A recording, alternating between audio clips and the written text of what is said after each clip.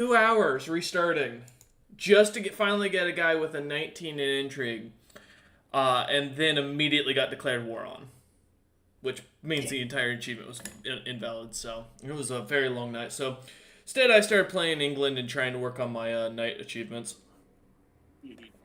Got to make the best night possible. Yada yada. And since Alfred the Great has one of the best starting setups in almost the entirety of the game, with a very stabilized realm, an easy conquest, and honestly, once you've taken all of Britannia, the entire Isles basically, you can just sit there and do nothing except build up your technology and your money. So it's a great start, but it takes fucking forever. So, yep. No, late night gaming, and eventually I went offline on Steam because I didn't want anybody seeing me on at 1 a.m. and thinking, hey, let's bother Royce, because at that point I wasn't talking, I was focusing. Yeah, that checks out. Yeah. Just one of those nights. Also, yo, Robert. Well played, by the way. Hey, man, I've never been married, so all the women were smart enough to run beforehand. Oh, man. No worries. But, yeah, no, Caleb's at the beach with family for the day. I didn't realize when I told him that he needed to roll up a new character, he was going to remove Goji altogether, and then so he didn't have a character on the campaign. I was like, oh, shit, wait, hold up. I was like, why am I counting? Did someone else leave? And I was like, looking at everyone's sheets, I'm like, no? Oh, okay. Caleb never made a temp sheet to put in there. Yeah. So, it is one of those days. Ugh.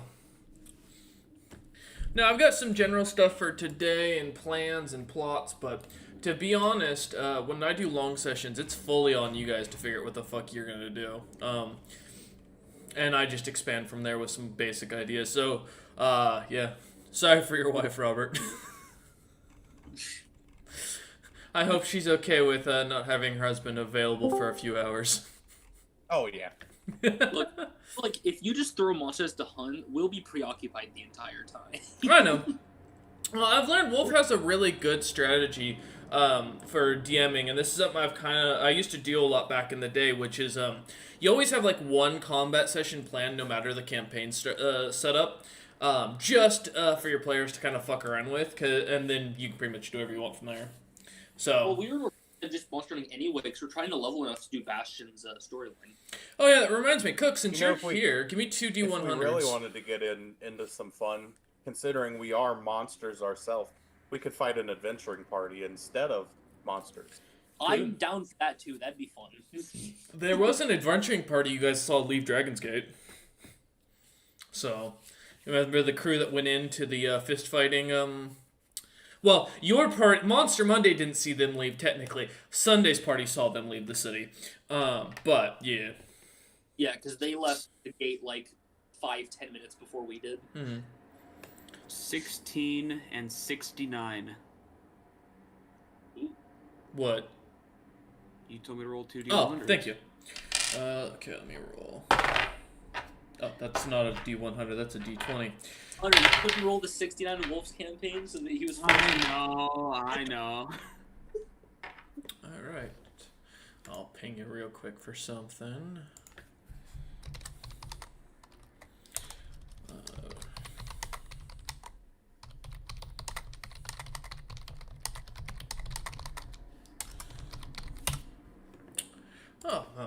Also, so I tried the new veggie burgers. And I've never uttered a statement like this in my life, but I miss the soy products. Ground potato, cauliflower, and carrots. All delicious by themselves. Even great when, cooked up and everything. Fucking awful as a burger. That is a weird combination. Like, I've heard of black bean burgers, but that combo? It's a vegan burger that doesn't use soy product. The problem with almost all black bean burgers is the fact that because most companies are cheap, they sneak in soy burgers constantly. And we'll wait till Grumpy joins. I'm gonna give him the 5 to 10 minutes to jump in. Yeah. But yeah, so, they all make black bean burgers with soy products because soybeans are really cheap, even compared to, normal beans, and so everyone sneaks them into shit. This is the only burger that I could find that Fred Meyer's carries, Kroger's for those people out on the East Coast, that has a non-soy product, because soy is actually very bad for you if you're into weight training and if you're trying to get in shape as a guy. So it also makes you very emotional, and one of the things I've been having issues with is because of my family bipolar disorder runs in my family heavily. My mother's sister's famous for it. So I've noticed my mood swings have started to get a lot worse recently at work.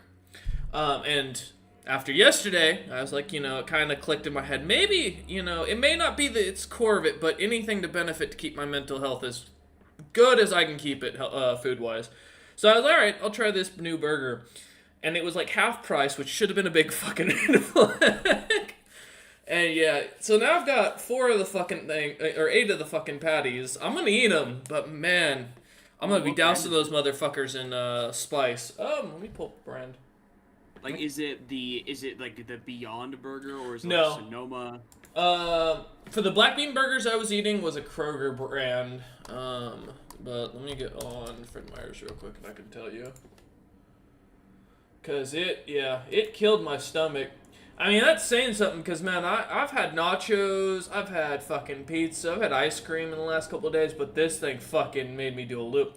It's called Hillary's Organic World's Best Veggie Burger.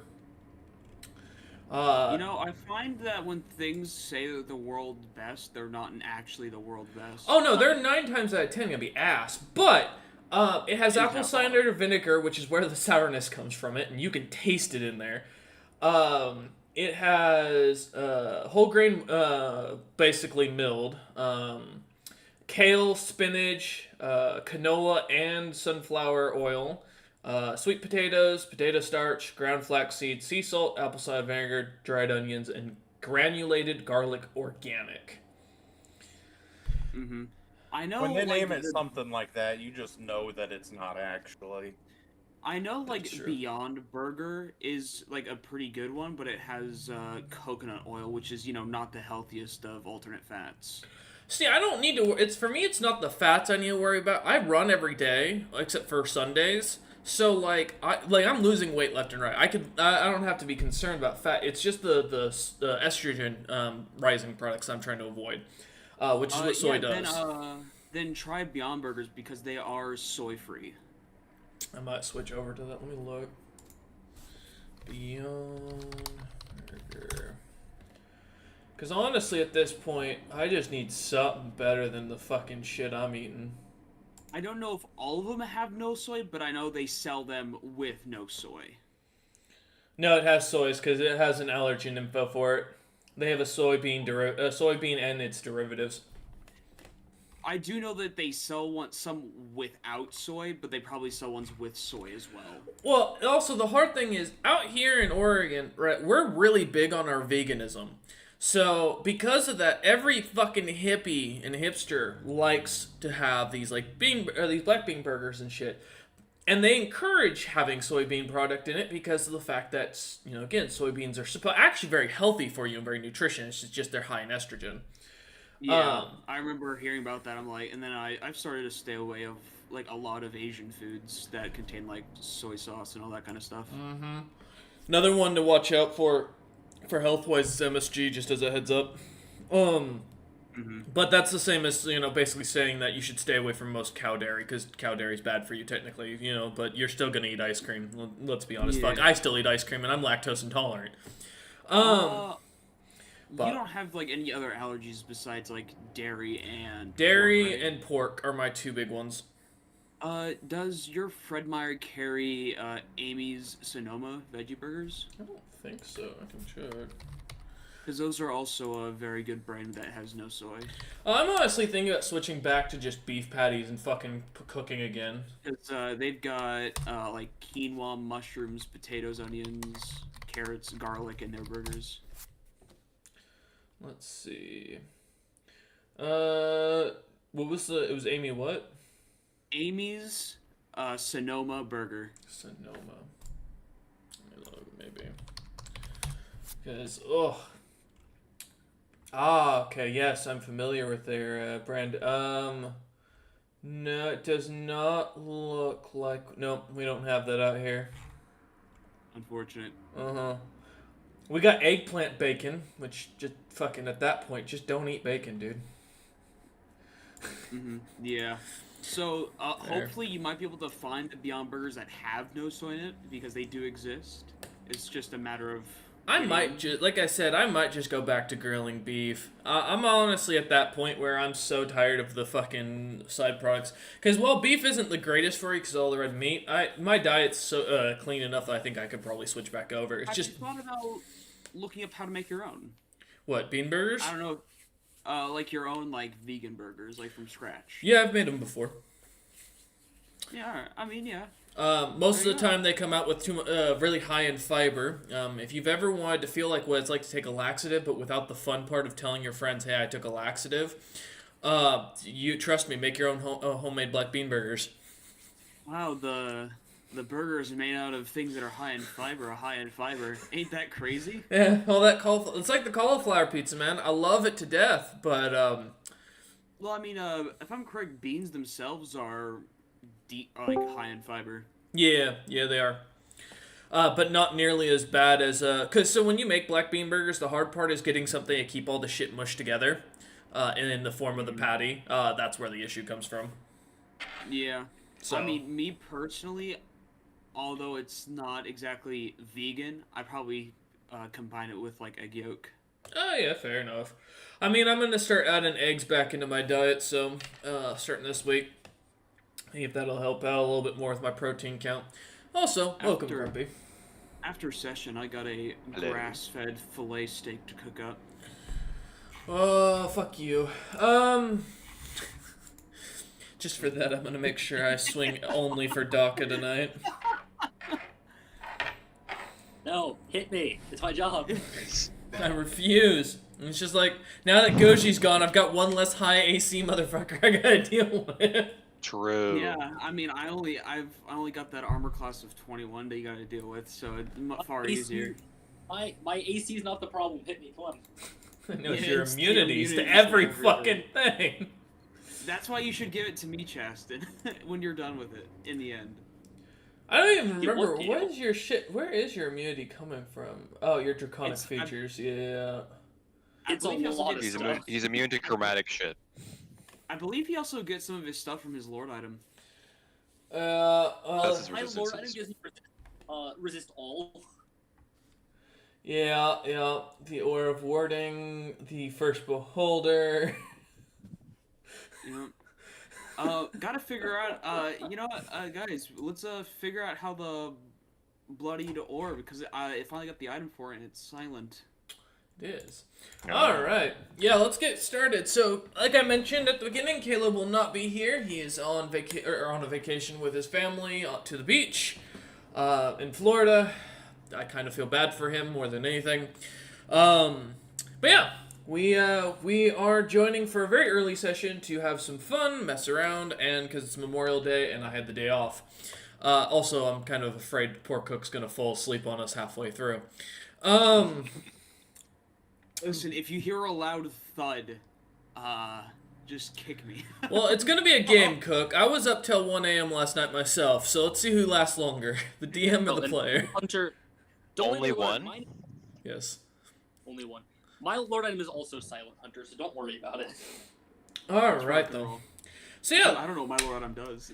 last time we left off, the party had a fun little horror night going into a red lyrium cave where they got to got to fight a flesh golem of sorts that had evolved and adapted into its very half-horse, half-human shape while grafting on other creatures onto the walls to use them to what the party assumed was grow red lyrium. Strange dream. Yeah, hell of a horrible night. Poor Daka had a really unique time with his head suddenly appearing after getting knocked out from a sleep paralysis I made spell. the most of it, though. Yeah, you got angry, you roared at Sieko while your face was attached to the flesh golem, and the party, being bottlenecked for the most part, watched as poor Tick-Trick just got to sit in the back and just try to avoid Yo, I dying. got some popcorn and I sat back and watched. I was taking a nap. Too afraid to move forward due to his inability to do magic. Daka not having wild magic there was probably the best thing for the party. Because that would have Although, not... did the wild magic come from Daka? That's why the walls did that? Was because of Daka's being grafted on? like the magical capabilities, The wild like magic shooting rolls and spells. stuff? No and yes. Red Lyrium has a very and this is just a general thing from the lore. It's a very chaotic substance. It's what's the chemical term? Unstable. Unstable, thank you. It's a very unstable because basically you're taking what most researchers in my world believe is the blood of a magic caster or someone capable of having casting from birth mixed in with lyrium. That's the theory. Now, of course, I haven't released any actual publishing on it because I have to be careful. There's some stuff I'm going to be changing due to the fact that I kind of ripped it off Dragon Age Origins. But if you ever want to look up where the inspiration came from, go look up Dragon Age Red Lyrium. You could pretty much learn everything about what I'm going to be using it with. Yeah. So after a long fight, Goji getting his toe fetish in by being able to bite and complete Tictric's grand dream of devouring a creature much larger than him their leg. Poor Goji would end up somehow managing to absorb the divine egg that had been absorbed from Daka into the golem, and was about one round away from awakening and turning that flesh golem into a god. Instead, Goji, after the party had dug through the mines and grabbed a cart full of which is 250 pounds worth of red lyrium, just raw. That's not counting how heavy the cart was. The Yulok managed to go set up camp, and Goji, upon retiring into Sieko's warship that he had summoned in response to Daka summoning his instant fortress, even though Sieko does not sleep, nor does he care for comfort, Goji would go and pass out in the captain's quarters. As the night would go on, a massive glow would come from the room, and come morning, Goji would no longer be there. Just an imprint of his scales and the shedded top layer of his skin left on the bed, perfectly where he was laying before disappearing. Oh, he molted and he went away. He grew up. That's one way to put it. He certainly grew up in some way. Yeah. As you all awaken to the next morning, nothing throughout the night otherwise seems to pass. Most of the local travelers, having long decided to abandon this route due to the hostile activities of that flesh golem. Other than the few mountain elves that had come by earlier to drop off the deed to the lyrium mine to Lot, no one has returned. Over the night, I was watching that grass that got corrupted from the red lyrium, just see if it would change or anything, or just like sat there. That's true. Give me a perception check just to see if you specifically catch on to it, or if you just get the general gist. 24. 24. Alright, so the 24, as you spend the night kind of watching the grass, it seems to start to shift in colors and then start to decay away. At first you watch as it kind of becomes almost rainbow-like, as if it's starting to surge with some sort of liquid throughout it. It seems to follow the central, or a central pathway to the blade of grass, almost like as if it has a stem coming out, or coming up. But as time would go on, the grass would eventually corrupt, turn a blackish color, and then slowly melt to a mush onto the ground. Couldn't handle the magic. It's a safe assumption. But as each of you wake up, the fire in the center starting to dissipate, you see in the distance a blue dragonborn coming your guys' direction in full plate. Looking to be wearing a bunch of mismatched, cobbled together pieces of gold and blue looking designs. The Dragonborn is still heading your guys' direction. He's about a mile away by your guesstimation. Is he walking or is he like running towards us? He's just walking. He doesn't seem to have noticed you a lot, though you do notice he is kind of staring generally at the instant fortress that's kind of poking up as any tower would. I will, since I haven't been sleeping out anyway, because Sieko, I'm gonna get out and shrink down my ship, because, I mean, if Goji's actually gone, the ship will shrink as it should. I'll just be like, alright. Yeah, as you shrink down your ship, you watch as it does. The shedded skin kind of comes floating out onto the ground as the ship shrinks down. Well, now what He's do we really do? fun. We have his family. We did his thing, and now Throw him overboard. Best part, I had asked Kill about that right after Goji left, and all he said was, I don't know about what we're supposed to do with his family. So we just have these lizard folk now. I say, bring his family to the what's it called? A base. well, his sister and mother did not join you guys up ahead. They kept heading towards where Goshi had explained the direction where the base was. So their whole family supposedly is at the base already. Yeah. Well, they're headed in the direction Goji pointed, which means They're they're going. probably lost. Well, we'll see when we get there. Not our problem anymore. Agreed. I guess so. Not fair, Robert. You've been playing my campaigns for too long, you fucker. That was gonna be a surprise, you asshole. Nails it right on the fucking head. Alright. Yeah, no, as you lot are gathering about, Daka, do you shrink down your instant fortress as well? Yeah. Okay. Yeah, as you lot start to kind of gather about contemplating what to do about Goji's family, the realization dawning that Goji was never very good with directions, kind of dawns on you a lot. But yeah, as you see the Dragonborn is still walking this towards you. Well, we have one already at the base. We know the guy without the tongue. Yeah, we still He have was his that. brother. Well, do we Does want to this ignore Dragonborn look threatening in any way, or are they just Um, casual scroll? as you're looking on, they're not carrying any weapons that you can see. You can all why don't you all give me a perception check, just to see what you catch. Great at fighting, Did you say still not. perception check? 7. Yeah, still not very 11. perceptive. Okay. 8. Ouch. 13. Okay. You rolled a 2. So I did roll it. with all of your amazing rolls. We're very interested in this Goji situation. Well, Not it's really paying very attention. early in the morning. Did- I'm yeah. a bit groggy. Daka holding a cup of what smells like just a nasty, like very strong aromaed water. That seems to be brown in a cup that he's kind of sipping on. The rest of you still waking up from the night before and kind of adjusting to the light. You don't see any weapons that are clearly visible, like no daggers, no items. Bastion, with your background, you don't notice any illusions that he's hiding anything. The creature, assuming you're going to cast True Sight on yourself. Well, yeah. I was going to say, I know. Good idea. As you look on, yeah, the creature doesn't seem to be hiding anything about itself. There's no illusions, no magic that you're seeing, no marks.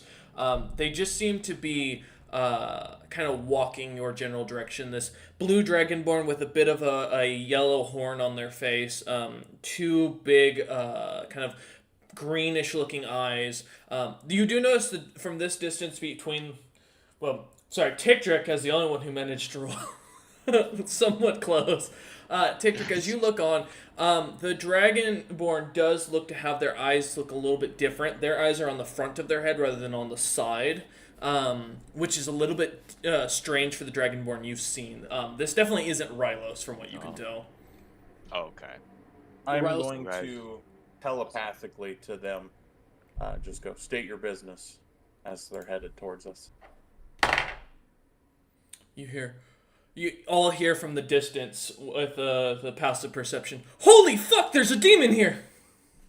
And very loudly yelled out. Okay, so I'm not also looking going for- to Hunter's mark him. Okay. I guess that marks he's not here for us specifically. As you see him kind of like stop and like he's looking around as if like confused. I'm gonna go meet him. I'm standing in the middle of the road, by the way. Yeah. Like, I'm He not doesn't trying to seem hide to from notice him. you You're lot. big. You're I'm big. gonna Dog. start. Oh, yeah, you I are am 10 feet tall now. 10 foot tall. Mm-hmm. I'm gonna start Big. walking down the road. I'm gonna meet the guy halfway. Okay. Doka is hasn't technically a grown Christmas from fine. 7'5" the entire campaign. Well, maybe you should get enlarged, reduced, cursed. Yeah, he's got a point. Maybe. Or get someone to measure you, as you don't actually know if you've grown or not. Oh. I don't know. Maybe I have. But Sieko, What as you, measurement did you use? as you start marching forward, as Tiktrick and Daka start talking about how to measure each other, a few moments goes by, and you notice what you're assuming is gentleman, hard to tell from this distance, as he's still now about a quarter of a mile from you, doesn't seem to be looking at things. You notice his eyes aren't moving, and he's kind of acting as if there's nothing in front of him, with how he's walking. Do I From hear my- anything telepathically from him? In his head, you do hear his thoughts go, I thought the flesh golem couldn't speak. I think that's what he's here for. In my time being blind, can I tell pretty well that he's probably also You're not sure if he's blind, but you can tell he's not moving with his eyes, which is pretty easy to tell given your tremor sense, is the way he's walking.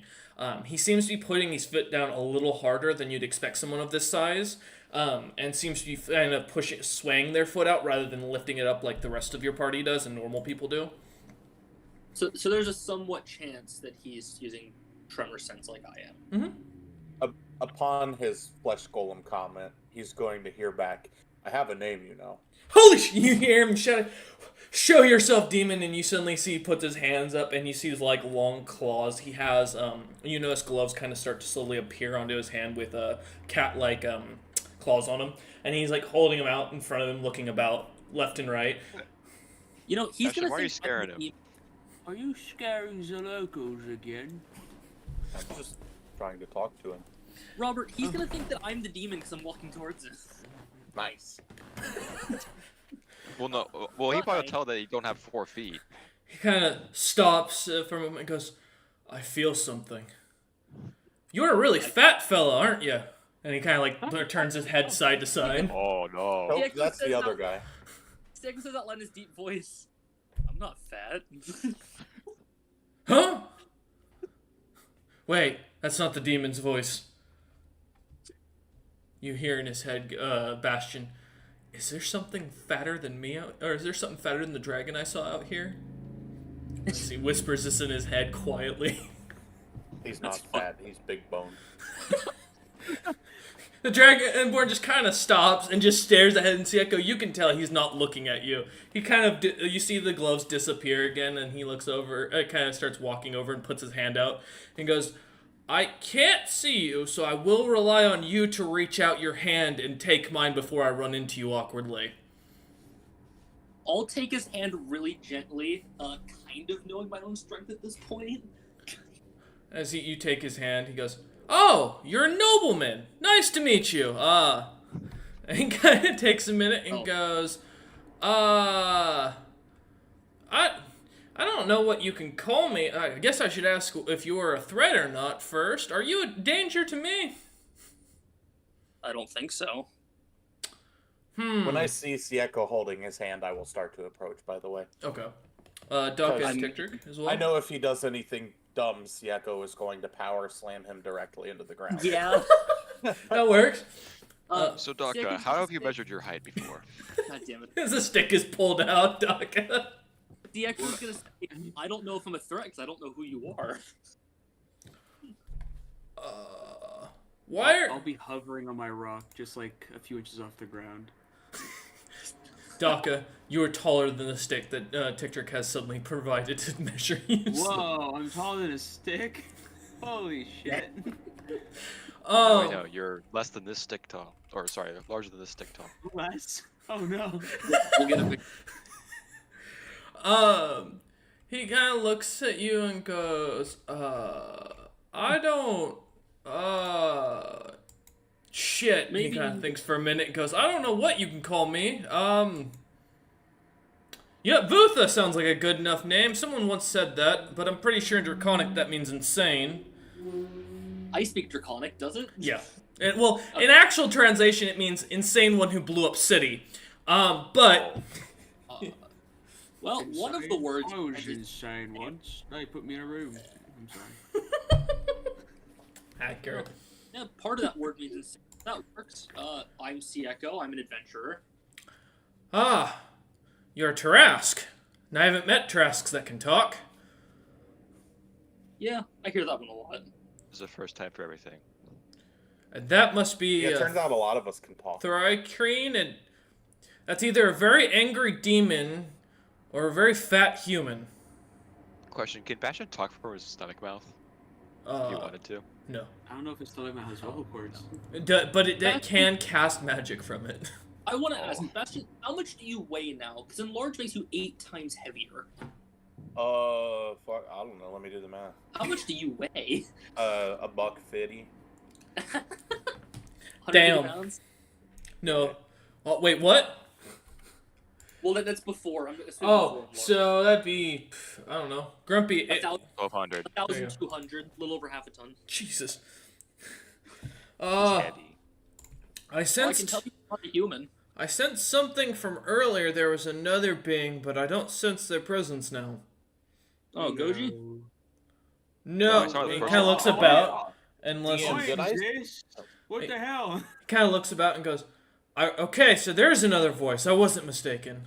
Oh, he's floating in the air a little bit. The head nods up and down. What's up, Bastion? I meant to ask in my sensory state, did I see or hear anything when Goji, ascended or whatever? Yeah, you would have seen the gold light flashing from the captain's quarters, like a beam of light coming out of it, and then it would have gone completely black afterwards. Okay, cool. But otherwise, nothing else would have caught your attention. Would you like an amulet? Oh, I don't worship your Terrasitis. I'm an old friend, though. Oh? Yeah. Actually, that doesn't tell me anything. I had a lot of old friends. Is That this doesn't like a tell me Temidar? No, doesn't seem to be. He's not a tabaxi, at least. Oh, yeah. It's Dragonborn. Also, Temidar's dead. What? Yeah, Temidar died a while ago. I didn't know this. Yeah, this was like last Sunday session for us. Oh, okay. We just found out he was dead. You didn't tell me this. The gentleman Yeah, no. continues and goes, so, is this the Tofflands? No. No. Oh, I must be lost. Do any of you gentlemen have a map? Or ladies, I apologize, I can't see you, so. How you- You're gonna have can't- to cross an ocean from that, and we're like on Yeah. the other side of the world from Bruh. the Tofflands. We're at the Mountain Elf lands. Also, if you can't see, what are you gonna do with the map? You What? can feel the map. That is rather rude from a person whose descendant as hatched out of an egg of 1,000 colony. That's true. But fair point. Thanks for. You know, you're right. I got offered a job by some mountain elves that I ran into the other day, saying they wanted me to take out some flesh golem, but I told them we were in the Tothlands, and then they said, well, that's not the case. I didn't believe them, but they left after that, so I, just Oh, you're a assumed. bit Well, late.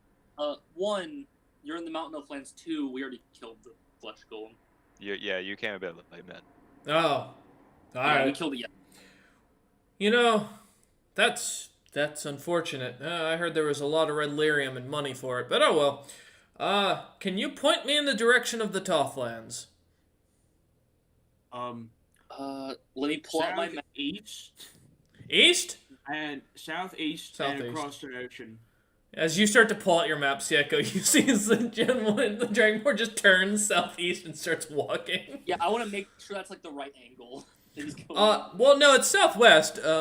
Doc, Oh no. went in the wrong direction. I'll fix him. Hey, I looked at the map. It's southwest. He kind of goes, appreciated. Then he I turns. get my left and right's messed up. And kind of That's starts okay. to walk again. And you see him, he starts walking. As he walks up to a tree, the tree splits in half around him and pushes aside as he just walks through it. That's about what I expected. Yeah. Damn. a few moments go by, and you see as a golden, like this giant pillar, or these marble pillars suddenly break out of the ground with this gloriously designed wooden door with different depictions of some ancient battle of creatures none of you have actually seen before. As it opens up to a golden light, and you watch as the Dragonborn walks through it, and then the doors close and the pillars sink back into the ground, disappearing. Did that feel like divinity? Give me a Yeah, did it feel like divinity? Would it be Arcana? Give me a religion check. Fair enough. I was like, Would 'cause I I know have- the stuff You earlier- have a vulnerability to like radiant stuff, right, Justin? I do. Yes, I do. Two of you do. Yeah, Bastion and Sieko both do. But mine gets weakened so far below vulnerability because of all of my other resistances. But you know, still. Did I have 12. advantage with that religion check or no? Sure. Okay. 12 for religion. Okay. 18. You get the sense that that was a arcane gate spell cast at 9th level. And the religion, and I only say this because of the fact of with Bastion's background.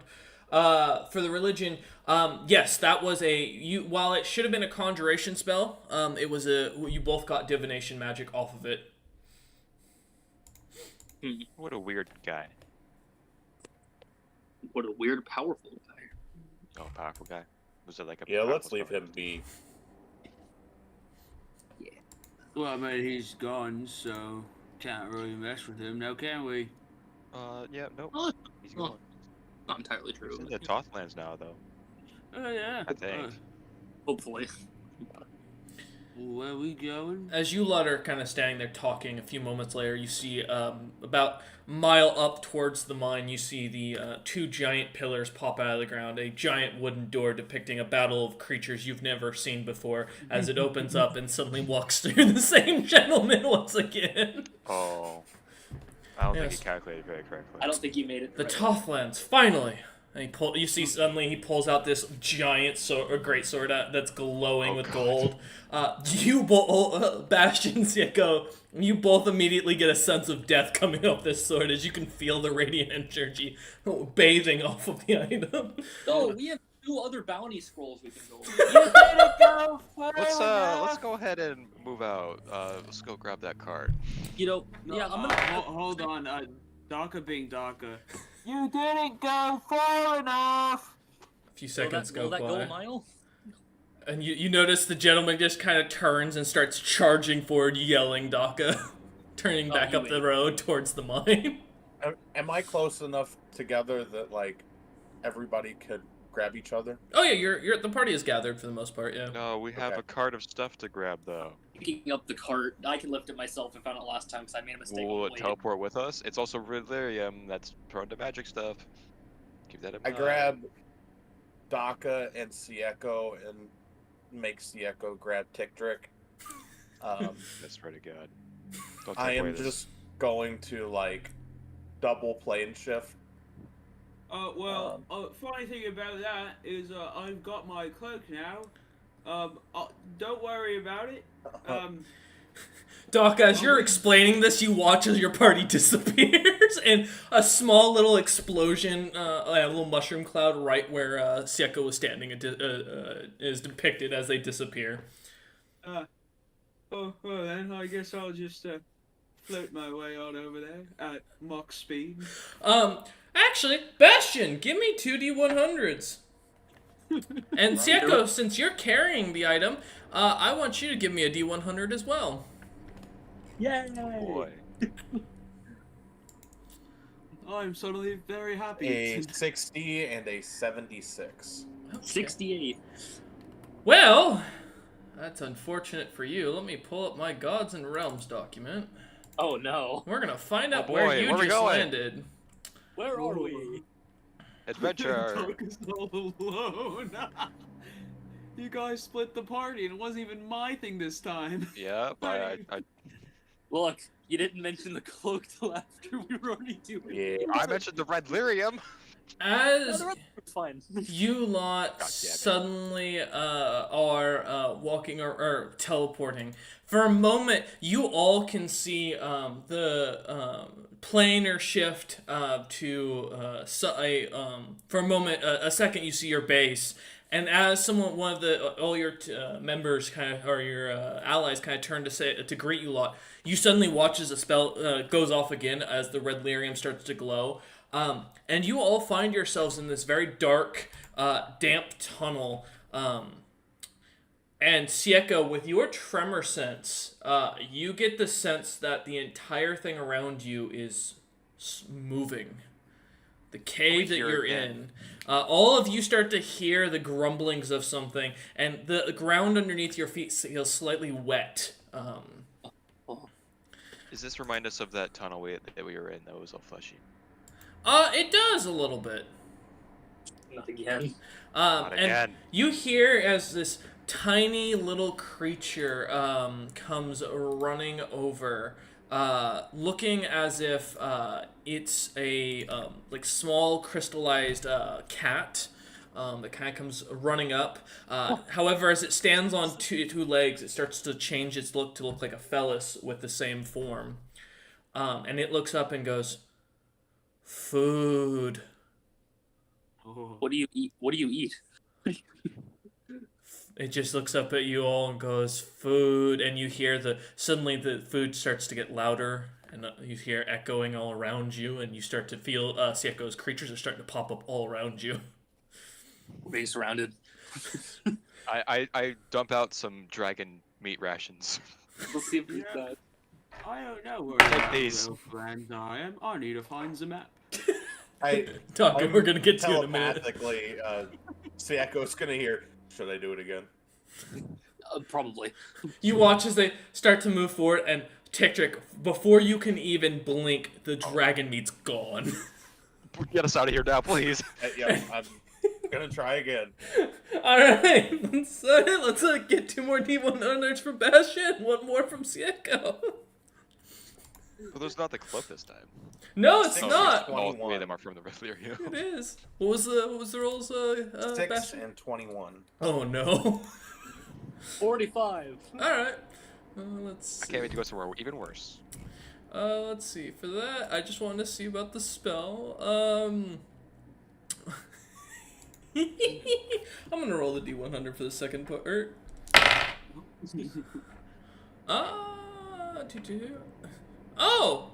Oh no! All right.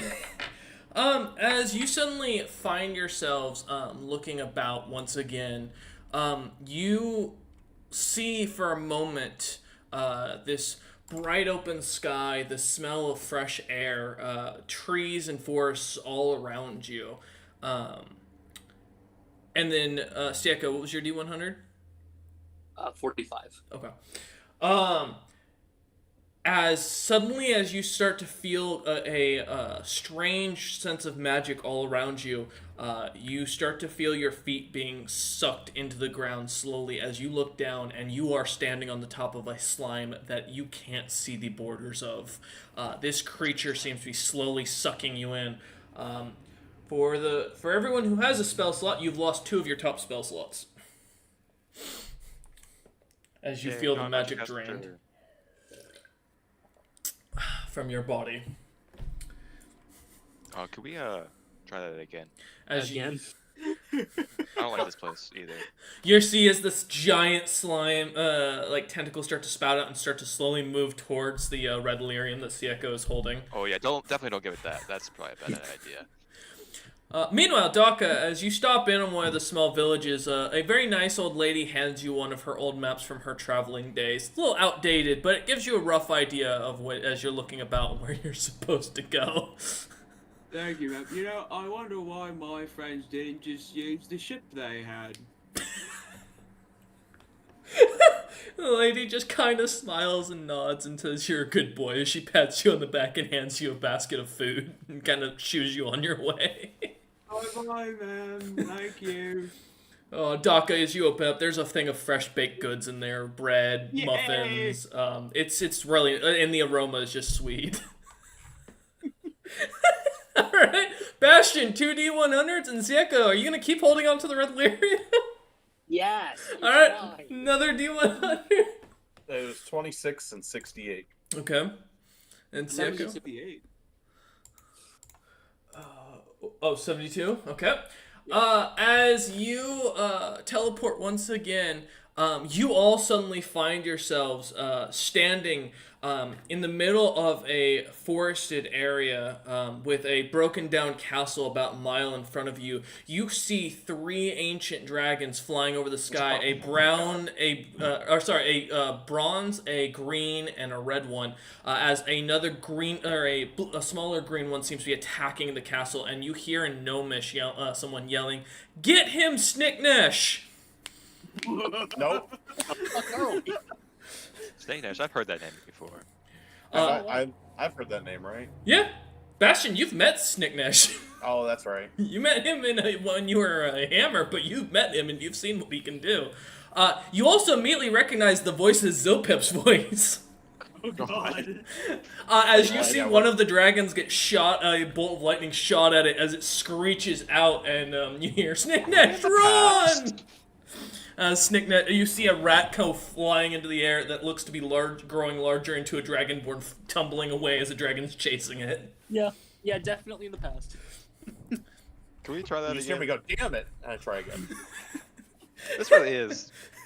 2087. All right, and Zieko, are you leaving the red lyrium here? You take it. No. All right, roll again. 11. Daka, you're about halfway through flying. The trees are very lovely. This time of year, it's warm, and the breeze on your face feels good. You know, you can smell the salt from the ocean. Muffins taste delicious. As you lot teleport once again, okay.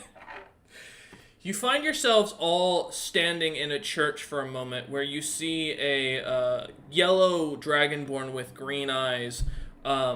Talking with an old orcish priest wearing robes that none of you have seen before, as you hear the orc go speaking to the dragonborn, clearly in full armor, carrying a dragon egg in his hand, holding a dragon egg in his hand now. The orc telling him, "You must go back to the past and rebirth the goddess, otherwise the entirety of our future could be changed." And you hear him go, you see the dragonborn kind of nod. And for a moment, as you're kind of looking on, as he kind of turns to walk away, the orc pauses for a minute and goes, "But before you go," and you hear a pause in the background as it kind of quiets for a second. Give me 1 second. I'm finding something here. How many times can you guys do this, by the way? It's at will, so. Yeah. Okay, thank God. So You we're hear gonna him do this until the go, montage is over. "Torin, it is up to you to change the past so that the elves do not invade and declare war on the entirety of the world." And you see the dragonborn that he refers to as Torin kind of nod as he walks through. The church starts to break and starts to shatter around him as he walks through the strange portal that he opens up in front of him. Time magic. You're telling me that someone put the fate of everything on one of Cameron's characters. Not my problem. Teleport. Bastion just shakes his head and hits the button again. All right, 2 more D100s and Zieko. I really thought about 41, 43. Okay. I really thought about sprinting into the portal to see what would happen. 26. 26. As you find yourselves yet again, now you stand in this really run-down small town, actually very similar to where you guys were earlier, as you recognize the architecture of the area, right on the border of the Mountain Elf town. You'd assume from what you all know about maps, this is probably Drowish territory. As you look about this like kind of broken down town that seems to have been destroyed over the years, you see a very young-looking elf kind of like grabbing up someone, another elf who's lying on the ground bleeding out, who looks very old, who's wearing a red vest, seems to have some strange black object that has a pipe on it and like a bunch of weird doodads all across it that none of you are very familiar with. As someone else walks, or as another elf seems to walk over, click something, and you see a bright flash as the younger of the elves holding this boy looks up scared, and looks about confused as the person who just let off the flash runs off somewhere. Welcome to communist elven lands. Oh, jeez. Welcome to the beginning of Ansem. As This is This the right isn't place it. to profession. I still don't think this is right. you see a little stone in the one of the trees that reads, "If my party finds this, from Daka, please stop teleporting with red lyrium," written on it. No. Having been left there, you see the stone tablet looks like it's been aged for thousands of years. Oh my god. Look, don't worry about it. Robert already. No, I don't think this is the right time either. All right, More Bastion, your next roll. Let's see what you got. 90 and 59. All right, Sieko. 46. As you finally all appear, moments go by as you suddenly find yourselves all now standing on Daka's little shield, as Daka kind of jolts from the all of you suddenly appearing around him on this shield that can't support all of you. We did it. I just say peekaboo when I show up. Everyone give me a dex save, Daka with advantage being at the center. I got this. Oh, that's 20. not good. Oh well. 23. 20. 21. Echo. Sieko goes flying off as he no. trips off. Well, With the red lyrium still in his cart still in his hand. Daka, your shield is slowly starting to lower a bit with Bastion and Tiktrick I'll on start it. flying. Oh, you're gonna as Tiktrick lets out his wings, Yeah, I'm just jumping gonna off. jump off. Okay.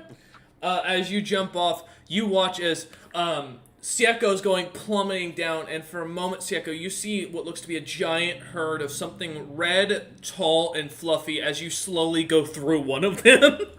Yes. Giant squirrels. Slamming into the Not ground. giant squirrel. You watch as the thing literally splits in half as Bastion follows right behind you a few minutes later, landing in a hole right next to you as this squirrels start to kind of like scatter, running away. I think we probably should get out of here really very quickly. Who put this here?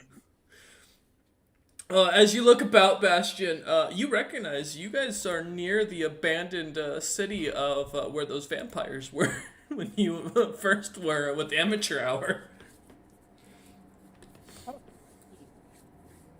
Hey, I think we can go over here. To where? As Tiktrick comes down, landing slowly. Doc, are you going to land, or are you just going to continue to shoot off? Well, I guess the party's there. I'll fly down to him. Alright, still chewing on the muffin after the shock and I'm awe gonna of head everything. towards the vampire city. Okay. Isn't this where we threw the chest out the window? Yeah, the city of Raftra. Yeah, so as you kind of dusting yourself off, Sieko and Bastion, as Tiktrick comes down landing, there's guts and viscera all around you.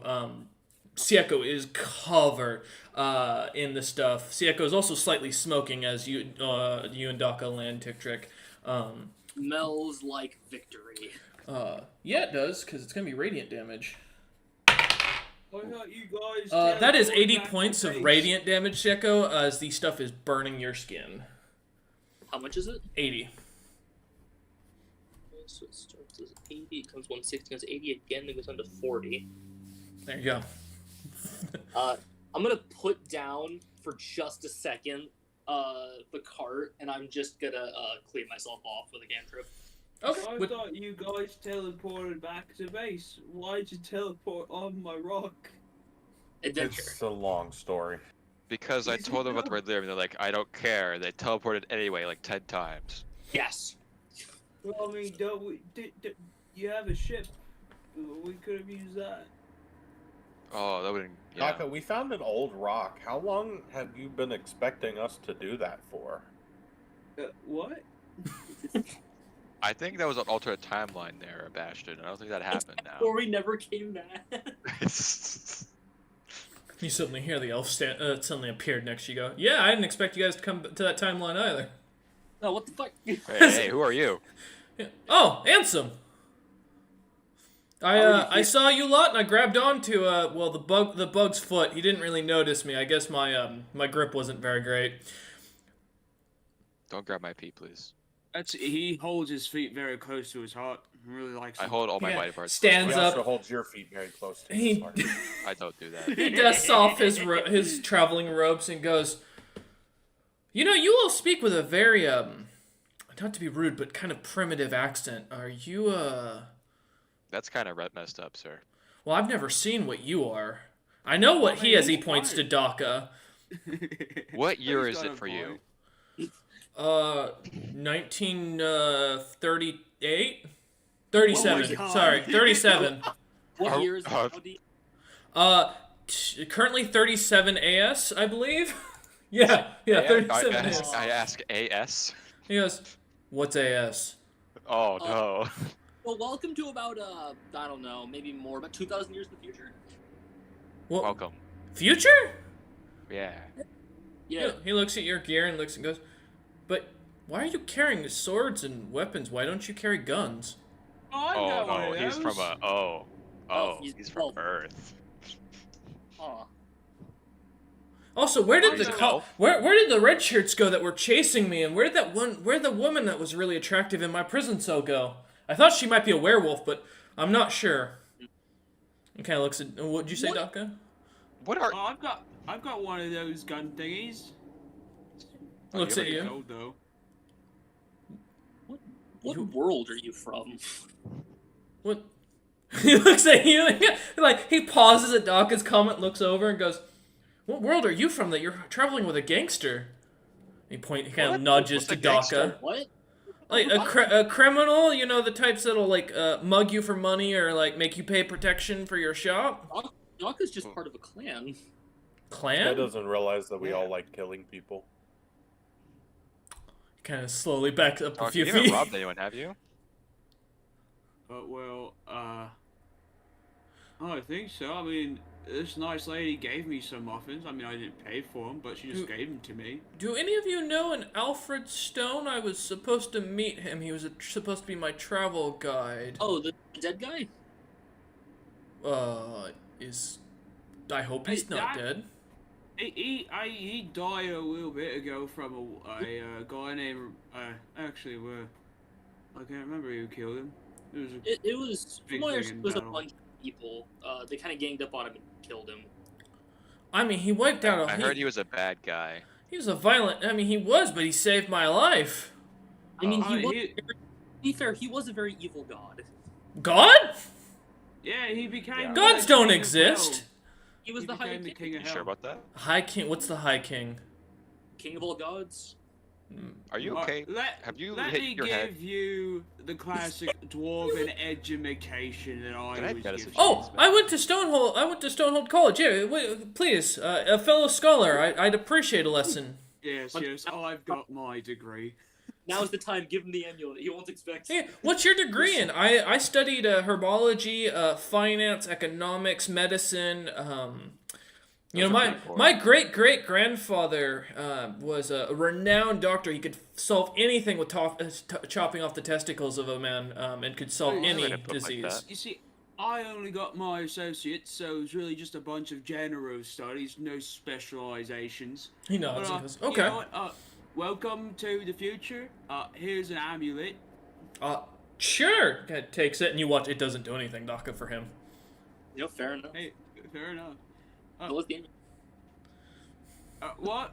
So, I mean, yeah, Can I medicine check him? I think he's hit his head pretty Yeah, hard. go ahead. Well, Give me a well, medicine check. We'll have to take you to a village.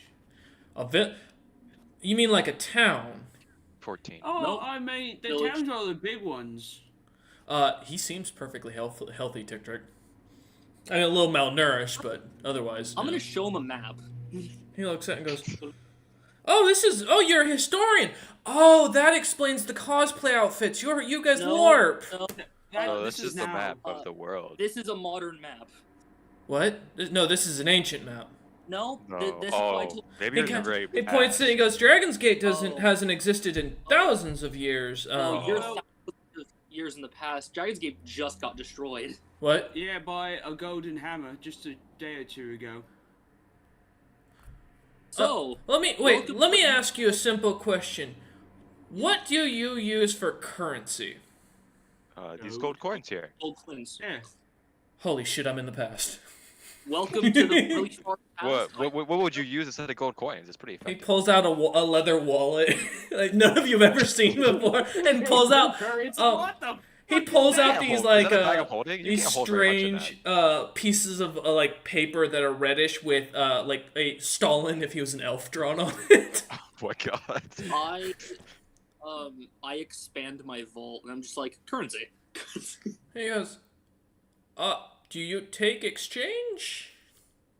What is- It's got you. If that's money, it's just paper. It's not really worth anything over here. I'm gonna get it. Yeah, it's backed by gold that they keep in vaults, or by the hardworking citizens that's who all worth gold. collectively, How much you know, gold? work together to feed each other. Diego, What, like, you're looks not- at me, how would that ever work? Wizards can just make more gold. Wizard magic still exists in a predominant. What? Wait, Uh-huh. you said AS? I kind Yeah. of point. I point my hand and just shoot a firebolt out of my hand. He.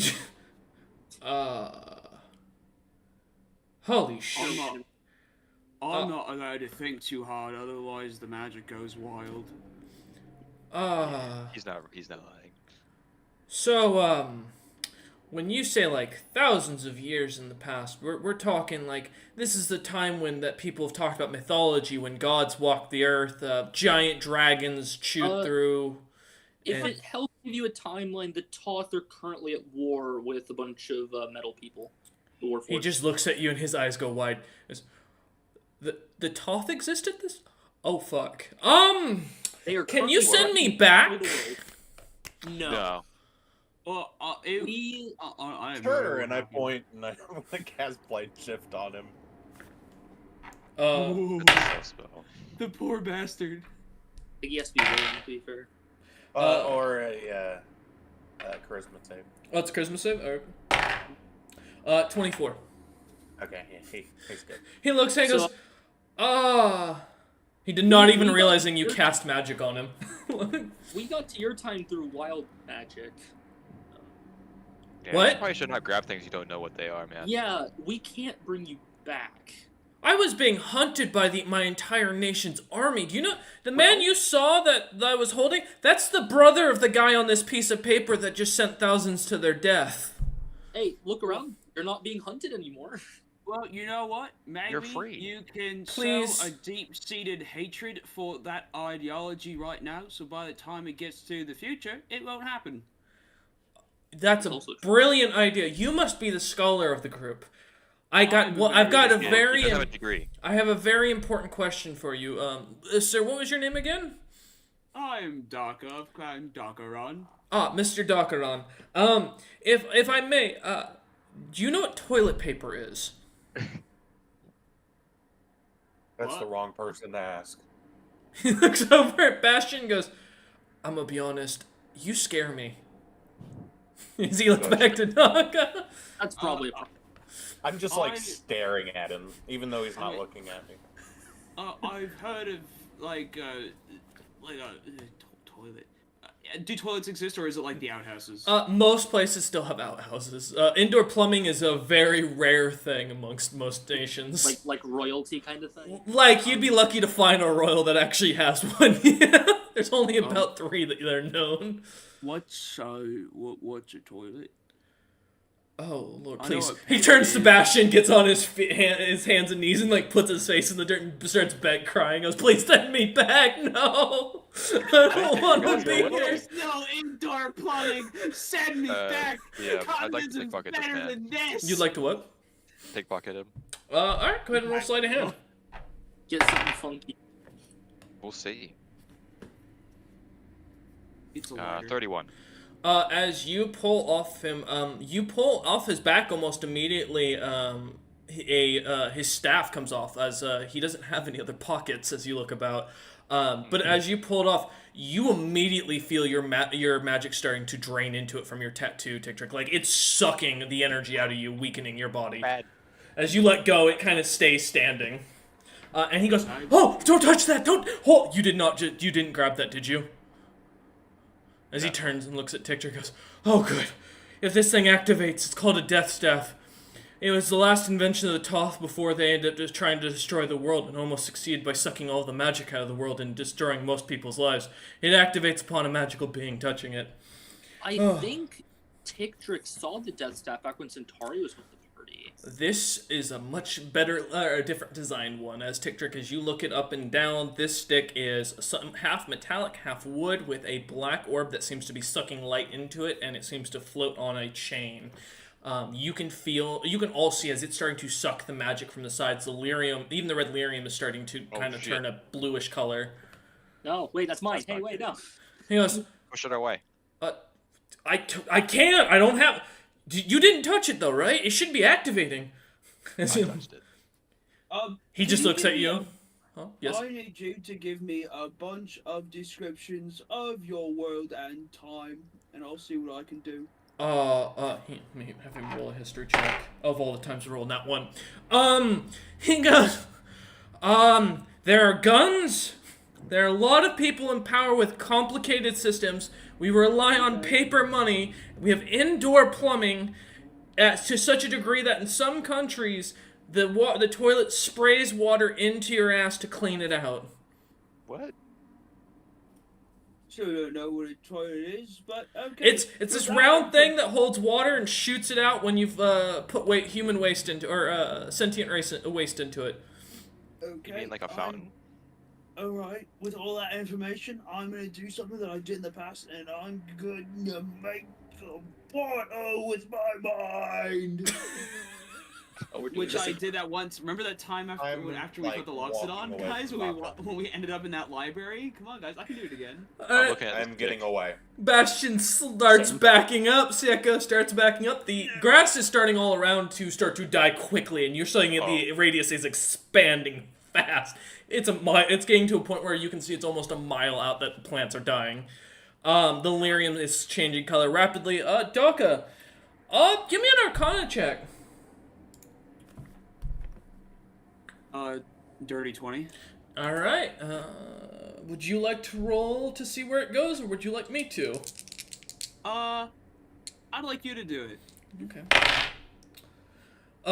Moments go by, and he suddenly you watch as this strange greenish pool seems to kind of pop up around Ansem's feet, and he falls straight in and goes, "Wait, the staff!" as the portal closes.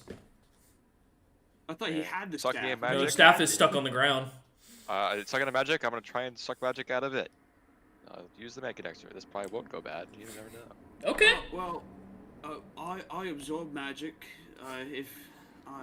as well.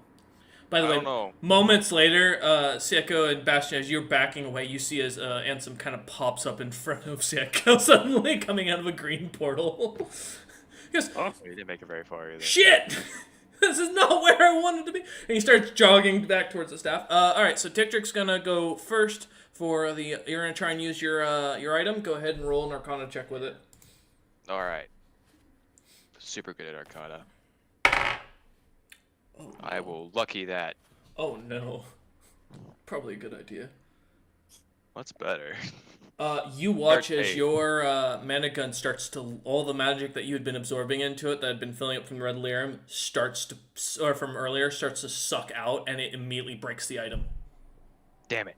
You watch as it kind of falls to the ground, shattered into just chunks. The orb turns red. Yes, Daka, go ahead. Can I break it over my knee? The staff? Oh god. It's metal and wood. I've got a strength of 24. I will say, I'm not talking iron. I'm talking it is steel. This isn't. But yeah, if you want to try, I'll let you roll for it. I'm just gonna let you know the DC is high. Hey, Hunter, you got this. Just hold it. Like, they both suck magic. Maybe they'll cancel each other out. Yeah, exactly. You know. Bastion, what'd you say just to catch up what you caught? Oh, I said I'm gonna back up farther. Okay, as you start running even faster, Sieko, I imagine, like, still Right sprinting. as I see Daka reach for the death stick, I'm gone. I collect the pieces of my broken thing and run away. Well, you see, I've seen a lot of magic things lose its power when you break it, so As this it- can't be any As good. it turns red, Sieko, as you can see the elf start running as you're running yourself, he turns and starts running after you. Can I pick him up and just keep running? Yeah. As you start sprinting off, Daka, so you're gonna try and break it, or you're gonna try and give it a hug, or something else? Well, I mean, to be honest, we'll see if me touching it does anything, because I'm gonna have to touch it to break it over my knee anyway. Yeah. You grab it, and you watch as your two lord items start to shake. Alright, good. And you start to feel magic being drained from your body.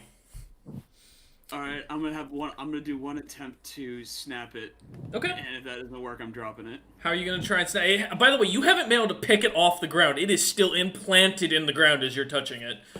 All right, Oh, Hunter, so side kick it. Hold it in place and side kick it, like roundhouse kick it. I'm gonna drop kick it, actually. Okay. All right. Are you gonna let go?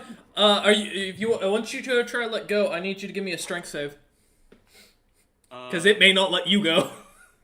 That will be a 29.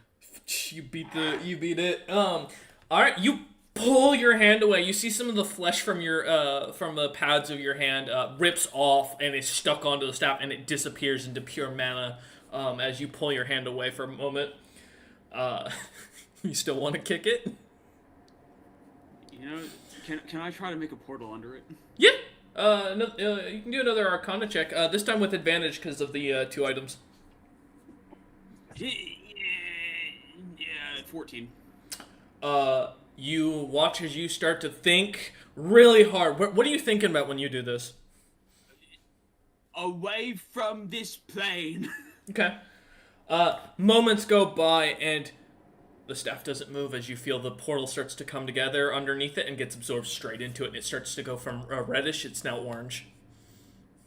Sieka, while you're running, Ansem mentions as you're like sprinting at full speed, and he's like tears going out of his face as wind's just rushing over him. He goes, "If it turns green, the entire continent will be blown up. Can you outrun a continent? It takes 4 of these to wipe out the entire globe. We need to." I'm surprised that the non-magical man didn't just grab it. Is our base on this continent? Yes. Oh, fuck. It's only a couple miles from the city, actually. I grabbed it, and you know what happened? It started sucking the magic out of the stuff I'm attuned to. It also starts sucking the stuff out of the thing that's supposed to suck magic out of it. Yeah.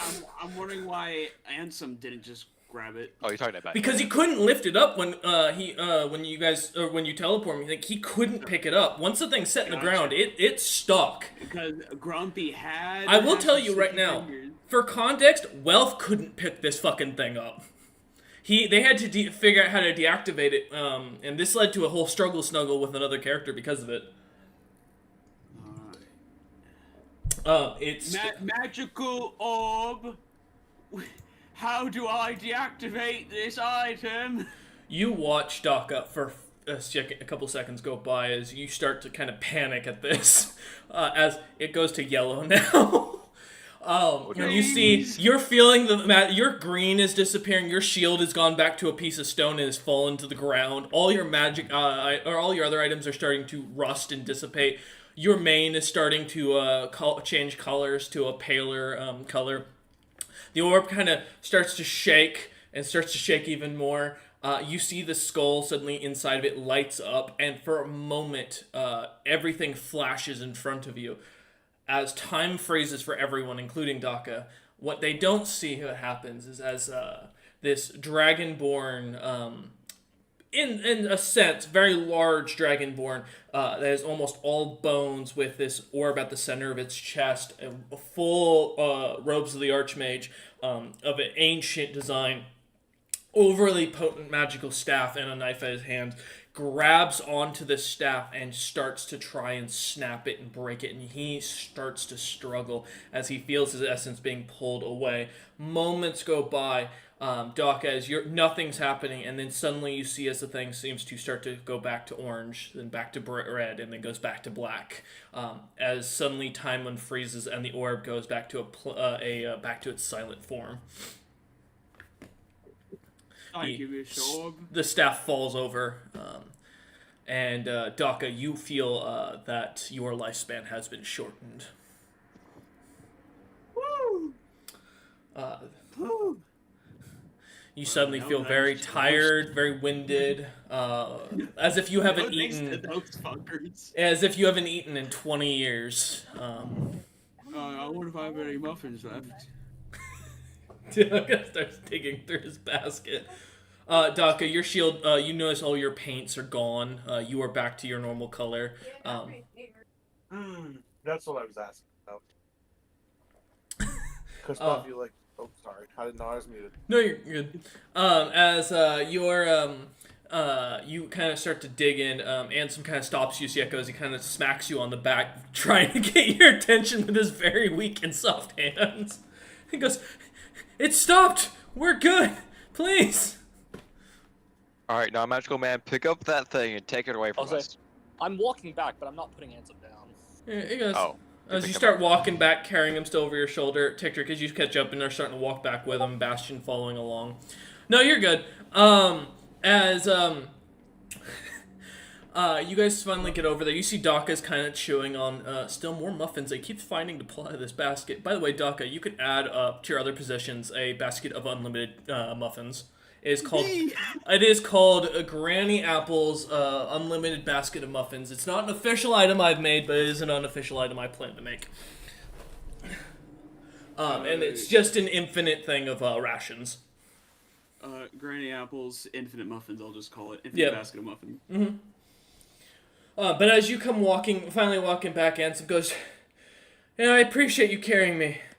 After that much windage, I feel like I just got a full colon cleanser. Yes, you can put me down now, by the way. I can pick up the staff now." Yes, not a Magical Man, pick up your staff and keep it away from us. I'll lift him up. I had him like a sack of potatoes, and I'll just set him on the floor. And he goes, "Thank you." Grabs the staff and puts it back on his back. "Now, please, don't touch this item. I found it while running away from cult leaders. I knew what it did. I had it with me because it doesn't seem to activate because I don't have enough magic power to get its attention. The man who had told me about it told me about how it sucked out the life around a lot of these cabins in an abandoned town and had eaten all the people's magic until they basically died. I don't know why it didn't work on me, but it worked. So, please don't touch the staff. This is, the final product of what the Toth should create in 20 years, assuming the timelines are correct. They should be currently being invaded by the Heli, and they should have a foothold on the beaches at this point, if my history lessons are right." They're currently at war with the Warforged. Warforged don't exist in this time period. Yeah, they do. I think you're not just in the past, I think you're in an alternate, There's a fella named Robot who leads the bunch. Yeah, he's You all hear about him it. kind of snicker at that as you mention Really? the name. Yeah, really powerful. Killed a What's great wrong with the race name Robot? unknown. He killed the dragon god. As Sieko's trying to explain, Bastion kind of Daka pipes in with that. Tictric, he looks at you, or as you ask him, and he goes, "Robot in my time period is a term we use for a do you know what technology is? Like smithing, swords, stuff like that? You understand the idea of Yeah. like technological periods? Okay, cool. Yeah. Basically, it's a term for a futuristic creature crafted from metal that doesn't have any sentience that we use to Oh, you do mean a day-to-day. No, golems are made of like stone and like flesh, and by magic. make them out of metal. We don't Metal have golems. magic. These are metal, no, with gears and shifting like electricity and stuff like No that. magic? No, we don't use magic in the future. There is no magic left. Magic's a lifeline here. He goes, wait a The minute. magic runs He through goes, our veins. Your name, and he kind of points to Sieko. What was it again? Sieko. Ah, thank you. Sieko, if I may, or Mr. Sieko, I assume? Does it... He looks at Taka and kind of looks back. Well, Tarasks don't have a gender, so You're funny. Tarasks don't exist. God, alright. We told you already, man. You're not in. So- You should probably said forget about all you magic think you don't know. exist earlier, now did you? He hears in his head, you at least believe fiends exist, right? He turns and like looks around and suddenly goes, did one of you just talk in my head? I did. Well, I think that's the MO of literally any of the other 3 members of my party. He kind of looks at Taka, kind of concerned, and looks back and goes, fiends? I can't do that. What's a fiend? Like a you know. devil. Demons, devils. demons make a deal for your soul. Celestials also exist, though. We Yeah. have the 7 hells where you go if you've been Oh, a bad no, person. it's the 9 hells. In my world, it actually is 7. Oh, is it? Oh, Yeah. my bad. I did that It's to 9. avoid copyright. Yeah, Oh. it's 9 in base D&D. Because I used the Oh, 7 my bad. sins. Yeah, you're good. He kind of looks about and goes, fiend, yeah, devils and demons, they exist in children's books, you know. Oh, the boogeyman's gonna steal your soul if you don't wash your socks, kind of thing. I fought a pit fiend once. A what? A pit fiend, high-ranking devil. You guys are really just fucking with me. Like, this is a LARP. Did you not just see what happened with that staff? Yeah, that happens all the time. Wait, hold up. Actually, no, it doesn't. How much? Think about what we just, told you. Just out of I'm gonna rare curiosity. clarify. Yeah. Yes. I'm gonna clarify a couple things. The era of the gods more or less just ended, with There's a most few gods left, though. falling. There's a few left, but most of them aren't around anymore. Uh-huh. Magic is life. Almost everyone has the capacity to learn. Okay. And the entire world is basically at war with each other. Well, at least that's not different. He just kind of shakes his head at the last part. Dragon's Gate just got destroyed for the 13th time? That's not right. It should be like 25. Well, we're up to 13 compared to wherever you are in the timeline. Maybe that's a good unit of measurement. AS, he pulls out a book and he kind of starts flipping through it, and you see it's a little like textbook. And it has a strange letters in it that none of you really recognize as he English. starts flipping through it, and he goes, God damn it. all that reminds me of is and Robert probably remembers there's an old show. It was a parody show or movie. I can't remember what the exact description. And the guy goes, "Let's all speak the universal language of space," and they all turn to the camera. English. It's probably Spaceballs. I think it was. Let's try Yeah. some basic terms. Terracitus. He kind of flips through and goes, King Kurgan. "Nope. No? No King Kurgan. No, so no Goddess of Thieves in your... Oh yeah, you're definitely in a different place. We had 5 notable gods, I guess, that were like looked on as heroes. One of them fought a moon, supposedly. I don't believe What? the story. What were their names? What were their names? Altho, the elvish trickster. Heard of that one. Yeah. Fizzbop. Sounds vaguely familiar. Jamona Jackson. I don't know, something like that. Long fucking Never heard name. of Never heard of that. She famous for explosives and like inventing the first robots. He goes, Grant the Pale Horse, supposedly god of death, as he puts up his fingers in air quotes. Oh, I know that guy. That's not his name though. Yes. Well. I- all right. I don't know. Let's see. Amno, just really an asshole. Oh, hey, we saw that guy's name somewhere. We saw his name in a dungeon. That's He wrote something about whoever destroyed my statue is gonna pay, and then nothing happened. he kind of laughs at that and goes, "There's a gentleman known by Toutler who probably caused something like that. I ran into him when I was down in the Draffica. Toutler! He died a while ago. Yeah. He went missing like a year ago. He Him and his was entire very- research party. Yeah, he was a very dangerous warlord not too long ago. He kind of looks. That makes sense, actually. He's flipping their Declared pages. war- He declared war on basically the entire world because he was sick of his people being a slave or something along those lines. Good to hear that hasn't changed as he kind of continues to flip through the pages. Dragonborn don't do really well in the future either. Yeah, then the dwarves killed him, so... Oh! Dwarves in this one. It took 5 nations to wipe out the last time the Dragonborn tried to rise up. Interesting. He kind of flips through some more pages and goes, alright, here it is. AS.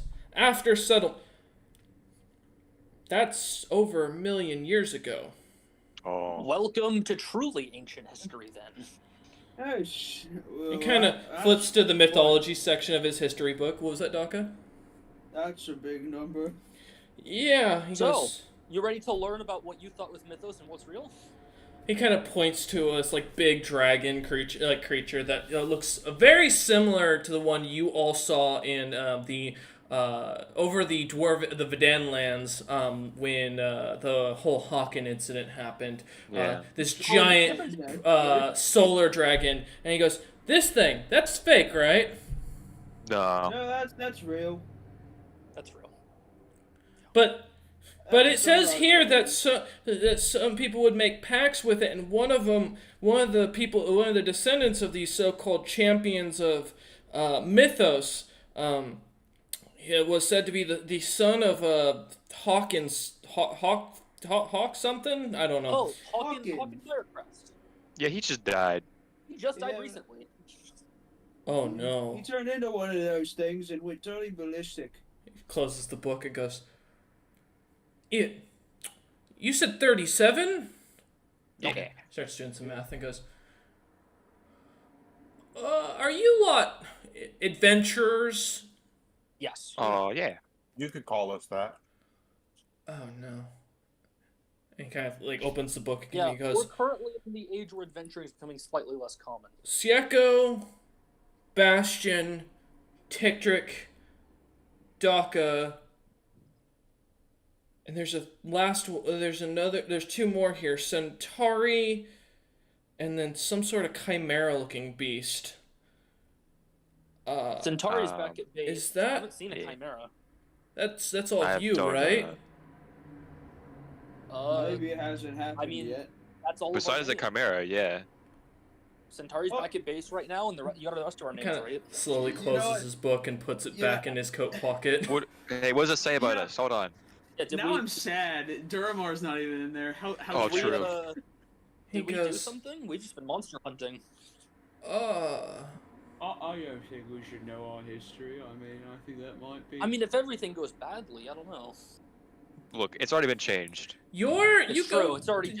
You go down in the history as the most dangerous monsters to have ever existed. Oh, it's a cool title. That sounds about right. Oh, I There's don't know. entire organizations that are devoted to trying to find your leftover fossils would be the best term. A fossil, Well, for as far reference, as is I- a rock where your bones are imprinted onto it permanently. I don't have bones. As far as I'm aware, as I grabbed the club, as long as I have this, I'm immortal. So Maybe he's still alive. If I in had your period of remains, you time. wouldn't find them in your plane. Oh, Yeah, and I yeah, don't the have bones, best- man. Don't know what your best- fossils are gonna do. the best you'd probably find would be Daka somewhere in that far. Yeah. do you All know? right. Well, he looks over at Daka and smiles and goes, "The good news on yours is your family eventually becomes president of an entire country and ends up running it into the ground economically. But How's that that's another story." And he kind of, as he kind of pulls the book back out and flips to a picture. And Daka, you see a green version, but skinnier and with really nice blonde hair, kind of curled up, and like a really bad orange spray tan. Oh. Dr. Unbecome the Trump family.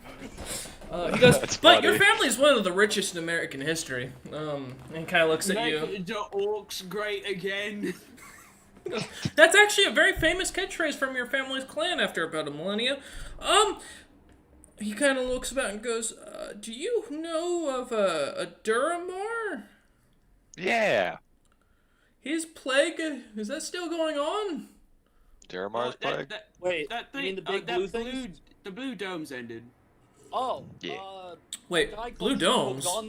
a guy called Shogun the Blue killed himself to stop that from happening. Oh, no, I'm talking about the spell plague that nearly wipes up all magic, which causes the Toth to make these death staffs to basically try The and what? stop the magic from The what? Yeah, like a disease that only kills casters. It's like innately in the air, and basically slowly, it starts out with your magic slowly disappearing. Then you start to become paler, weaker, until your body eventually just becomes a husk of itself and That- dies. That hasn't. Oh no. What year is that? Yeah, what year does that happen? 37 AS, why? Oh no. Oh, that's the year. That's Yeah, just he you. kind of looks about and he goes, yeah, well, if this is an alternate timeline, he goes, we should be fully fine. He kind of looks at his map and kind of starts to open, or not his map, his book. He goes, it shouldn't happen until the month of the Silenced.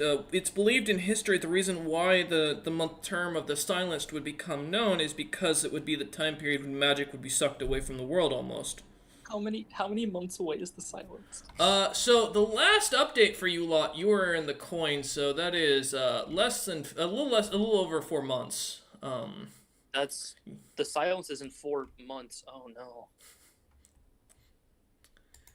And he goes, so I'm just gonna go back to my home. Can one of you send me back to my time period? Well, we tried. We already told Best you we no. can do for you is a random timeline. Maybe it's best you stay here. Well, I mean, Since to you were be getting fair, chased anyway, huh? I mean, and you already have no magic, so this plague shouldn't do nothing to you, right? Well, that's true. My magic is learned magic, so I have to like speak in it and a chant, and then magic comes flowing. Like the spirits give us magic. That's Yeah, weird. So you in don't this, have the mana veins or stuff like Yeah. that. In this portion of time, man is part of our bodies. Biologically, that you. He goes, oh no! And he kind of looks about and he goes, "That's why the spell plague works so well, because you have it in." That he kind of flips to the page and he points it out, and it says, as he kind of starts to read it out, he goes, many historians believe that the reason the spell plague was so effective was due to the enriched magic in the air. However, no correlation was ever proven on how casters at the time were able to cast, besides the belief that all were sorcerers. And he kind of looks at it and goes, Anyone can become a sorcerer if they discover their bloodline for the most part. he kind of goes, yeah, that answers why it wipes out 90% of the world's population. But I don't have magic. There's not an Well- this thing. There used to be an area once called Oventium. That Yeah, the unassailable dungeon. You know. that's good to hear. As he kind of claps the book shut Is and it puts it still away. unassailable? No, and he kind of starts looking at it. Goes, so let's where do you guys stay? What's you got a castle? You We got a have- house? You're We got adventurers. a cave. We have Good. we have built up cave base a few miles from here. A mithril mine. Mithril? Yeah. He goes, Yeah, wait, mithril, like the Yeah. stuff of mythology, the legendary substance that was like powered by magic that could literally level cities with the items you could craft from it. Yeah. That's the thing. The staff broke. I've held the pieces. It's got some mithril in it. Oh shit! My armor's made of adamantium myself. He kind of looks at it and kind of goes, "You know, this stuff doesn't exist in the future. It was believed to have been lost."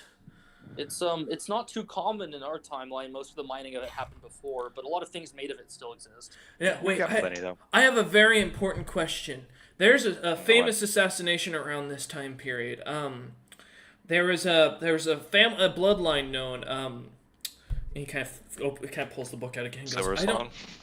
Yeah, that's it. He goes, They were trying. They discovered how to stop the spell plague right as the person who discovered it was assassinated by an unknown assailant that never got discovered. I think we just all Wait. look at very Bastion. I side eye Bastion, yeah. It has Well, happened, we should yeah. probably. Well, we should probably stop the assassination if it's going to stop the spell plague, huh? I agree. I don't want to get killed by We a don't- spellplague. I will say it was never actually historically figured out how the spell plague ended. It just one day did because, like I said, there was only 10% of the world's population left. Maybe that was like an end condition. I'd like to message Bastion like maybe we should put off the assassination for a few months. Damn, if I'm correct, is it like the humans of in Crimea, like the Nords, they're the ones that don't actually have mana veins. They pull mana from around them, right? Correct. That is correct. Every race from the Incremian territories are all born without mana veins. They use catalysts to cast. So they draw in magic around them using like a crystal that they grow that specializes in a specific school of magic or a specific nature, and then they can use that to cast out of. So they would So they're theoretically they would be better off against this plague. 100%, yeah. Yeah. Maybe it's people from Incremia. Maybe that's where you descended from. He goes, Incremia. Yes, that's Yeah, an ancient name for the planet. It was stated that the spell plague originated from one of the continents in Incremia from some powerful caster. From my understanding, at one point the world split, and then not too long ago they reapplied together, and now we have two very different peoples. kind Yeah. of flips through the pages and goes, and he holds up a picture of like two versions of Thief. You see a red and a blue version, and he goes, "Do you know Oh, who it's the this blue one. is? I mean, Not I know bad. the blue one. This, Yeah, yeah, one it's of the the blue blue one. one. What's Yeah, his we name?" met the blue guy. Thief. I don't know if you want to say his name. Well, okay. He kind of looks at the book and goes, and he kind of starts to look up at this sky and kind of starts like moving his gave- finger around. He from gave, it. gave me him a an egg. gold. He gave me a gold egg once when I made the entire world hate me for a little bit. You're not. Wait, if you're. He looks at Daka and like puts his finger into Daka's chest and goes, "You're supposed to be a god." I fucking no. It was taken from me in a. No. golem. You are supposed to be a god because you're supposed to be the one who leads the Silver Song bloodline to figuring out where the plague came from. Because some believe it was started by, I think you call them Heli at this time point. Some believe that it was started by the Vedan. Some believe it was started by Hawkins' descendants. Others still stand by it was Durmar's entire fault. I I wouldn't doubt it put was it past Hawkins' Duramar. descendant, seeing as how his only descendant right now is a literal baby. And an wait. old man. He goes, "A baby rules? It should be a guy named Luscious. Oh, Lucius doesn't rule. He kind of, from my vague understanding, wandered off. He disappeared. Oh no." He kind of thinks for a second. That means the Heli Wars haven't started. That means that the Nords are gonna fall. Oh no. I am in the worst say, "Oh, no," timeline. If you're thinking of a lot of bad things, we're probably your best bet at fixing whatever it is. But you lot go down in history as the cause of most of the world's suffering. I'm not trying to cause I mean- suffering. I like fighting things. I just Be want to both. eat my muffins in peace. No, I can't I do mean, that. yeah, if we I'm want to dead. do the thing, not With- have other people do it for us. With no world, there's nobody to make suffer. That's Who am I creepy. gonna, who am I gonna fight if everyone's dead? Yes, Yeah, I think it's better if the world stays like with a lot of people in it. You know, Oh, and that's he would just not- notice when I say that the like black smoke kind of starts pouring out of my eyes. You're a little terrifying, not gonna lie. I mean, I've heard maybe that if time you, or Look, let's walk and talk as we go back to our base. yeah, you could come with us for now, but maybe you could find, that Lucius fellow. I don't know what he's up to. Maybe his group is trying to, save the world or something. he should be king right now. The Nordic Crusade should have began with because he was a xenophobe. He didn't like other races. He thought of them as lesser than him, and went on a big enslavement tirade, wiped out his entire continent, took it over. From my understanding, Lucius just hates everyone. Yeah, he slayed the former Dragon King in single combat as his last act, which brought peace to the continent, which would cause him his family and bloodline to continue for ages. Dragon King, 5-headed dragon, really big. Yeah, I believe it's in this term. Forged most of Hawkins' empire to the ground. What? Yeah. No, he's supposed to be advisor to Hawken. Oh, he was, I think. He was for a little bit, then he burned everything. And then he vanished. No one knows where he is. What? You know, there was one good learning thing from this history lesson, and I look back at Sieko. If Daka doesn't help the Silver Songs, they can still die. Well, I mean, I didn't become a god, but I mean, at least I can attune to Look, the Lord items. I don't think anything past what has happened can happen anymore, because I think it's already fucked up with what his I notes think He said. goes, Even without this man being here, I think everything is so fucked up that it's not going to happen how he thinks it will. looks at you guys and goes, with everything that's happened, the way history works from our understanding of time magic is that no matter what, key roles will always be filled, just names will change. You said this robot fella's invading the Toth Island, right? Yeah, he Yeah. wants to kill. He wants to kill some big dragon. They're So using. the Great Cataclysm doesn't start until, and he kind of looks, thinks for a second. I think at the time you called this the Magical Hope. It's the last week of the Silenced. That's when it kicks off. That should be when Robot breaches the palace and finds the divine gate that summons Nero into the plane of existence that Belf sealed away to keep him from destroying the gods and all of existence. So And we that's have when until the then to spell stop plague Robot? kicks off. We have 4 months. Wait, Well- who's Nero?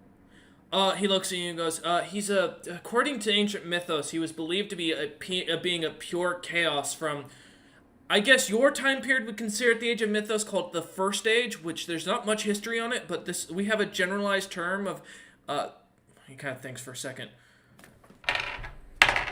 and goes, what you call BS, before settlement, is what we call the First Age, in our understanding. We don't have the timelines that you lot do, but after that, that's when a lot of the history starts getting written down and collected by the long-forgotten Eric Cochran and Mind Flayers of the Champions of Pyrrhus, under the service You know of where the... they are. Yeah, everyone does. The champion Where of are Paris they? is a dwarven.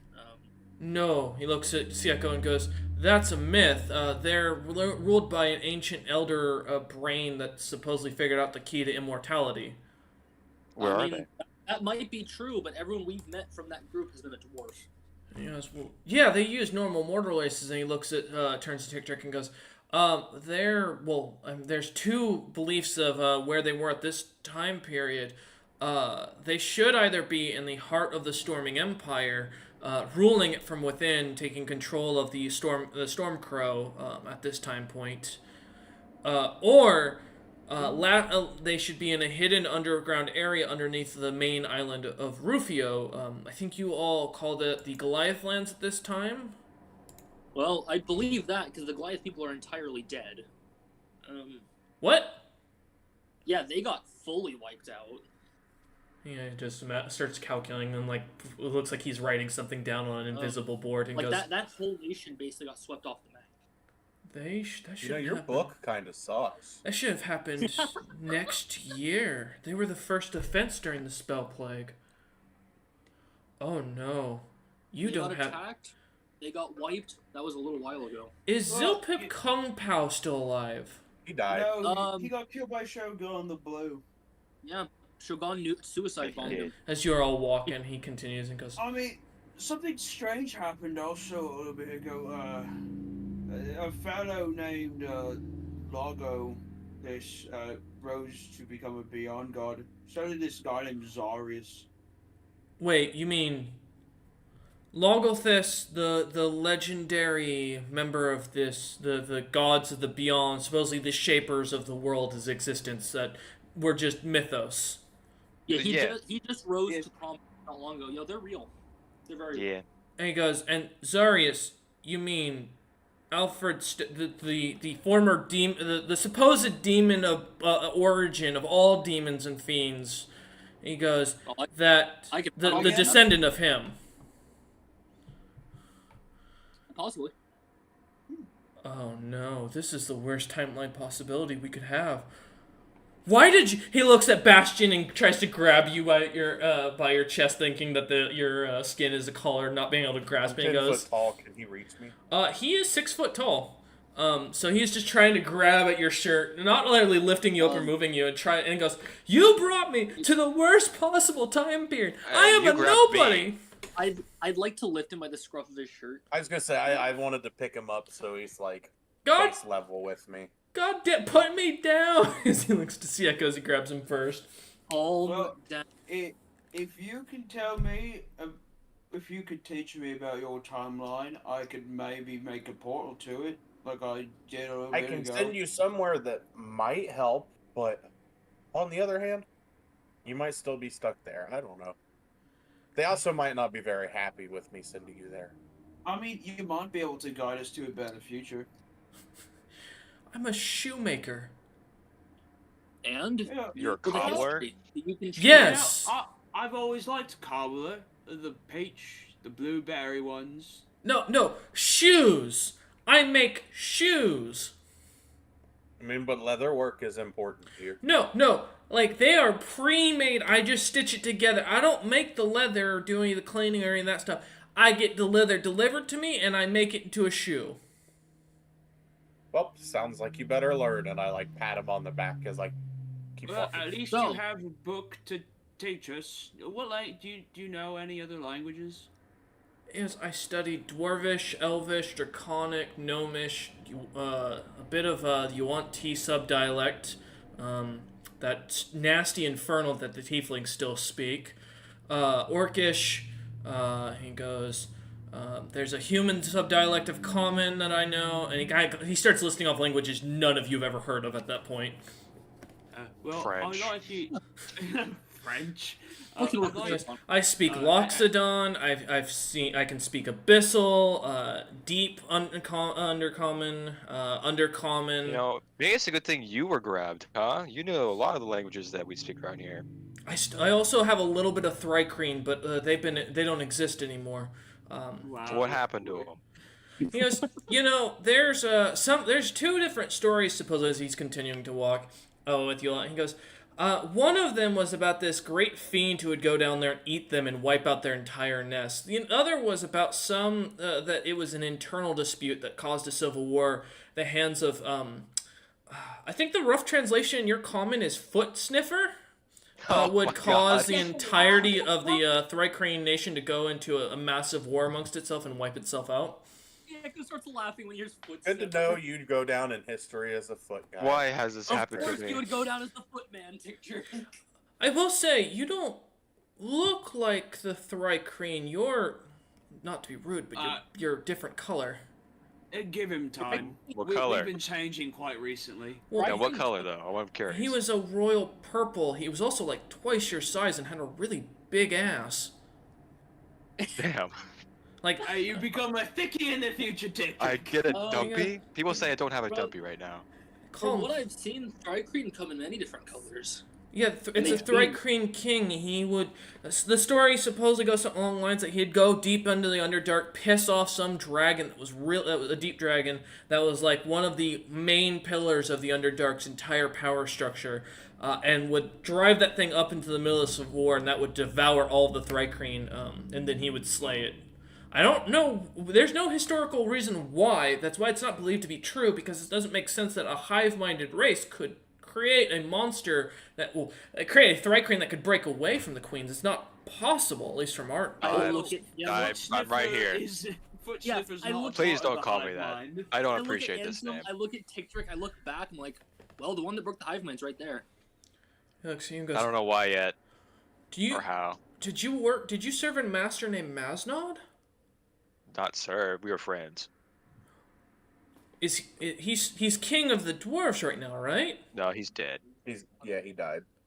We met a lich version of him once, but Yeah, I think that was That's like also evolution dead. though. He kind of looks about and goes, okay, so some things have changed. I need to kind of, I might have to write a new so history book. Junior's in our base.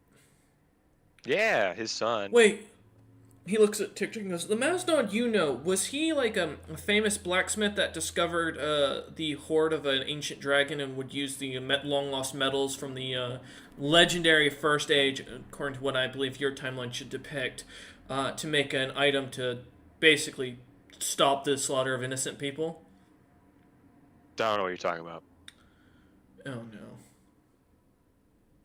Okay. I hope there's no such weapon. That would be disappointing. Well, there's I would like to have it because it seems fun. There's 3 ancient weapons that were created, a spear, a sword, and then there's another one which I don't recall the name of.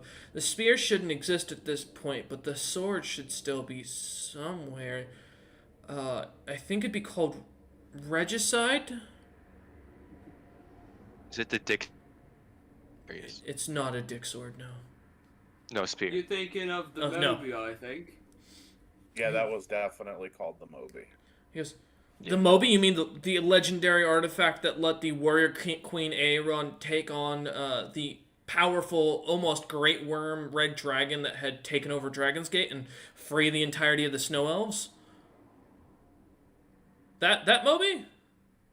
I just scratch my head. Why do I never remember it like that? He looks and he goes, and kind of pulls through the history book because, man, history really is exaggerated in this time period. Bardris was really off the mark with this one. And he kind of looks about. Interesting. You all notice that as you've been walking, you've been going a lot faster than you realized. As you finally come to the outside of the forest grove of your little mine base that is deep inside, and as he's kind of looking, he goes, "I recognize these trees. Wait, this is a legend. This is the ancient fortress where it was said that the demonic being who tried to devour the world was buried.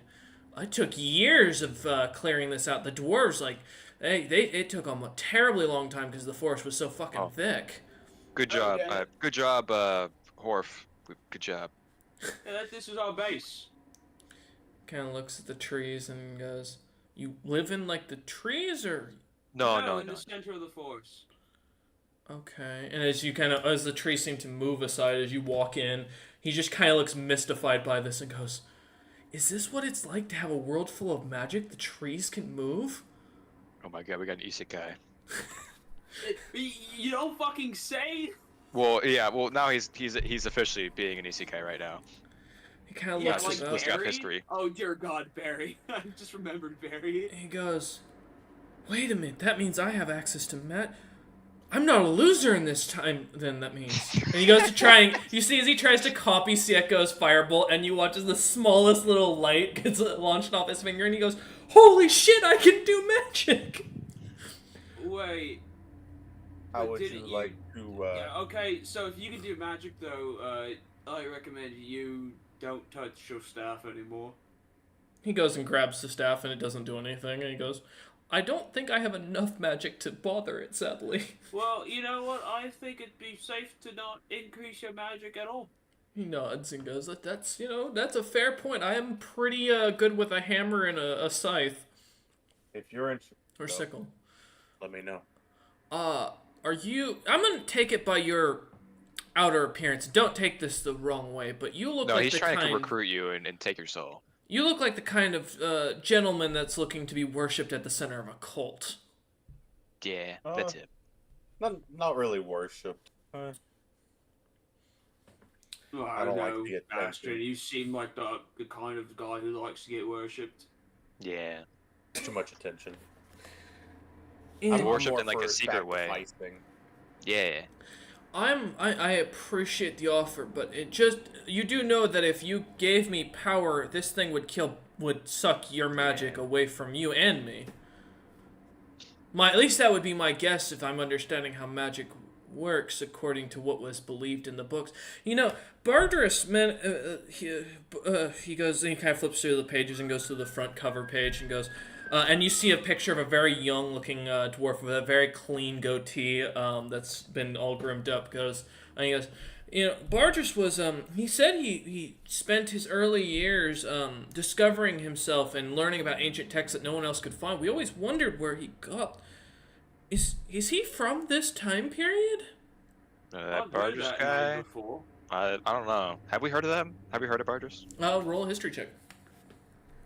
History time. Find out. 10. 19. Right. Tickdrick, you're not familiar. Daka, 13. you're also not familiar. Bastion, there was supposedly a you heard about this just due to your when you were in your hammer form and some adventures that had passed by. You had managed to catch a glimpse of this name in your sleep. Something about a dwarf at the named Bargis who had managed to unseat the old High King at some point in the pits of the Seven Hells. But you also heard momentarily later as those same adventurers would be screaming and dying as they slowly melted away and were dying from disease. So, name's familiar, but you're not sure if it's the same guy. Yeah, I don't recognize that name. He kind of looks and goes, if I'm right, the Black Hair Company, that means that... He goes, if he's from this time period, that would explain why he's the only person who ever stated that the First Age was actually much further back and that the world was much older than it was said to be. He's also the one who came up with the theory of the splitting that was depicted in the two, what you called Thief, as you guys come to the center of the forest and you see the the small or the rather deep lake set up. That is, from what you guys can see looking down into it, is completely like dark and the water is too dark to see through. But as you walk over towards the stairs, the water clears and he looks on and goes, Is this like how you get in and like you use magic, or is this just like a cool like water thing that you guys have? It's magic. Just walk. Kind of like, but you see him kind of like tap his foot, and he goes, give me a minute." He starts to disrobe, taking off his clothes, and goes, No, What? Oh, what are you doing? It's cold. There's no water. What? I felt It's not the real. water. just walk. It's called an illusion. He kind of puts his shoes and pants back on as he pulls it back up and goes, Disregard the sign too. yeah. Also, Okay. be careful for traps. I don't want to go first. He kind of steps back now as Boys, I'm back! As Daka walks in, he kind of looks on, and Daka shouts out, and the two orcs open the thing at the bottom, and you see them both smiling up, with a card table set up, a bunch of chips laying on the on the table. They figure it out. As you look down, you see there's a joker in one hand, fish. and the other seems to no. have a little like rule card. Oh, At least they's trying. One's holding a potato chip. I will say the chips look to be made of little pieces of bread and such. And he, as Ansem follows you down, he kind of looks about and goes, so the water's not water. Fascinating. yeah. So I you know wanna- gold is no worth of for you, but if you could teach those orcs how to play cards, I think everybody would be happier. He goes, what kind of cards? Like Texas Hold'em, poker, blackjack? Okay! He looks at Daka Yeah, and just goes, look at Daka. oh, yeah. He kind of walks over to the orcs and kind of sits down with them and starts writing out some stuff for them to read. And after a few moments of them explaining they can't read, he kind of starts to verbally walk them through everything. About an hour of them doing that. Bastion, are you just going to stand and watch, or are you going to head back into further down to the base? I'd probably watch for a couple minutes, but yeah, I'd in the end head back down in the base. I don't really care that they know how to play cards. Everybody else does, so. I will say, I'd like to yeah, go ahead. go ahead and see if I can what I can salvage from these broken pieces. Okay. As you head into your If I can forge. fix it. And then Daka, are you going to sit down at the table? Actually, I gotta go talk to, Galore. Oh, alright. Give me a moment to find my thing. Give me a I second. will go check on my followers, though. Okay. And then Sieko, I see you're on mute, so I'll give you a minute. I assume you're cooking something or making some lunch. All right, yeah. So as for a few moments, as you watch Bastion, as the rest of you kind of start heading away, you see the orcs surprisingly are catching on as Ansem's a great teacher. He's walking walking through it very slowly with them, and explaining the basic hands and how they work and what cards to draw and such. As Ansem kind of starts divvying up cards, teaching them how to play, walking them through. One of the orcs kind of shouts goldfish out loud, and he kind of quiets him down and explains, no, that's not what that means. And he kind of starts showing him how to deal and everything like that. A few minutes go, or an hour goes by. They roughly catch on. They're not good, but they get the basics that they want to match in order with the cards being put out or have the best pair. As he kind of walks through everything, he kind of teaches them a couple of different card games that you've never seen before, Doc, as he walks through it. And they seem to catch on pretty quickly as he finishes up. So starting from the top, Seko, is there, now that you're back at base, is there anything you want to do, or are you just going to watch the amazingness of these orcs try and learn how to play complicated card games? I would rather do literally anything else than watch these people try to learn cards. I'm going to be honest. I'm going to go read a book. Okay. All right. Heading down, you do see that Horv has set up a couple bookshelves at the bottom floor, where a lot of the little areas have been set up, with new books that he's been collecting, as he's been traveling. Are you just going to pick one at random, or did you have one in particular you're looking for? I was going to do the next chapter of the Chaos Magic book. All right. As you pop it open, you move over to chapter 2, and it's called The Dream Awakening, a tragedy stage play. Looking through these pages, a lot of it seems to be missing, like actual pages out of it, as if you can't seem to see them. But it's written in common, and it starts talking about an ancient deity called Nero, who basically created the concept of chaos magic, or rather the lack thereof of a concept, explaining how it was fully based on the willpower of the individual caster. Go ahead and roll me an intelligence check to see how much you get. 18. With my plus, I rolled well. You learn that chaos magic does not work in the mortal plane unless you are a high-level caster, and even then you have to master the arts of a specific school to even be able to cast within that school for chaos magic. But that chaos magic also is strongly used in Abaddon as the main form of how magic works. Okay. Yeah. All right. Bastion. You said you wanted to head in and check on some of your compatriots. Any specific one? The Duragar. Ah, yes. Okay. Trevion. Yeah. Yeah, as you go in, you see Trevion is working with a couple of other dwarves. He has a small squad going, all wearing what looks to be mithril armor. About 5 of them, all practicing with axes that seem to glow with a slight bluish color, with runes carved into them. And he kind of looks over at you, Bastion, as you walk over, and kind of comes to attention. His squad immediately does the same.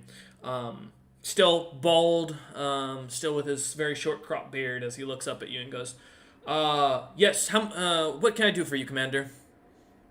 Just coming by, seeing how your progress is. Seems things are going well. I have gained the attention of a couple of members that I had brought along with me after visiting one of the towns while you were away. Seems the Hill Dwarven Nation is slowly becoming just a Dwarven Nation mixed.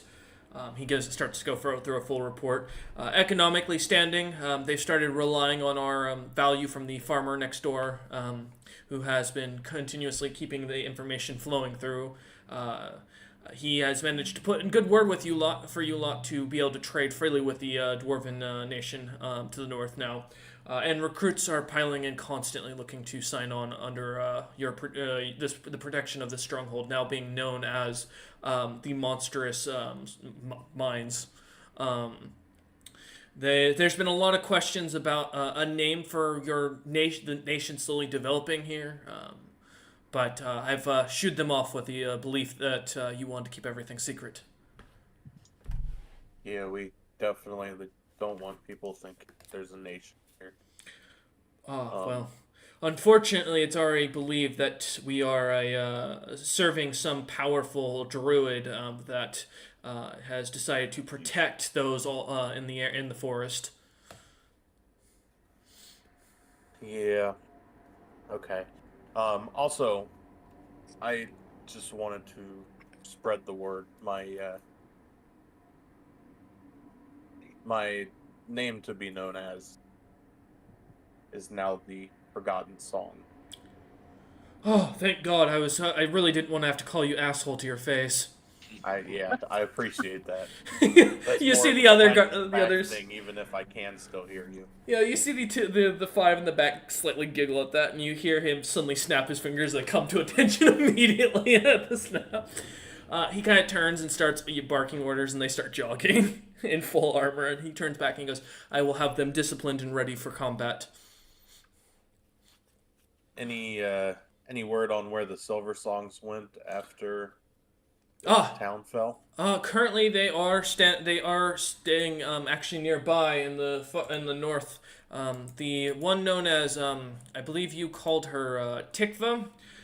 She is currently in the city of Kadeshia, the port city, not about 3 days north of here. She is there with her full bodyguard. They are returning to the. He kind of thinks for a minute and goes, I believe the islands north of here. There's another expedition being mounted into the Underdark.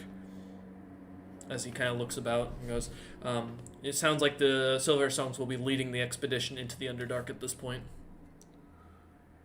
Interesting. Well, I think this crew wants me to hold off on that for a little bit longer, unfortunately. He nods.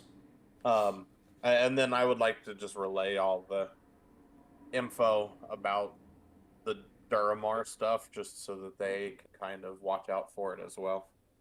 You when see him they're out kind and of. about. Trevion kind of scratches at his beard for a moment as he takes, kind of puts the helmet to the side, onto his hip, and goes, "If I may, would you like us to investigate? We can travel to the Redenian continent, and the formerly known Storming Empire, to see if we can find any information. My crew, while immature in their actions, you see them like huffing and puffing as they're running. This armor is not light." As he continues on, he goes, "They're very good at information gathering, and a small Duragar mercenary crew won't be noticed." Yeah, if you can send some out and get some information, He goes, that would be great for us. "Would you just, mind if I send Demon Titties, as he's been codenamed, with them, just to get him out of here?" Yeah, I would love that. He nods. He goes, Thank you. Codenamed Cameron as Demon Titties. Yes, he nods and goes, "All right, I will be departing within the day then, Master." He kind of bows. Just, make sure when all comes to the end, if things go to shit, keep yourself safe. Should I provide travel funding? I guess I could also provide travel funding if they need He it. looks and he goes, "Oh, no, not necessary. My as I've been helping the farmer that you all made a trade deal with, he's been providing gold coins to us for security, as we would march in the heaviest armor we could get for training purposes, all the wagons. In exchange that we would fight any monsters that came up, allowing them to get a little more experience. We've collected around 100 gold pieces apiece. We should be fine." Okay, good. Do you have any idea where the adventurer that also joined up is?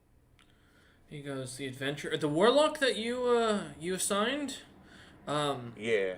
The dragon, the Galore. He sent him on a mission to collect some items for Wasn't him. there one that we would think was a tabaxi? I don't think you had a tabaxi compatriot. Well, it wasn't a tabaxi, but it was a race that we didn't actually know. You had said, I thought. I think. Oh, let me look. As I'm looking now too. I don't think so, because you haven't met Grosjean. So I don't think so. There was Bahad. I mean, no, it wasn't Bahadu. It was the other. Guinea Dark? Huh? What was The that? Chatterkai? Shadar Kai. Let me look. Rogue Warlock? Oh, yeah, that was your warlock he was referring to. Okay. Yeah.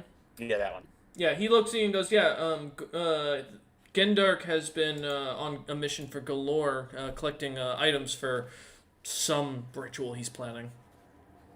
Okay. That's fine. He goes, Well, thank you. I hope your mission goes well. I expect to hear from you soon. He nods and a guy grabs one of the sending crystals that you see have been set on a table off to the side, and you see as his men he's giving his orders to his men, and then goes into Cameron's little cave entrance, and you hear Cameron screeching and squealing as a portal. You hear the sounds of a portal, and then them leaving. Then silence. All right. Tiktrick, you said you wanted to go into your smithy. As you go in, you do see Maznod Jr. working away at some, like, a big, globe orb that he seems to be hammering together with little slots in it. And it seems to have little, runes drawn all over it, with the continents, painted in. And he kind of, stops, and kind of takes his iron mask off as he lifts it up and looks over, and he goes, I've been waiting for you, Tiktrick. I need your assistance with something. That magic device, do you still have, the one that sucks magic? Well, about that. We ran into this guy who had a staff that sucked magic as well, that was about to explode the continent. Not good. I tried to counteract it and failed. And I showed the pieces. He kind of looks at it and goes, one sec. He looks at the pieces for a minute and he goes, oh, we can probably repair that. We just need a new catalyst. Yeah. That's unfortunate. I was hoping to use some magic on the, Don't worry. And I pulled a Black Star Sapphire. Oh! Kind of looks at it and goes, instead of making a second one of those, do you mind if I, use this for something more, useful? What is it for? He kind of points at the globe and he goes, I'm making a teleportation rig. My theory, and how what it'll do, is it'll feed off the signal of a sending stone and teleport to wherever the sending stone is with anybody who's touching it when the sending stone is activated. If I can get something to act as a catalyst to increase the teleportation runes and increase the sending strength, I figure I can transport up to 25 people at a time. 2 ways? The item should go with you. I'd recommend, though, attaching it to, a vehicle or something like that. There's no way to keep it stationary here, so that's just a hub. That way you don't have to carry around such a magical and probably fragile thing. No, it's pretty solid. I mean, if one of you kicked it, it'd probably be broken, but, That's what I mean, because we go into dangerous places quite often. yeah, I recommend, if you've got something you can put it inside, you'd probably be better off for transportation. And he goes, but it's a prototype. It's something I've just been kind of putting together. Well, yeah, for a prototype, we can probably get some. I have all these 5,000 gold pieces worth of low-grade gems that we can try and purify as well.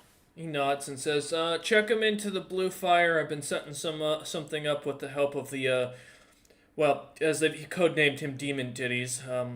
Oh. Yeah. Okay. Okay. I will do that. You watch as, there's a little tray in the thing that seems to be glowing a greenish color under a blue flame. As you toss it in, you start to see as the crystals start to clear.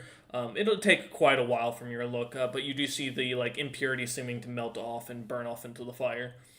Mm-hmm. Well, if you don't mind helping me try and fix this, then. He nods and goes, yeah, I, went up.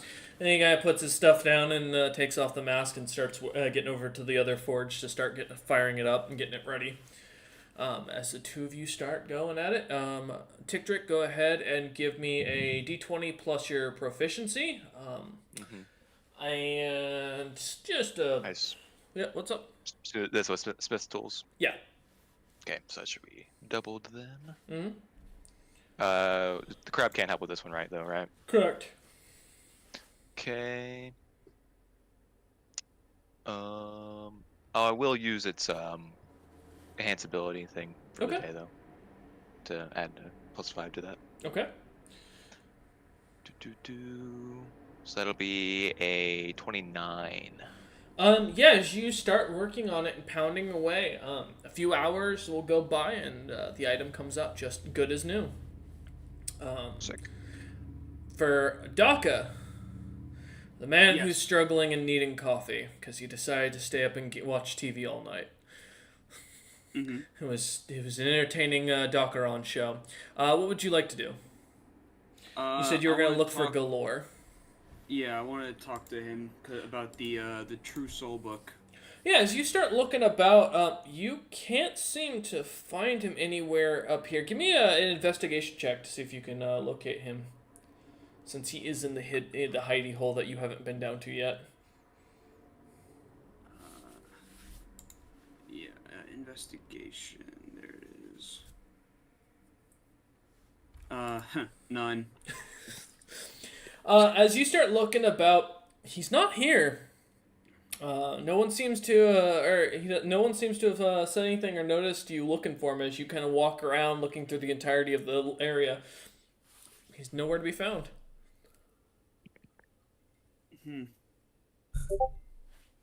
I will be right back. I got some kind of security alert about my Microsoft account, so I'm gonna deal with that. I'll be right back. Okay, yeah, enjoy your nap. I'll come back. I'll come back. Yeah, no, that's fair. Also, Sieka, where did you put the red lyrium? I was gonna. Well, I would have on asked him to on put the it map. down. Have we used that really far bottom right area for anything yet? Let me look. The hole? There's a little corridor that goes to literally nothing. Oh, just a little... yeah. No, not at all. Oh, Not use at a all. storage area then. Okay, so you're gonna put it down there? Yeah. Alright, I might put yeah. a sign. Don't put anything magical in here. Just put a sign. Do not enter. That too. As you head down there, you find some leftover tools that are all shoddy and broken. But as you set the cart down with the red lyrium, you do notice most of the people in there, or in the stronghold, kind of eye you up as you're doing this, Sieko, heading that direction. I mean, that's fair. But yeah, as you come back out moments later, you start to feel the ground rumbling slightly behind you, and as you look back, you see the red lyrium is starting to shake the entire cart. Pick it back up. Okay. Undo these things. As you go back in and you start to pick it up, the cart's still shaking. The lyrium's starting to move around. One spills out onto the ground, and you watch as it starts to dig into the ground, burning its way through. What's it doing? I'm curious. It's melting the dirt, and as you watch as it continues to go down the hole, as you look down the hole it's created, you see eventually it comes to a stop. About, you guess from your tremor sense, about 50 feet below the ground. And you see as it seems to hit, you hear a slight cling come up from the little hole, or the tiny hole in the ground, and then you start to smell burning, and then you start hearing sizzling, and then popping. I'm gonna carry the cart out of this room. And you turn and walk away. Suddenly, poof! As fire comes eviscerating out of the hole with this blackened flame, causing the entire cave to get scorched into a crystallized material, and becomes a shiny little black room. Whoa. That's concerning. I want to hold on. Let me check. I have a plan to contain like red. The little lyrium. fire is still shooting out of the hole. Now it just does a small lighter. Yeah, no worries. So, I don't think sending will cause a problem either. I'll put it in the cart for a second. I'll cast sending a Tictric, like, I did a thing. You are now standing next to Tictric in his forge. Not perfect. Where did you come from? Mazdal just kind of jumps back and goes, God damn, you like a fucking cat. You need a bell. Jesus Christ. And he goes back to working in the forge. What do you want, Santiago? You need to see something. I don't know if it's good or bad. You suddenly hear from up the stairs, "Goldfish!" And you hear Ansem go, "No." Is it about the cards? That has nothing to do with it. Oh, okay. If he'll follow, I'll walk all the way down to the bottom of the stronghold. Bastion, you see as Sieko and Tektra come back, walking back from the upper area. You could have sworn Sieko walked past you earlier and was in a different area. That can't be good. But the two seem to, and you did see him carrying the card of red lyrium earlier into a different hallway. Now he's coming back from the entrance suddenly, as the two are walking down. Hey, Bastion, have you seen the red lyrium? I can't find it. I'm just gonna follow. As you You lost it? No, I didn't lose it. No? Oh. As you come around the corner, you see the empty cart and the very darkened tunnel of just pitch black that creates a magical darkness. All the red lyrium's gone, like it got... The cart, it looks to be completely empty. No burn marks, no smoke, no nothing. It just seems to be disappeared. So you did lose the red lyrium. You're looking at the red lyrium. Oh. Look at the long tunnel full of black, like darkness, The lyrium did crystallized. that when I put it down here. You all can still hear the slight sound of what sounds like someone like burning like a slight flamethrower at the end of the tunnel. What is lyrium- that? The lyrium dug into the floor, hit something, and did this. Is it Can I gonna try and figure out what spread? the fuck this is? Yeah. What's up, Bastion? I said, is it gonna spread? As you look, it seems to be self-contained into the tunnel, but you do all start to hear slight sizzling, and you can smell burning coming from the entirety of the cave. Yeah, Tick, how would you like to stop it or do something about it? What were you trying to do here? I don't know. Okay. Yes, Sieko. The fact that we're at a mithril mine and it eats magic, I have an odd feeling that I know what it's hooked onto. A giant mithril chunk. It's probably eating the magic out of the mithril to grow. With that, you suddenly hear someone scream in the distance as you hear the small gnomish girl go, "Is that black lyrium?" Black lyrium. What's Hey, Yeah, that? come down here. What does it do? She goes, "No, I mean it's spouting out of the wall." Oh no! And she suddenly casts teleport and disappears with her bear. Wow.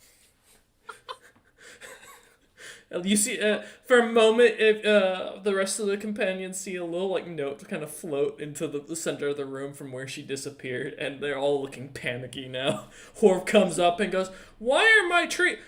Oh shit! And starts rushing towards the exit. Well, I guess that means we should probably get out of here, huh?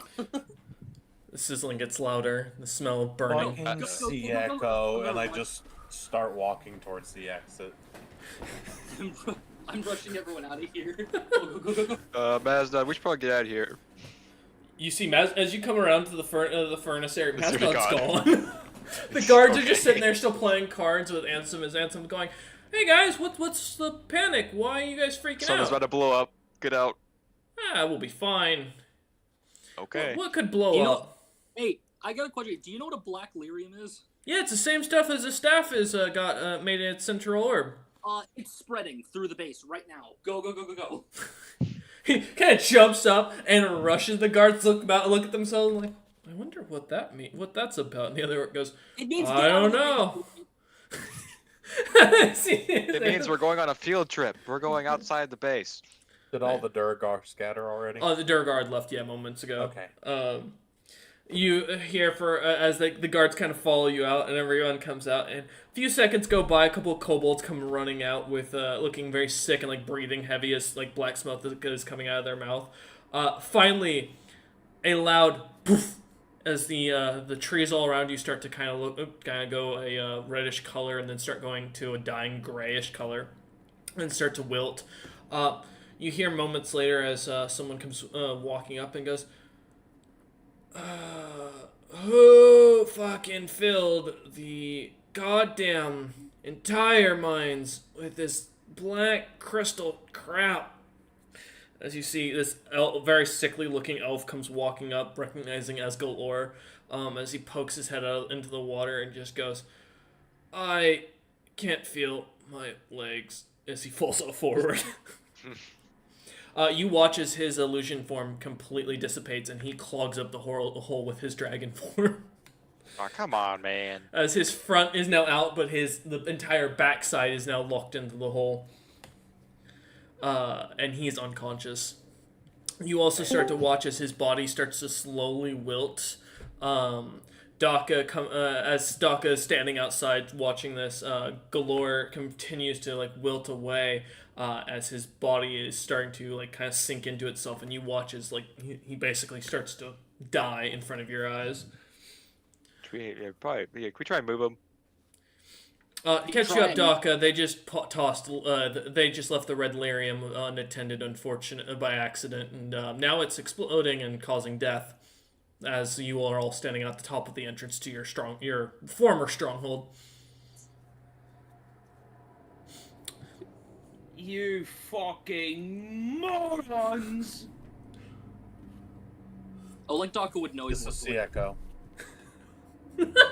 Bastion pointing fingers. No, I it's mean, back. it killed a bunch of people already, and you brought into all mine. Yeah, I can't believe You know, you I do had a way to contain it, but then it was in here already. A few minutes go by, the body sinks down, or kind of shrinks down on itself even more. You watch as the creature, formerly known as Galore, passes away.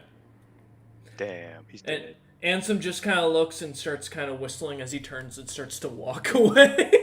It's okay, he was kind of a dick. Him. What'd you say? I needed him. I needed that dragon alive. For what? The flesh slowly dissipates, and you see nothing but the bones start to crackle and break apart, disintegrating as well. Oh, no parts either. Unfortunate. You see now, as you can look through the hole, it has gone completely pitch black, and you can still hear the sizzling coming from deep within.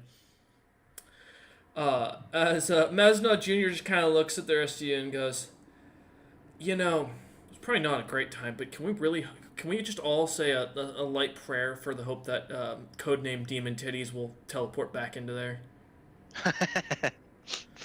I'll pray to Tyrocytus for it. He kind of is down on his knees and kind of puts clasps his hands together and closes his eyes for a moment as he starts to set up a prayer quietly. Sure. I'll do it too, I guess. You pray to your own god. Yeah, I'll do it to my own. Chill out. You Tick Trick for a moment. Your god just you hear laughing in your head. But as you Do I hear the laughing in his head? You do, and you get a sudden chill of fear from it. As you're listening to the God of Death, and you're now whispering in your head, Bastion. In fact, actually, give me a con saving throw to see if you can maintain connection. Okay, I need to find story to restore. 28.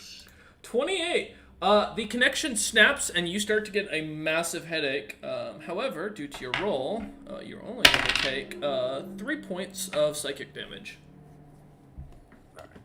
I'm immune, yeah, I'm immune. Okay. You feel damage? You feel the great headache come on. But So it shows it in resistances, but next to it says immunities. go by the highest, yeah. If you have immunity, then it's immunity. If you have resistance, then you have resistance. But yeah, whatever is higher. Does anybody know anyone who can restore books? One of the orcs kind of pipes up and goes, I can sew a book together? Not what I mean, but I like your spirit. The other one kind of raises his hand. What do you got? I can eat a look book. That's not what I asked. Can I look in the Life and Times of Zopit book if there's a tale of context or anything about Black Lyrium? Yeah, you don't have to roll for it. Zilpip never fucked around with lyrium, and that's Oh, one of the damn. first things on the front page is don't play with lyrium. It's addictive and extremely volatile. Sick. Should love to read that earlier. Sieko looks left, looks right. He's like, "Well, I'm going to my base," and he's gonna start walking. The two orcs look at each other and go, "Do you think he's got the bookmaking powers?" And the other one looks at him and goes, "I don't know, but he's the biggest one of the bunch. We should probably follow him." They start walking that direction. Ansem has left the forest going north from what you saw, and Masno Jr. is just kind of standing there with the kobolds. Horv also is just crying his eyes out as his trees are dying. Damn.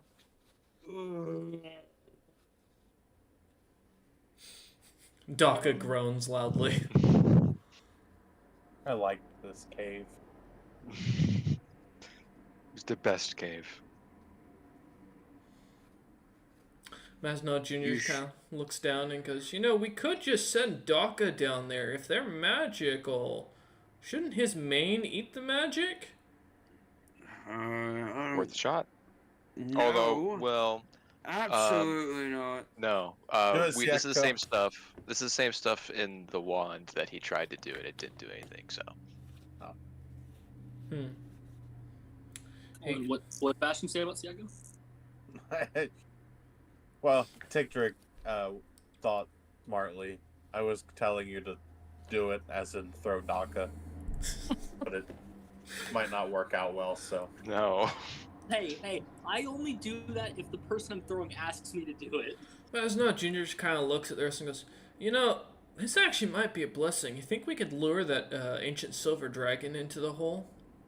You probably learn Maybe. a lot of there. I mean, I could go Well, send an I guess anonymous we've got tip." another lyrium mine. Now We a do red have one. another mine to go to. We have a two red different one and colors. a black one. Wait, We have a red and a black one now. we also have another mine, Grumpy, that we don't know what's in it. Yeah. You Do we hear have a third one? screeches coming from the south where the farmhouse is. Screeches. That Yes. can't be good. No, it's probably. Let's probably go reached check to on the that. Farms. You've Oh, with killed the them farmer. all. Yeah, that's probably bad. We probably has to relocate. Oh no. You suddenly, you all hear, "Why is the wheat fighting back?" Oh shit. You should probably go help him, huh? And then you hear one of the farmhand goes, "He took my scythe! He took my scythe!" Thanks. Hey, let's go check on that. It's gonna be the life. You guys can go fix the problems you created. Dunka, you gonna stand there contemplating the Black Lyrium? Figure out what I'm gonna do next on my soul journey. Cause now that's been fucking halted! As Tigdrick and their Masnod Jr. and the two the two kobolds kind of start heading off in the direction of the southern farm. Bastion, are you gonna follow with as because Sieko's heading down to Rakta, where his second stronghold is. Yeah, I want to see how they're doing on city restoration and such that they were told to do last time. Yeah. I guess I'll go see about the screaming. Okay. Yeah, that's what I'm doing. As two of you start marching that way, Daka, you're left alone with Horv, who's just crying his eyes out, holding a dead tree branch in his hands. He just kind of looks up at you, Daka, and goes, "Why the plants?" This world's a cruel place, Hov. Let's go find a place to plant you some trees. Come on, hop on the rock. He kind of stands up, puts the branch down, kind of buries it under some light dirt, and kind of steps onto the thing and goes, "My entire research was down there."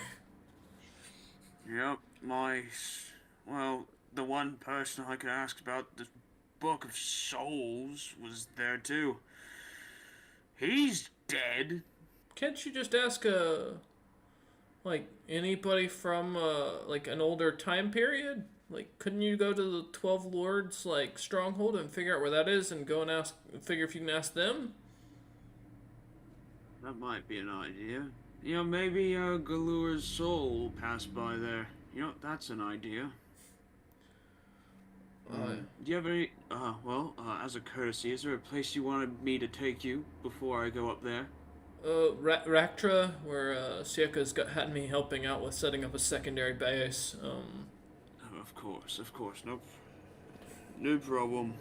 Oh, Oh, do I'll that. ask Mazon Jr. to go with them. Okay. No. He'll kind of take the kobolds and start just walking that direction. Kind of as Daka floats away on his shield with Horrible. Relocation. Okay, as you start to the shield up, it does at first it doesn't move as you start to kind of paint it back. You break out your Yeah, paints I've and have to gotta repaint reapply. it. Yeah, it starts to fly again. As you head off in that direction. Bastion and Dictric, as you come into the farm fields that are only about a 20-minute walk from the forest exterior, you see carrots, corn, things of wheat. This is like a druid's dream army. Apple trees shooting out what looks to be like seeds at people. There are dwarves running for their lives as they're being attacked. This is worse than the Plants vs. Zombies, as these dwarves don't seem at all practiced. The head farmer, though, that you are familiar with, that you've met, he seems to have taken out this old-looking red rubied metal gear all over his body and shield, as well as a large scythe, and goes charging into battle, screaming a dwarvish war cry as he starts chopping them down, these vegetables down left and right. He yells to the farm hands, goes, "Get behind me, boys! I'm gonna show them what a farmer's really capable of." He starts smacking down wheat. No. I look at Bastion. I never thought I'd fight food before. Then I'll go join them. Let's kill Fighting some for shit. food. As the two of you rush in, these creatures have 1 HP. I'm not gonna make you get into initiative. Let me at them. As you rush and start cutting down between the two of you, fighting your way through, punching, cutting, slicing. About an hour of fighting goes on until as the sweat kind of comes down for the farm hands as well as the farmer. As they walk over, neither you or Bastion having broken a sweat, Tigric, as far as it goes. The two of you kind of stand in the middle of the field, surrounded by dead carrots, fields of Dead barley and carrots. wheat, green beans, all sorts of vegetables and fruits you'd never seen before. And as he kind of stands up and wipes, takes the helmet off, and he's just drenched in sweat as he looks exhausted. He goes, "You guys do this every day?" I mean, As they often, get stronger stuff. as often as possible. Oh, the hell! Why are my crops coming to life? Did your druid cast something? No, the cave Blames got Jacko. covered in black lyrium. He goes, black. I'm moving. And he kind of turns, kind of We walks got back. a new spot over yonder if you want to try and relocate with us. When you mean yonder, you don't mean like the cursed city full of vampire pirate slavers, right?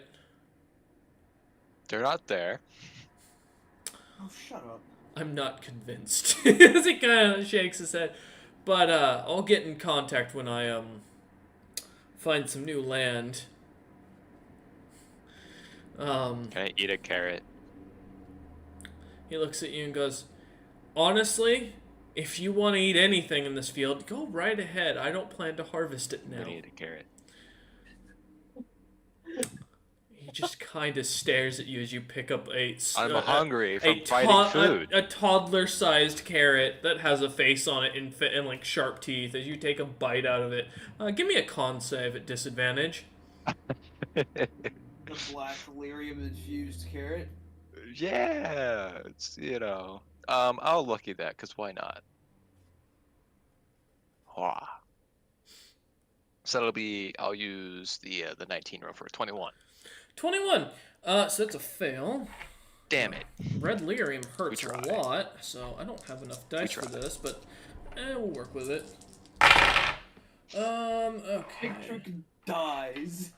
170, 290, So now she's- 490 points of necrotic damage. Good thing I'm immune. That's fair. As you feel all of your magic slots, which I don't think you have any, Zero. sucked away, and the taste of rotten ash in your mouth kind of fills it, a taste that you will never be able to get out of your mouth. And I don't recommend eating any of this. you It's say a this. plan on it. Bastion, you see this black gunk kind of drooling from Tickdrick's mouth slightly now. Also, Tickdrick, give me a con save for the disease, unless you are immune to disease. I'm immune as to disease. Okay, then never mind.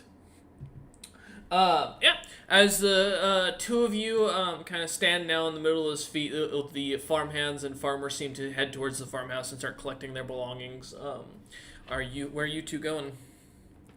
Going to the secondary base, I guess. All right. You're welcome Yeah. for the amulet of anti-disease, by the way. Yes. As you start walking that way, a few hours go by. Sieko, you were there within about 30 minutes to your running speed and your non-exhaustion.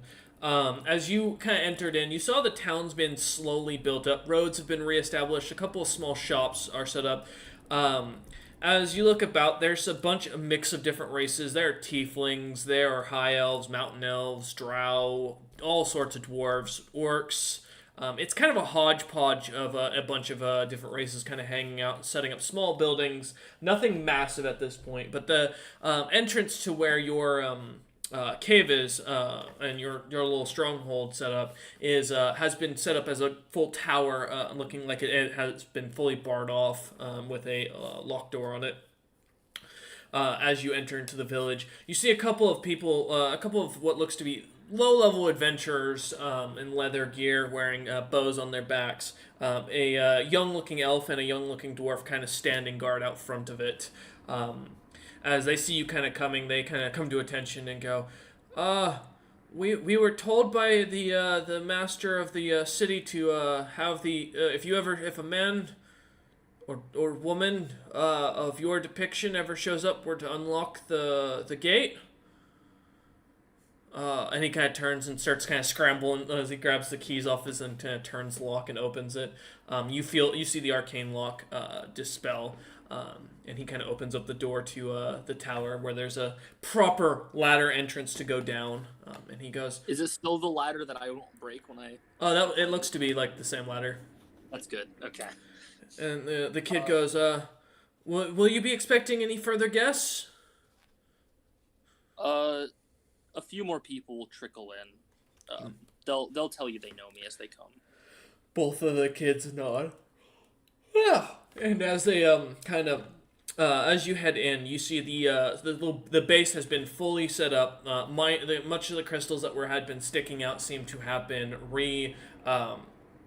or dug out and kind of placed about in different areas in the form of long bricks. The inner fortress that across the bridge looks to have been actually rebuilt, full walls now, with the under area now set up with a small farming field, where you see that there's some magical automaton or magical golems that seem to be working what looks to be like mushrooms and some other root-based vegetables. As you kind of head down through the ladder across the bridge now having a railing on either side, you come into the central or the first tower. Now with nice ornate furniture, all enchanted with what you realize is a weight reduction spell, making him a lot more able to hold up weight. And as you kind of come in, you see a pitch or almost Venta black dragonborn in dark armor or in blackened armor, sitting there just drinking some sort of like greenish liquid out of a fancy cup as he's just kind of sipping on it. Is this the same dragon from last time we came here? It looks to be. Oh, it's you again. Hello there. Yes, that's a really rude introduction. Good to see you too. I just wasn't expecting you here. You know, Horv told me to tell you a while ago that you owed him some money. He's not coming this way, right? He should be. I'll keep this No, brief. you don't owe him much. He said it was like 15 gold. That's it. That's 15 million gold. What did you do? That's not important. As he kind of sets his tea down and kind of turns and leg folded over the other as he kind of looks at you and goes, that explosion of lyrium, that was you, wasn't it? You know, I didn't think it would do that. He nods and goes, Lyrium, funny thing. Did you get the core gem from the Red Lyrium mine? Like, What core gem? big round gem should have been at the bottom of the mines, probably where all the miners were like dead and killed. There was a minecart with a big rock in it, but it wasn't a gem. As I thought as much. Okay. Yes. Red Lyrium has an interesting thing about it. There's always a core to any lyrium deposit that you'll find. Not many know this. It's a big spherical gem. Basically, they call it the heart of the mountain, or heart of the mines. If you don't dig that out, well, normal lyrium, it does nothing. It's just a better piece of lyrium. More clean, more refined. But with red lyrium, if you don't dig it out, it has a chance to become stronger as it gets further away because it's not being sucked. Its excess magic isn't being sucked into the core. When that happens, if any of the pieces originally get close to another core, they can change colors, explode, cause magical disturbances, can blow up the world, kill a god, demolish cities. Destroy your best friend's girlfriend at a party, or at least that's the excuse I gave Horv. Oh. He kind of goes, yeah. So, about that, you didn't do that, so that explains the second thing of why I'm here. That core you left behind, did anybody, end up near those mines before you left? Some crazy old guy with a really divine sword was trying to get to the Toth lands. When we sent him the right direction, he teleported right into the cave, said something about being there, and then charged in. He kind of just puts puts his hand to his temple and just starts kind of massaging the bridge of his nose. Goes, okay. I'm just gonna, deal with something. Tell Horv their debt's repaid after this. And he kind of starts heading up. As you see him kind of walk past you and heading towards it, you suddenly hear Daka yelling and talking with Horv. As Horv's trying to explain any concept he has of the understanding of soul magic, and how the trees have souls, and that the trees are all living beings. Daka must have tuned to the trees. Daka, you get the sense that this is just druid speak as you come down and see this Venta Black Dragonborn with full black armor comes walking up towards the ladder and sees you kind of descending and goes, "Hi, Horv," and Horv just jumps down and jumps onto the guy and starts smacking him left and right. And you go, I didn't do it. I didn't touch her. And he goes, Horv's just beating him back and forth with this open hand. Bright red cheeks appearing as he finally gets off, kind of steps off as Daka comes to the bottom. He goes, I know you took her. I know what you did. That Acacian bullshit ain't gonna go through with me, you chameleon bastard. Pelf kind of gets up slowly and goes, I can wipe out this entire continent and the man still smacks me in the face. And Horv just glares. And goes, I told you I would pay you back. I'm working on getting that gem you asked for so you can revive her. It's not my fault that she asked for vibrations. I took it wrong and the entire city collapsed underneath her. In all fairness, she was kind of heavy set. And Horv just jumps on me and starts backhanding him harder. Daka, you are watching a hatred fight between these two as the Dragonborn just laying there taking it. Moments again go by as he... Well, isn't it how are you gonna bring her back if the whole thing with log? Horv just kind of turns and Belf goes, shit, you weren't supposed to say that. And Horv turns and glares at him even more and goes, you fuck, and starts beating him again. About a good few minutes of this goes by as Bastion, Ticktrick, Masno Jr. and the kobolds come climbing down the ladder. Horv just kind of finally gets up and walks away winded. What's up, Horv? What were you doing? Orb just glares at you, Dick Trick, and just walks Okay. off. Why does it smell like a fight? The Dragonborn on the ground, that as you all come down the ladder, seeing him, he looks up and goes, big bright red cheeks, fully puffed out, goes, Oh, I see. yeah, Bastion, your fiendish instincts start going off like mad. This is a very powerful and ancient fiend. Now, can I get this guy a second time after Belf as the chameleon? Can I connect the two in any way? He doesn't, and there's no signature that's the same at all. Does Huh, my true alright sight show me anything? Do you want it to? I mean, I'd be interested to see. Alright, give me a con save at disadvantage. Oh, well. Tick Trick made. Give me a con save at disadvantage. Let's see if you can manage to see it. I don't know if you want to see it. Yikes. 14. Oh, well, at least you didn't roll below 10, so you're not instantly killed. Yeah, you, like seconds as your true sight being on go off, causing you to close your eyes from the blindingness. At first, it just looks like you see a very simple imp standing on top of a body of demons and fiends and creatures that you've never seen before that are nightmare fuel for you, Bastion, that immediately instill the frighten effect into you. You then see as the imp suddenly turns and looks at you, and this creature that you can't describe of limbs, flesh, and viscera and gore just starts to explode out from it, causing you to immediately start vomiting from both mouths. It causes your eyes to immediately close, and you start to fall in pain, just not being able to understand what you just saw. Moments go by as this effect kind of dissipates as Bastion's able to finally talk and move. Well, that was horrifying. And he looks at you and goes, "Do you have true sight?" Yeah, he does. Unfortunately. Still on the ground, closed eyes, I assume. He kind of stands up and goes, Yeah, you shouldn't do that. I'm surprised you lived. And he looks over at Daka and goes, "Are you Daka Junior to Daka Senior?"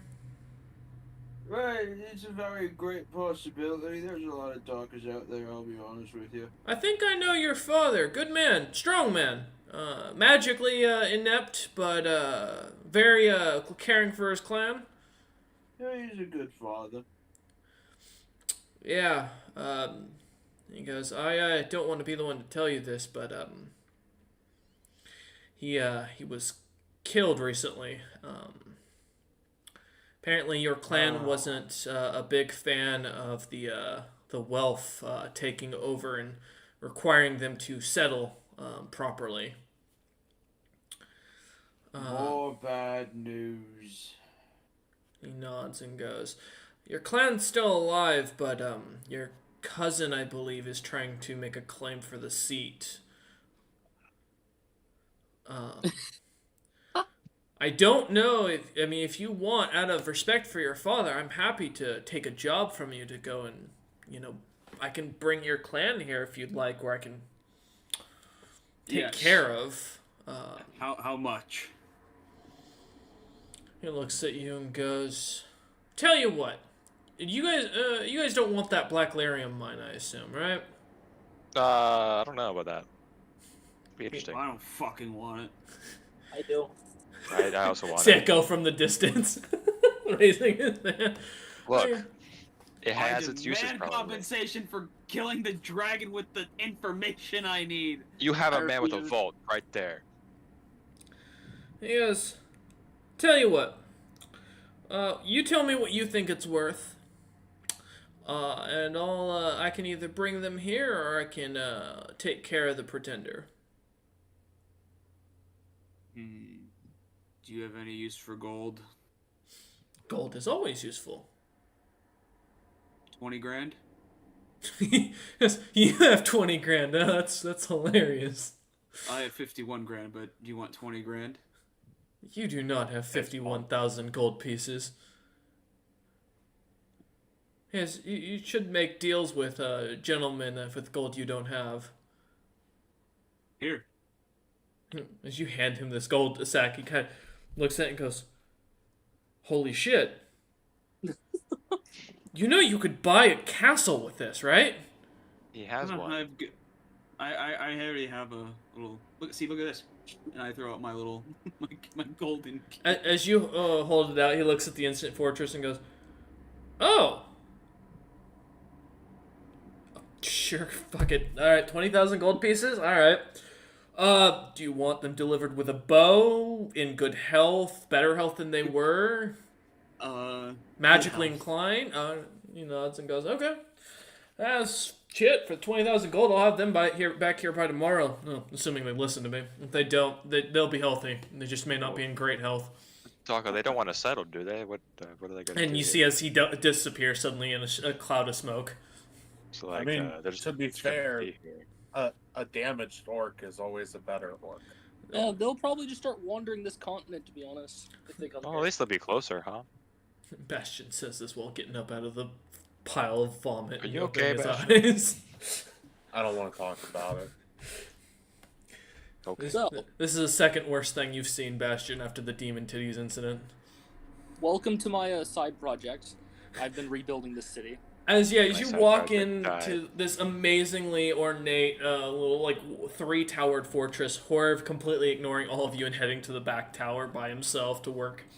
Look, he's back to his place where he was. The others seem to head down to the farming area and start to settle in, setting up things. Is there a forge in here? No, but you do see Masno Jr. starts to pull out a bunch of gear, and it looks like he actually has a portable forge. Mazdod, you didn't happen to grab any pieces of the machine we were working on, did you? Before No. you left? Damn it, fuck. I didn't really want to Back- die. back start 0. Yeah, that's fair. Totally fair. Yo, does mending work on books that have lost Masno Jr. looks Sergeant up at you and Fade. goes, "Yeah, it should, technically. As long as it's not a magical book, it should be fine." Well, let's give it a shot. Is it a magical book? Alright, you're gonna cast Mending on it? Well, I don't have mending. I was asking if someone had mending. Someone has all the cantrips here. Chaston, do you have mending? I have every cantrip. Well, when I ask and you don't say anything, you know that. Oh, You you don't didn't ask. ask? You didn't ask He me doesn't specifically. have to answer you. Does anyone have mending? Includes you, Chaston. I mean, he doesn't Technically, have to I answer. don't. The ring has mending, technically.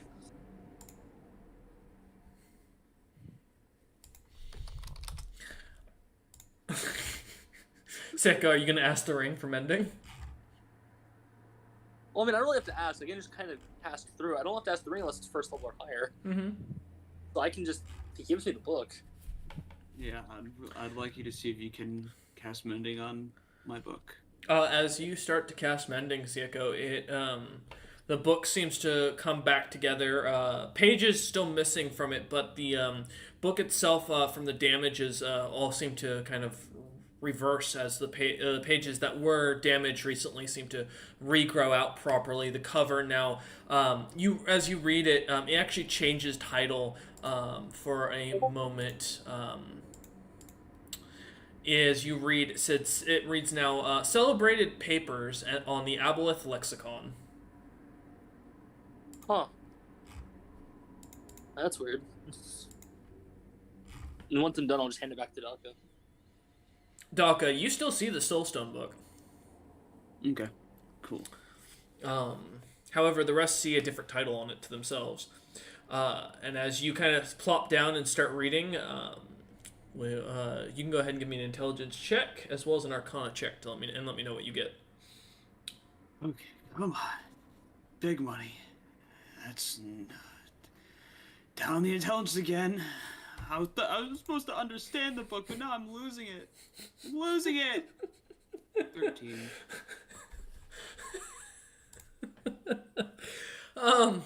As That you time spent in the library was worthless. As you look over the book, you start to read through it. A lot of the magic behind soul magic seems to start to really kind of clue into you.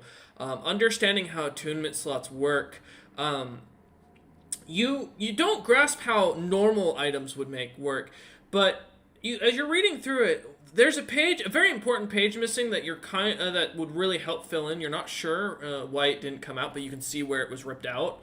As you look at the rest of it, though, you get the sense that soul magic, or the ability to attune to artifact items, does work differently and was not discovered when this book was made. The explanation it gives is that at one point, items such that were considered sentient seemed to have a will of their own and could forcibly attune to you, regardless of whether you had the slots or not. But further studies not having been done on artifacts of this time period. And there's no information about expanding one's soul either. As you start kind of thumbing through more, you do notice that the key chapter on that is the page that's missing. Gonna have to find someone to legend lore this book. But as the rest of the party kind of starts to settle in, the NPCs start to kind of gather back up into the dining hall, and Maznod Jr. looking at all of you goes, so what's the plan? We rebuild. He goes, no shit, really? Yeah. Other than that, well, we found this guy who told us that in the coming months, there's gonna be a spell plague. Yeah, where he goes, So that's where did the elf go? I don't know. I wasn't watching him. I went to go fight carrots. Well, we all saw him just walk off when we were. You didn't Left. think to grab him? Apparently nobody did. I left before he did. To be fair. He was gone when I left with Horv. Maznod Jr. just kind of I sits down. sent Travion and his crew to investigate more on the Duramar gas situation.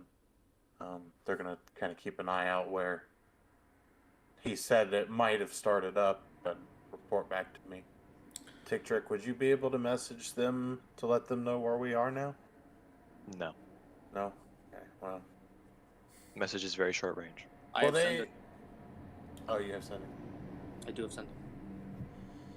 Can you message them? Or sending them, I guess. Yeah, what do you want me to tell him? You got 25 words. Just let them know where to come. Oh, yeah.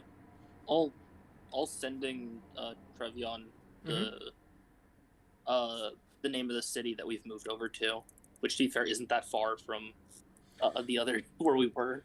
You hear or you feel it go through, and you get no response. Yeah. It went through. She's alive. It's Yeah. fine. Well, we also got some possible locations of the Champions of Pyrus if we were interested in that.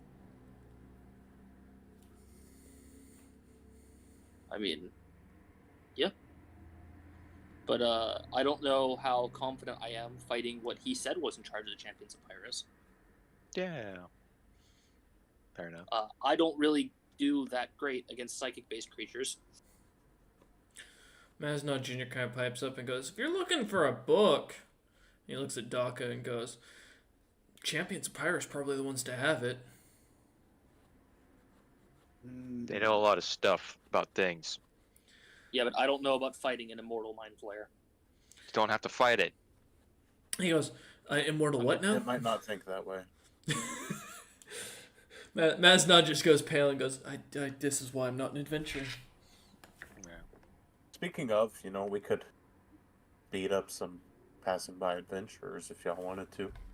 I mean, I've been recruiting the passing by adventurers to help with the city, but The Rock. Well, not all of them are good recruits. The Rock kind of No. standing in the background, just kind of nodding at that. I mean, As- you're right. Not all of them can be good recruits. Some adventurers are actually not good for cities. Somewhere in the distance, all those people who died in the city where you dropped 2 dragons on are laughing as they cry to their deaths. wonder we who didn't did do that. They were in real dragons anyway. Although, I still stand by. My character was blind and had no idea what that because I just showed up as a blind guy. Goddamn. Yep. It was actually didn't- my fault. And I don't feel bad about it. The only thing I did was pick up the other two and jump off the ship when we were about to crash. Yeah. In fact, I believe I said, and I quote, "It's Sunday's party's problem now." Yeah, because Hawken was in charge of them, and it was his fucking family city. Actually, it does remind me for something. Oh? Okay. Nothing. Okay. No, it's clearly not nothing. I heard a dice roll. You hear dice roll all day. That's part of D&D.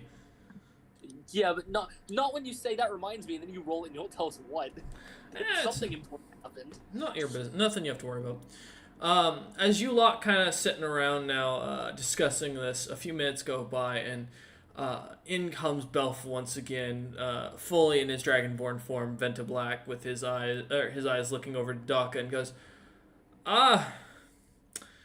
Horv's not. As he looks around and sees Horv's not in the room, and goes, He wandered off.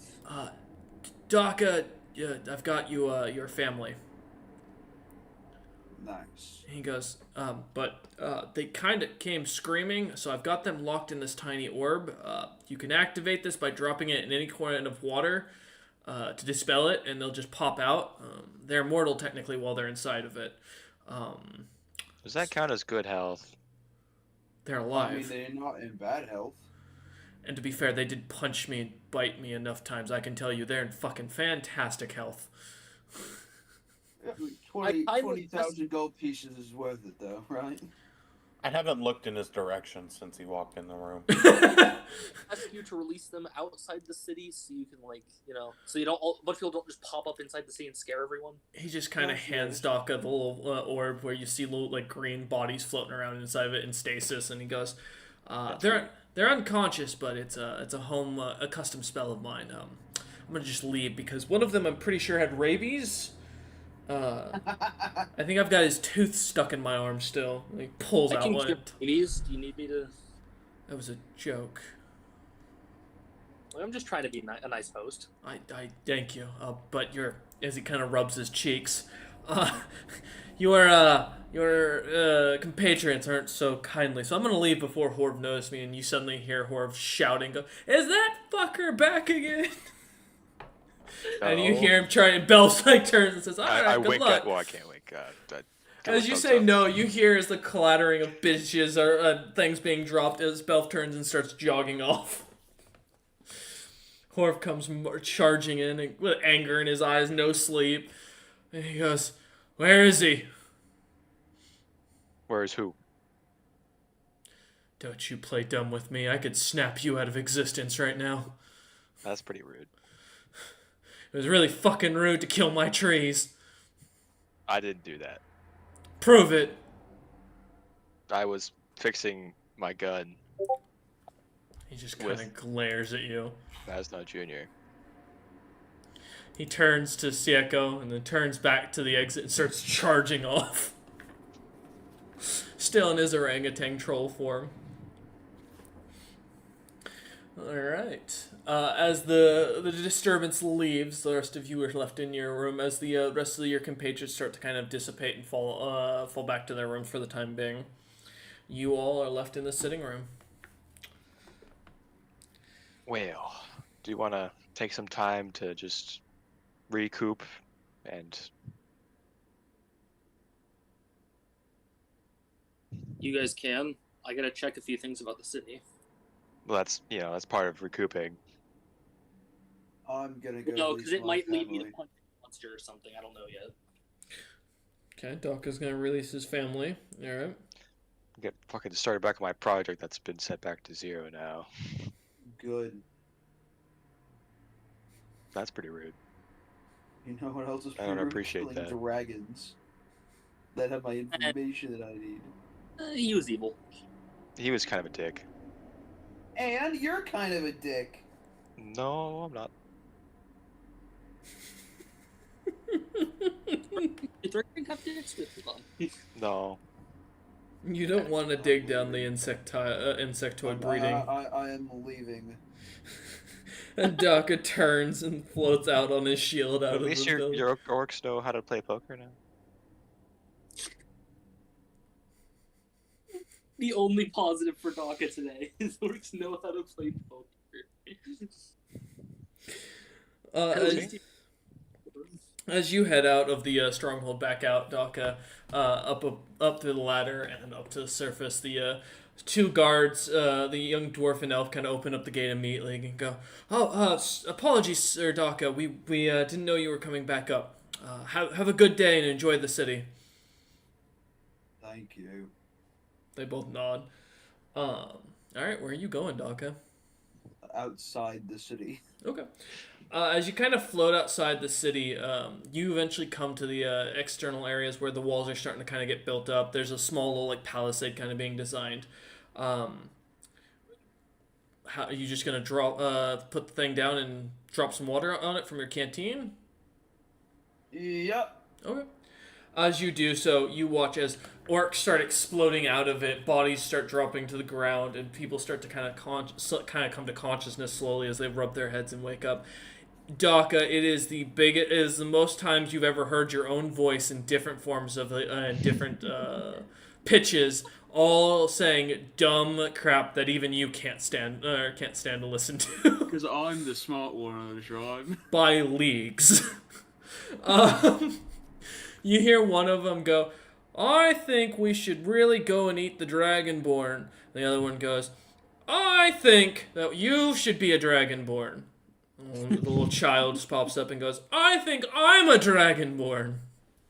Yeah, you're not a dragonborn, you're an orc. Because I'm orcs are smart. green and they're the best. The kid turns and I'm goes, the kid. Uncle Daka! And he runs over and he grabs onto your leg as this small child looks up at you with gleam in his eyes and he goes, You've gotten tall. Have I grown? I haven't noticed. As you look around, you're taller than most of the orcs around here. Oh dear God, how tall am I? About a foot over them. You're a stick, taller than a stick, so. Oh, stop You are that now right over. You are a stick and a half. The little kid looks up at Doc and goes, I made a thing. I made a boomstick. Want to see?" I would love to see your boomstick. He kind of grabs out of this little bag he has on his side that you recognize as the bag of holding this kid has now, and pulls out this long-barreled, iron barrel with a big opening at the end and what looks to be an actual blunderbuss with a long thing. He goes, I copied the design off of this gift fella that I met. Who gave the organ color? Oh yes, I have something similar. It's just colored yellow for the bigger, like the more flashy, bigger explosions. Oh, Uncle Daka, you're too dumb. You paint the things that shoot out to be yellow. Well, You it's shoot the got barrel to be blue. You see, if anything, I got to paint the sights blue for that lucky aim. What's aim? You see, when you put the shooty up to your shoulder, you have to look down the barrel, and that's how you point it to where it's supposed to go. Oh. He kind of looks at you and goes, that's not how I thought it was used. How did you think it was used, little one? He grabs the end of the blunderbuss and wields it like a club. And goes, you smack them upside the head as he smacks one of the adults in the knees. And they kind of yelp as they jump up. And he goes, and they scream. Then you smack him here, and you watch as he smacks him in the crotch. And the guy goes down, and he goes, and then you put it to their head and pull the trigger. And you watch as he eviscerates the orc's head onto the ground. Holy shit. And he goes, and then it works. Oh yeah, but you could do the explodey part from the very beginning. Oh. I hadn't. That's why Uncle Daka's the smartest. And he kind of starts chanting your name as the entire clan, minus the dead guy on the ground now, start doing the same. One of the guards seeing this goes, waste not, what not, we're having orc tonight. he watches a couple of them go over, some of the older women, female orcs kind of go over and grab the body and start getting a fire put together. A couple of the guards from inside the town, a Yuan-Ti, pure blood, a very short looking tanned mountain elf comes over as well, and they both look at you and go, are you invading? Wait, oh, and the Yuan-Ti looks up and goes, "You're Daka! I am. You're the famous surfer!" I am. The Yuan-Ti goes, "I'm a huge fan of your work. I left the hive because of you. I wanted to go and surf the waves. We had heard you'd set up a base here, so I signed on to the guard." He goes, "It's a real honor to me." And he takes your hand and starts shaking it up and down. His hands being like a quarter the size of your own. It's always good to meet a fan, but I've got to start settling down my tribe. So if you please excuse me, I've got intellectual things to do. He looks up at you with a straight face and goes, "Oh, intellectual things. You know what? I've heard you're one of the greatest intellects of this time. I apologize for interrupting you." And he kind of bows and he kind of grabs the other guard and kind of turns around and walks off. I am the smartest, aren't I? Alright, Daka. You're gonna like have them start setting up like tents and stuff outside the city in the little small forest? Yeah. Or are you gonna have them head into the city to try and be civilized? Absolutely not. I know what my people are about. You watch as a couple of them kind of head into the forest, and a few minutes later come back with like this giant hide of what looks to be a red squirrel. And one of them goes, "I found this." He seems to have a better accent and a cleaner way of speaking in common. He goes, "I found this. It was and he kind of thinks for a second. Goes, it was like in a pile of giblets." Well, you know what they say, finders keepers. He nods and goes. And he kind of like moves the little spectacles that he has that don't have glass in them, but they're just like wire, like a tree root wires. And he kind of moves them up and down. And he nods and goes, "We can make you see drill start to come out of his mouth as he kind of Parachute. stares off into the distance. Tents? That's it. The other orcs just kind of nod as they start to get to work. Moments go and they start to set up a little small encampment, getting like a little cavalry spikes kind of set up to around the area to block off everything as they cut down some of the smaller trees and create like a semi wall with like limited entry to go in and out of to make it a little easier. Your cousin you find sitting in one of the backer areas trying to avoid your gaze and kind of like staring, like trying to focus on something to keep away from you. But yeah, is there anything you'd like to do otherwise, Daka? No, I think I'm gonna call that for myself tonight. No worries, man. I'm feeling it. Not a problem, man. Alright, as guys. Daka will settle in with the tribe. Tikdrik, Bastion, and Sieko, you three are left by yourself. I'm gonna get back to work on that machine to start from scratch. Okay. And Bastion? I would like to scout out the city. Alright. Sieko? I'm checking in to see anything to be dealt with. Monsters marked as being in the area, funding is needed, that kind of thing. Okay. Tikdrik, go ahead and give me another smithing roll of a d20 plus proficiency. The crab here? Yes, it is. It has never left you. Okay.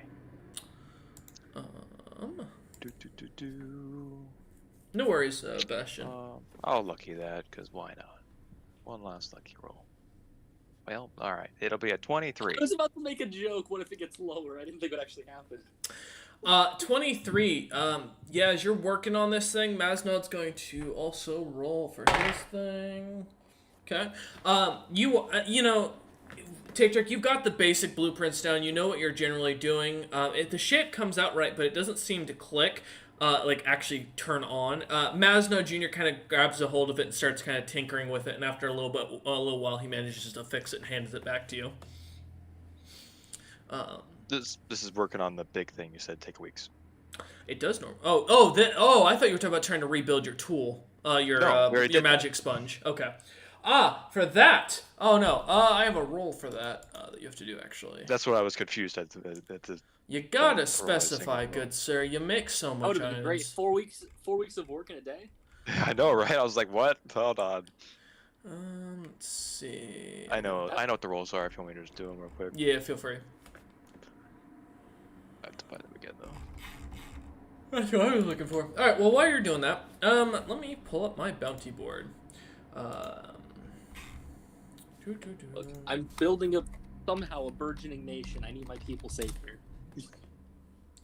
Yeah, no worries. The difference is I'm doing it from the ground up, so I don't have as much political trouble at the beginning here. Let's see. Bum, bum, bum, bum, bum. Let's have you give me a D100, Sieko. All right. 4. Okay. So as you and Bastion are heading up into the city, kind of following around looking around the area, Bastion looking about, kind of checking out the city, you find an inn. One sec, let me pull up my table for that. Because, wait, what? There used to be one for this. Give me a second. Let me find my DM tool for this. Oh, there it is. Alright. As you're looking about, you find the tavern called the Ironstone Lodge. This, seems to have a decent setup for the small one-floored inn, being the main icon of the entire central town besides your tower that's been listed as the Lord's Tower. As you lot are kind of walking about, there's a couple of small magic shops and such, but most of them seem to kind of explain that they do business. All business goes through the Ironstone Lodge. As you kind of head towards that direction, though, you see this wooden building with a very short, kind of peaked granite roof. Single floor. Let me see. Okay, yeah, I'll take that into account in a sec, Grumpy.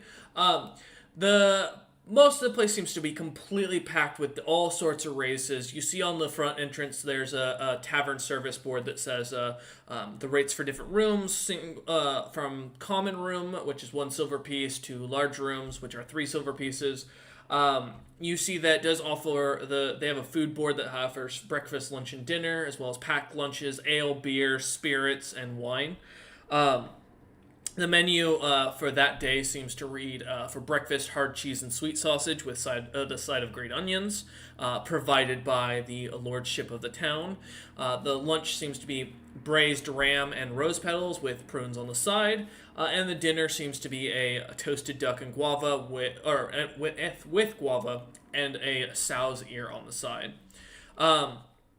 As you're kind of heading into the into the place, people start to kind of move out of Yutro's way, as you kind of stand out, and the owner of the place, a male half-orc, kind of comes right on the bar, gray-skinned, 2 really big fangs on his right side that kind of come out from around over his lip, that come from the bottom of it. Yep. As he comes over and goes, "Are you the Lord Sieko of no last name?" That's me. Yes. My name is Skuzmanok. Most people call me Grey Iron, though. As he kind of puts his foot forward, and you see this large chunk of iron that he's using for a peg leg. Sick will just kind of nod to himself, seeing that and understanding why he's called that, and just say, "Pleasure to meet you properly."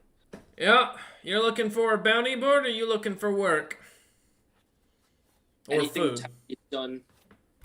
Oh, that's easy. We got a changeling that's been on the fucking, what do you call it, on the loose these past few days. Damn creature's been, really weird looking. Has a bunch of iron bits on it, we think it looks something like this as he holds up this depiction. And he goes, it keeps coming through as a canine-like form and, shoot these, little projectiles at people. I thought it was magic, but I ain't never dug lead out of someone that's been shot with a firebolt. Thing's pretty cool looking, Sea Echo. Does it just appear randomly around town? A set area it normally shows up at, or It seems to be random throughout the town. It seems to be attacking anybody that comes through here with slaves. anti-slavery creature? Okay. We think it's a changeling because of the fact that one of my patrons came through here a while back. An old friend of mine, a red orc, used to run the Crimson Talon. And you probably have seen the crater just a little bit west of here. A town that used to be there. He used to run the Crimson Talon there. He's telling me that he had a. Lord's name. He goes, "Fucking, you're an asshole, Robert." I don't fucking remember at all. Oh, give me I a wasn't minute. asking because I knew you wouldn't remember. Give me a second. I might have it in my. Well, DM. I mean, Bastion. Bastion would probably know, be- but let me see if I can find it in my DM notes, campaign notes. Because it would be in the Crimson Talon.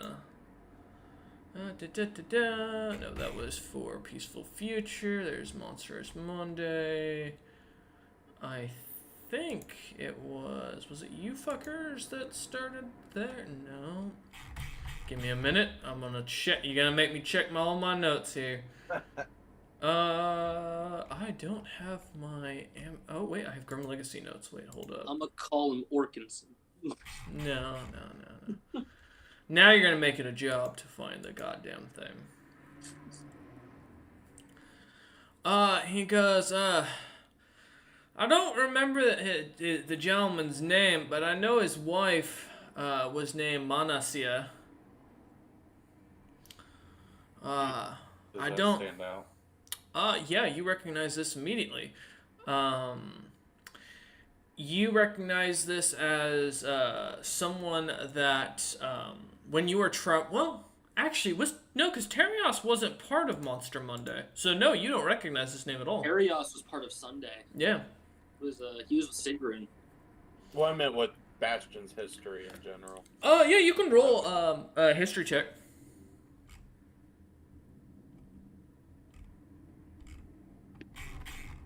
18. Yeah, as you're looking about, or as you're thinking, no, you're pretty sure that the person who ran the Crimson Talon was known specifically as Greg the Bloodthirsty. He did have a boss that was never named, that you never caught the name of. Well, that would mean he would have had to have been the boss. The Graren kind of looks at you both and goes, "No idea. But he used to run everything. He had a couple of subordinates. He used to have a goblin fella that I hear got eaten by the dwarvish receptionist. Weird stories that came out of the guild. And one of them was Greg, yes. That's what's the name. That's the guy who ate the goblin. Do you know that a dwarf can eat a goblin as without cooking? I didn't know that. That was it was pretty Have you freaky. met the man? Greg? No, thank God for that. Yeah, you want to best leave it that way. Yeah, I agree with that. I heard he wiped out a group of adventurers for trying to poison him to death named, I don't know, Rejected Hour, Amateur Hour, Lost Hour, some shit like that. He kind of thinks about it as he rubs his chin. To your question, these are the only monsters that we've had in the area as of recent, is this damn thing that's been walking around the streets. It's been spotted mostly at night, raids slavers only. Though I will say, it leaves a calling card. There's what do you call it? As he thinks for a second, a dragon, like a dragon scale every time, silver, that gets left at the scene. Just a simple silver scale. Well, The echo hears in his head, or their head. You think of what I'm thinking? sadly, I think so. Let's go find him. Yeah. Well, we have to wait to nightfall. Oh, well. Wait, I guess. I'm talking about inquire- Tick Trick. Oh well, yeah. If you want to go get him, I'm gonna go inquire with the guards to see where any known slavers are, because we're gonna have to hold a stakeout. Oh, Oh, I think we're on different wavelength. Or were you just gonna go slaughter everyone? And While you plan this, the DM's Oh. gonna get some water real quick. Oh no, I was thinking of using Ticktrick as the slave. I'm back. Oh, what a good time. What? So Hey, we have to Ticktrick's hunt. gonna be our slave. We have What? to hunt a monster that only attacks slavers, so we have to bait it in. I was gonna hold a stakeout where the current slavers in town are. He wants to use you as a fake slave. Use you as bait. It I don't will wanna be attack bait. you. It'll attack Bastion because he'll be the fake slaver. Alright. I'll use some of the townspeople. Hmm? Wait, what? No. Use some of the townspeople as slaves. Well, No. because it seems like generally when people see Thrycreen, you're either our familiar or our slave. No. So DM, I want to inquire with I guess whoever's higher rank in the guards that I can go meet with. Probably just people that at the tower would work. I could just ask one of them. Where any of the known slavers are currently staying in town. As you head I'll over go to... find Ticktrick. As you head back over to find the two kids, Bastion kind of heads into the stronghold, or back into the stronghold itself to track down where he saw Ticktrick last at the forge.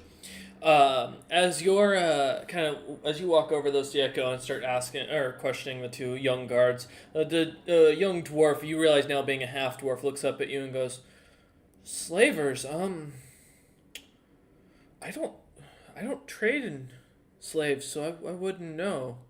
I'm just asking if you've seen anyone come through with them. No, but there was a suspicious elf with a thing of plants. Oh, you gotta be fucking kidding me. Where is he? He looks at you and goes, yeah, is it bad to sell plants? Are you allergic to plants? He's a slaver. The plants are people. No, he's a really sweet guy. I bought a rose bush from him the other day from my mother. Do you feel any magic coming off it? No, but it did turn into a little elf girl when I watered it. Yeah, you see what I... As the kid kind of rubs his chin and starts to look like he's thinking. You know, that does explain... You know, she was screaming, I was screaming.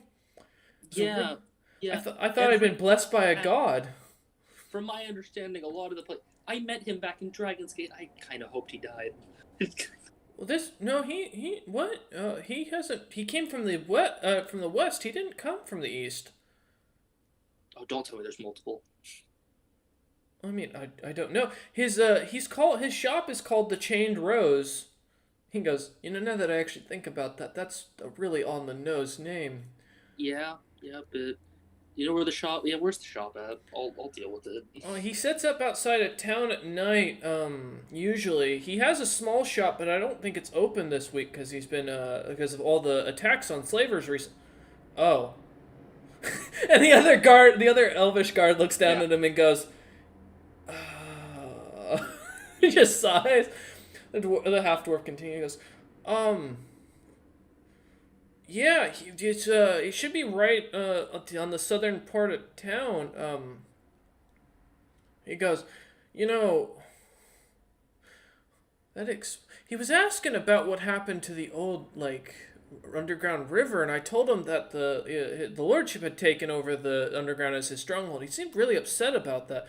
That kind of makes sense now. Do you think he's gonna be back tonight? Oh yeah, he's got he looks over at the other guard, or the elven guard. Goes, I think Grey Iron was gonna go see him about getting a rose bush for his wife's anniversary. Something about having some kids that they want to get set up. Wonderful. 2 birds, 1 stone. I can kill whoever's killing slavers and get rid of the slavers. Perfect. Okay. He kind of looks about and goes, yeah, here, and he starts kind of pulling out a little patrol map that he's got, and he goes, he starts kind of circling the areas, a couple of different areas in the southern portion of the game. He goes, usually sets up in those 3 locations. His actual shop is at the actual southern gate itself, right on the outside of the town, so we don't have any jurisdiction there as guards, but that's where he keeps his wagon and sets up his camp outside the town. Well, he's an enemy of mine, so you have all the jurisdiction you need, but I'll deal with it. I don't want to be turned into a plant. I know, that's why I'm saying I'll deal with it. He nods. As you're having this conversation, Bastion, as you come down the back down the ladder and into the stronghold, peering over either side of the bridge, you see Tiktrick and Maznod Jr. hammering away at something that you're not really familiar with, but the two seem to be working, tossing water on themselves as they continue to work in really high heat as they beat together something, and then finally stop to let it cool. As Maznod Jr. says something to him, and Tiktrick kind of turns and looks up, seeing you standing on the bridge. What do you want? We need you for something. Is it a good starting point, Maznod? Maznod just nods and kind of starts to cool the metal and lets it rest as he goes back to working on something else. All right. All right. As you kind of climb up the little stairs dug into the mount or the rock spears that hold up the main portion of the stronghold, heading through the entire thing, you finally find Bastion standing on the ladder. So what is it? Yeah. Well, we found a beast that's been bothering the town. Yeah. It apparently only attacks slavers. Okay. Well, Do we know of any slavers we can stake out? Sieko went to check around town. As you climb up the ladder, you see Sieko at the top. Oh, I got our target. did you? Okay. So I guess remember we'd all the- need these, and then I dropped the chains I was totally Yeah. carrying. You remember the plant thing back in Dragon's Gate? Yeah. Oh, the Yeah. weird guy? Another one set up here. Oh, great. Oh. So you Now, know. do you think we're this doing beast that. will know that's a slaver? Well, seeing as how once I mentioned it, the guards pieced together a lot of obvious things pointing to being a slaver. Probably. The half dwarf, still standing at the entrance, goes, "In all fairness, slavery's been outlawed in these parts for a long time." Yeah, that's why he's gonna get the most brutal punishment I can. You see the kid goes pale and I just just can't turns believe back. you didn't hear the flowers screaming. He kind of peeks his head back around and goes, Oh, well, they did because they watered it and it turned into a person. "Well, Hey, that's different it turned from into how a, the other guys It worked. turned into No a young sleeps. elven girl. I thought that gods had answered my prayers. Oh. Oh, Is the girl all right? She okay? Yeah, she's well, I say young, young for an elf. She was like Yeah. 300 years old. Yeah, but is Which- she all right? Yeah, Mentally no, fit? we gave her some clothes for my little sister. My mom's watching after her now. She's integrating into society. Doesn't have any memories of her family, so That's good. Just tough. don't mention this to anyone at least till tomorrow. mention what? Exactly. Kind of looks at the other guard, and the guard kind of just smacks his head, and the kid goes, kind of looks very confused, and just goes back to standing guard. He's got it. He already. He's a natural. He's a natural. He kind of stands So there. as I start walking off, I'll show the map of the 3 possible locations outside town he could be. So we're gonna have to check each one when night falls. Okay. Do how you much should one of us like fake can buying we them? see of the town standing at my 10-foot tall frame? Sorry, what was that, Bastion? Being 10 foot tall, how much of the city can I see just standing up? Most of the buildings are still taller than you. Okay. For their roofs. However, you can pretty much see down pretty clearly, almost over. There are no tall creatures in this territory. Like most are average 6 to 7 feet tall. All 3 of us are 10 feet tall. Yeah, you guys stick out like sore thumbs wherever you go. In this, especially in the town where these are mostly like commoners and refugees who are just running away from, whatever problems were in their homelands. Yeah. Well, Yeah, I I'll guess tell- before we leave, should we like check on the news? Maybe checked on the news in a while. The kid, the half dwarf kid, turns and goes, "Oh, are you guys a fan of the world news too?" It's helpful. We keep an eye on it to know what's going on. Yeah, I just heard that Dragon's Gate got pummeled into the ground by a godly hammer. Yeah, we were there. Yeah, and there was a big disturbance at Oventium. Some guy came walking out of there that apparently and wiped out like 2 of the Vidan cities out that way. Oh, Well, that's pretty bad. Yeah, he just snapped. Apparently, some of the rumors state, at least, I don't believe him because I don't think anybody, if anybody survived that, then I mean, I don't think they'd be telling people about that. But, and he kind of goes on, kind of fangirling slightly, and he goes, but I hear that a big slime with dragon-like bones tried to attack the guy. There's no depiction of, like, what he looked like or what he could do or what race he was or anything. But apparently, he, like, one touch of his finger killed this slime instantly and managed to, like, wipe out an entire city wall. I have bets it's a dragon in disguise that someone woke up. oh, that's probably not good. All right. And the other guard just looks at him and goes, and just kind of slightly pales as this mountain elf with a tan skin just shakes his head. And the little kid, the half-dwarf kid, continues. He goes, there's the Firecrest Kingdom out there, right? So they're gonna take care of everything. They got this. I mean, they've got like some great magic caster that works with them that could blow up cities and melt walls and such. Sure. Yeah, Goofball. I'm sure they'll do fine. Yeah, see, he goes, there is news. There's a new organization. What was it called? He kind of thinks for a second. It was just recently reported because I saw it in the news this morning. He goes, what was it? It was it was like a chained flower. It wasn't a chained rose, but it was something, and they called it a new guild that had been rising to prominence in like all the towns out here. They've like been a big like helping the poor, giving cash to the cities, helping the peasantry, opening up kitchens for people who've been like left without homes to eat in and stuff like that. Now that I think about it, a lot of places have been reporting missing people. You don't think that those people are slavers, do you? You and the other guard just shakes his head still. See, Echo just like puts his palm to his face and is just like, oh god damn it. The mountain elf guard kind of pokes his head in now and turns and goes, he's actually one of our smartest guards on patrol. Is he Look, that's fine. We don't pay guards to think. You're supposed to handle the really overt, obvious stuff. We'll handle the more, this kind of thing. The elf kind of pokes his head in again and goes, wasn't planning on it. He kind of pokes his head back out. A weak group to handle this kind of thing. That's for later. Anyway, we should go. Yeah, we'll go prep for this. All right, how are you gonna prep for it? What you planning? Was it described on how they attack the slaver or anything? No.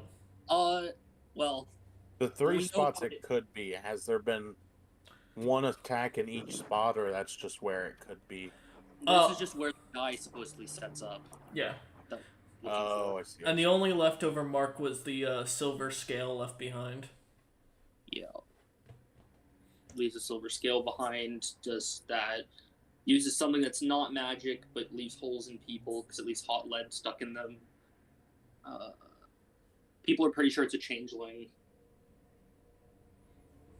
Well, one of us can probably, go up and fake buy slavers or some shit. Or, sorry, slaves.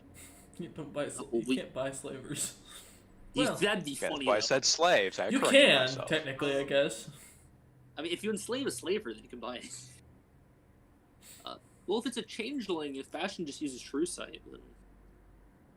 Oh that's yeah, not I'm how- gonna go ahead and that's- give everybody true sight. By the way, Changelings just change shape.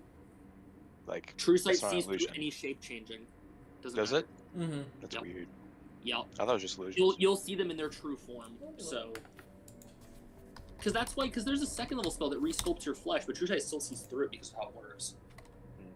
The spell gives the willing creature you touch the ability to see as they actually are for the duration the creature has. Yeah, so basically you can know secret hidden doors and can see into the ethereal plane, but it does include that you'd be able to see that their original form, that's If not their they're original form. changeling, we'd see them no matter what, in their like pale, their gray-skinned, I see. like whitish hair form.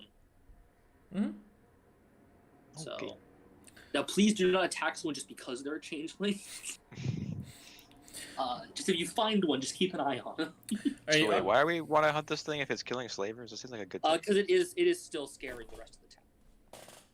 We just tell it to not scare the town. The half dwarf That's kind of worse. pokes his head in and goes, I will say my mother's truly frightened, but I don't know if that's because of the elven girl that popped up when I tried to water the bush, or if that's because of the fact that there's a creature killing people.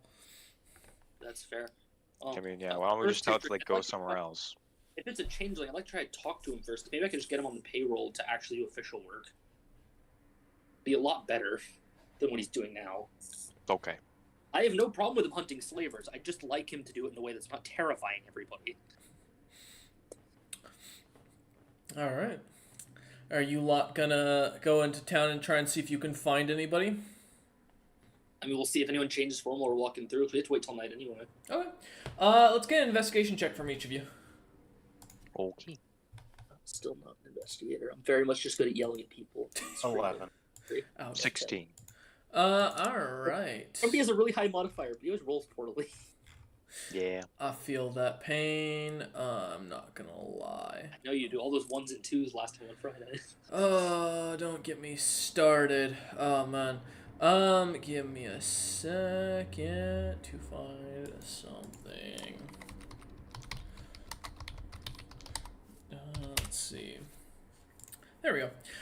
Yeah, as you start walking around, you come across a shop that catches your attention. A small little, not, when I say shop, it's more like a booth in the market stall as you lot are walking through the town looking at things.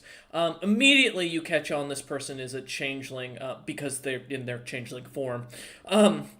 Standing about 5 feet tall, kind of elvish features with pointed ears, very, very vibrant skin, a golden locket around their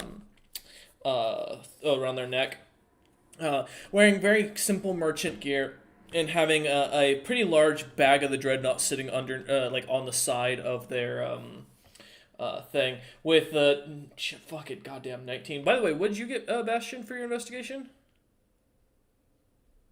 11. 11. Okay. Yeah. So as you, between the three of you, looking about, when you see this changeling, she kind of sticks out, and you immediately recognize it's a female. At least she looks female.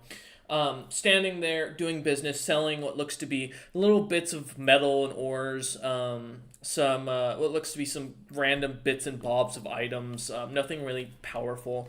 But her stall seems to be very popular amongst the townsfolk. You see the sign above it reads, the Mad Weapon, and it has a big Z carved into one side of it. Yeah. Walk up. Alright. As you walk up, the woman kind of turns to you and goes, "Can I help you? Genderless?" You're the first to get that right. Her eyes are glowing slightly. They glow with a slight gold to them. I just wanted to ask, I've been asking around if anyone knew anything more about the creature that's been attacking slavers. No, I mean, I've heard some rumors that the thing attacks at night. Supposedly some people say it leaves behind something of a calling card, but that'd be really dumb for a beast to do. Sounds like a trained hunting dog.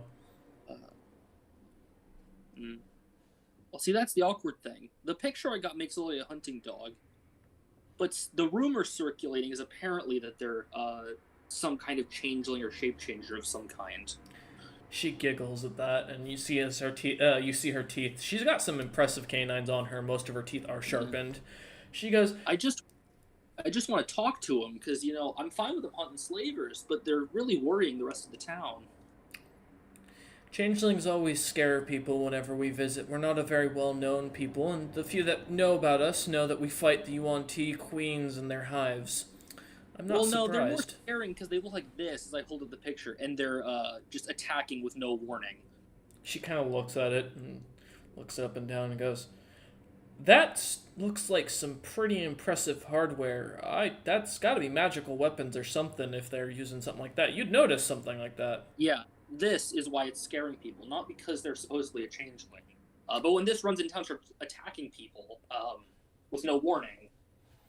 And you think it's a changeling because of the fact that rumors spread and you assume it's something to do with me because I'm a changeling? No, I talked to one guard, not even an hour ago. This is something about a changeling, and I've been going around. I was going to start asking random people, random merchants and such, because they talk to more people. there have been flowers turning into people. Yeah, no, that's another problem I have to deal with. Dragons blowing up cities. Yep. The entirety of the destruction of the world going on. Yeah. I'm gonna be honest, I don't know anything. I'm listening to their thoughts this whole time, by the way.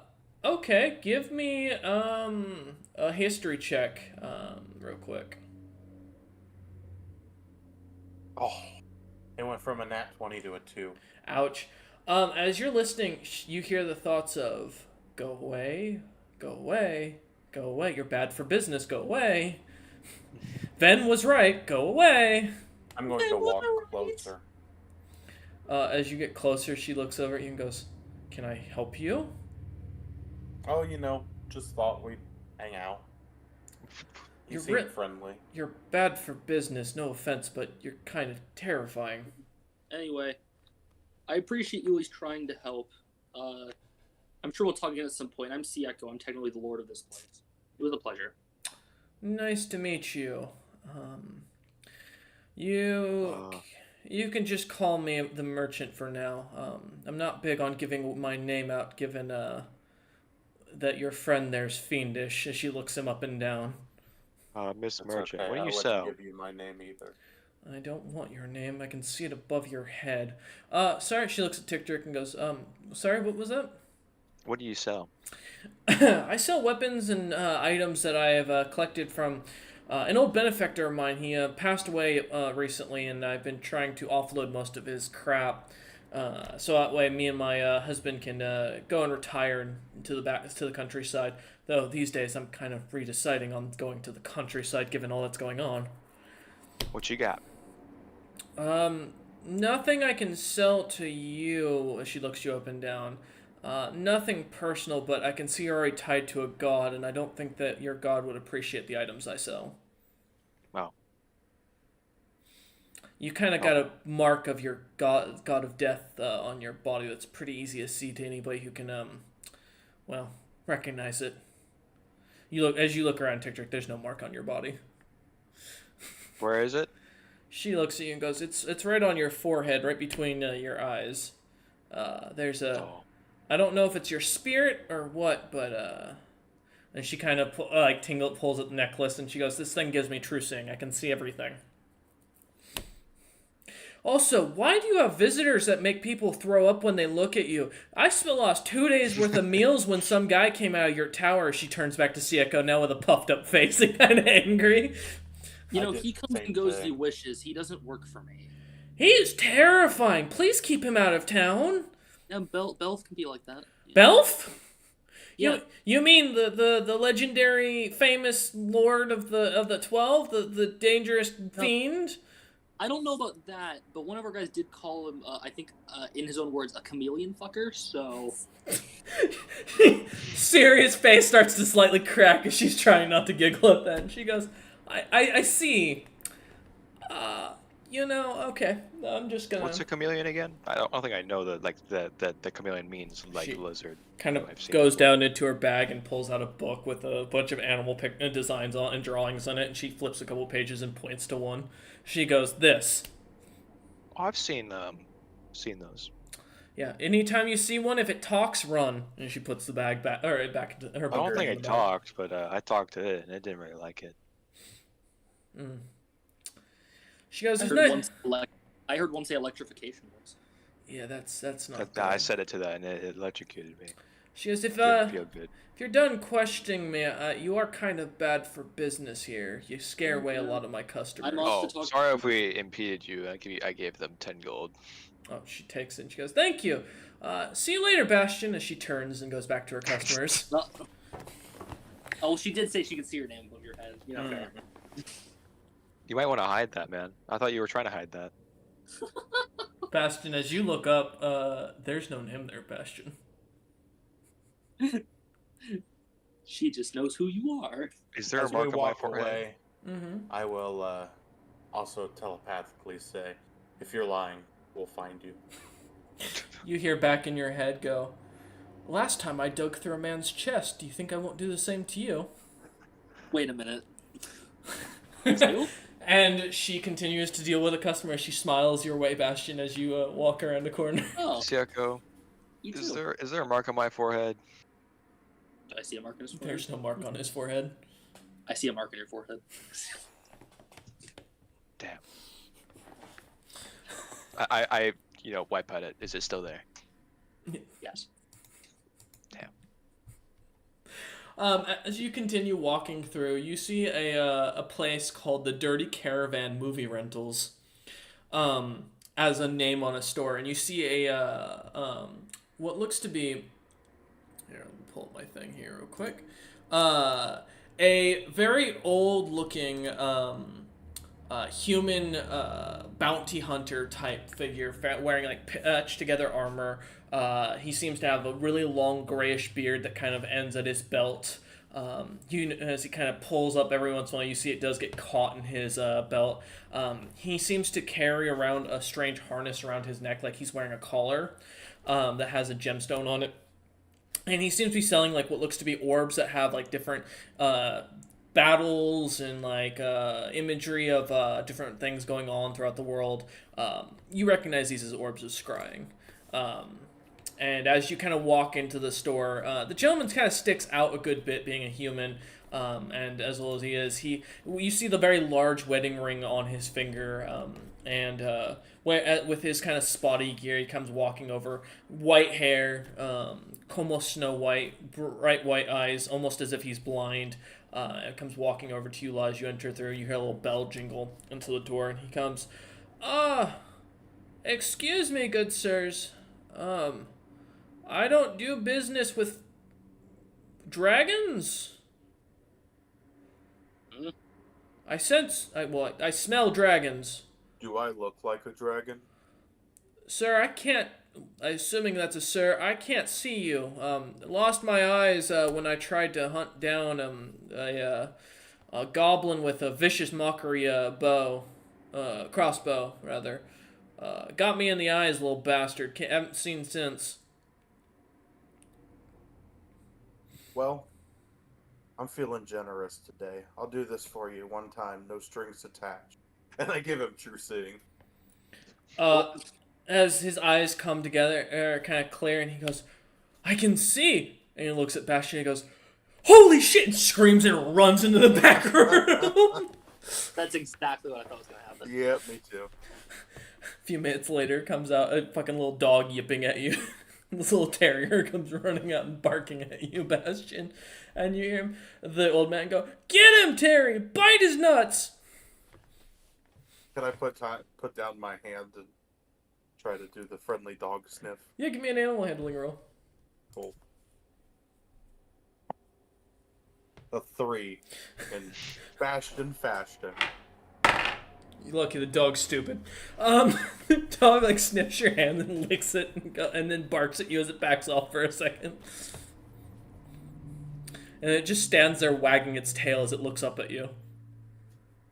Little fluffy white terrier. I will attempt to pet Just it as well. motion my hand to send it away. As Tick kind of lowers his hand, the dog, seeing the signal, kind of runs off. And the guy, you hear the human guy go, good job, Terry, you bit him and got him to leave. In his head, he hears, you sure about that? Oh, Damon! As he runs out the back door and you hear him picking up someone and like I think they're slamming the dogs like yipping as they run out the back door. Alright. The store is now empty. You just This is your town. Would we be in trouble if we took things? Don't take anything. There's demons among us! They're stealing my shop! I have to deal with, now I have to deal with that later. Thanks, man. I mean, look. We're 10 foot tall. Do you think anybody didn't know already? And with the last investigation check, walking about, you find a unique little like stand called the Puzzled Golem. It looks to be a little like kid's stand that seems to have popped up recently. This strange-looking, bright orange-haired brown eyes, short, dark-skinned rock gnome seems sitting there. His you see as his skin seems to kind of be somewhat silky to look, almost gleaming in the light. He with a very square face, very unrecognizable, very plain looking. He kind of looks up, sees you lot coming, and kind of tips his little farmer's hat. You notice he's wearing like full on overalls, no shirt, no shoes. Has like some plant matter in his mouth, and he looks up and goes, "I take it you lot are the demons that poor Falk is screaming about." I think so. You know, I just wanted to ask him about something around town, and they started screaming about demons. Falk's an owlbear. He's he's a real skittish type. You know, one of them werebear types. You know, he joined He up. was blind. I was just trying to let him see. Yeah, his type are real skittish around fiends. Apparently, one of his cousins made a deal with some fiend called Tag or something like that. And now he's like big on the known of the world. I think he goes by the name of Luscious Lips or something like that. What a name. I don't know. He joined on with that Firecrest Kingdom. Something like that's what I've heard the rumors. Anyways, he pulls out his hand to you and he goes, name's Orpip. Orpip Zoltar. Pleasure. Nice to, nice to meet you. He goes, what are you looking for? You looking for toys? And he kind of starts putting out and setting little like golems that like are puzzles. Yeah, those. I'm gonna be honest, those looks fun. But we were going around asking any merchant if they knew about the whole creature attacking slavers thing. Yeah, I've seen the creature. Yeah, I was on a stroll one night. I don't sleep much these days. Back kills me, wife doesn't put out, and the kids just scream all night. I like to spend most of my evenings in the tavern. Gray Iron, great guy to be around. Good drinking buddy. He goes, she talked to some tiefling woman. Nice rack on the tiefling. Real ordained looking type, one of them noble types. Was talking to her about something, and then she turned into this weird looking like sheepdog looking creature. I don't know how else to explain it. One of them herding dogs, one of the ones you buy for your pets and or your farm stock and such.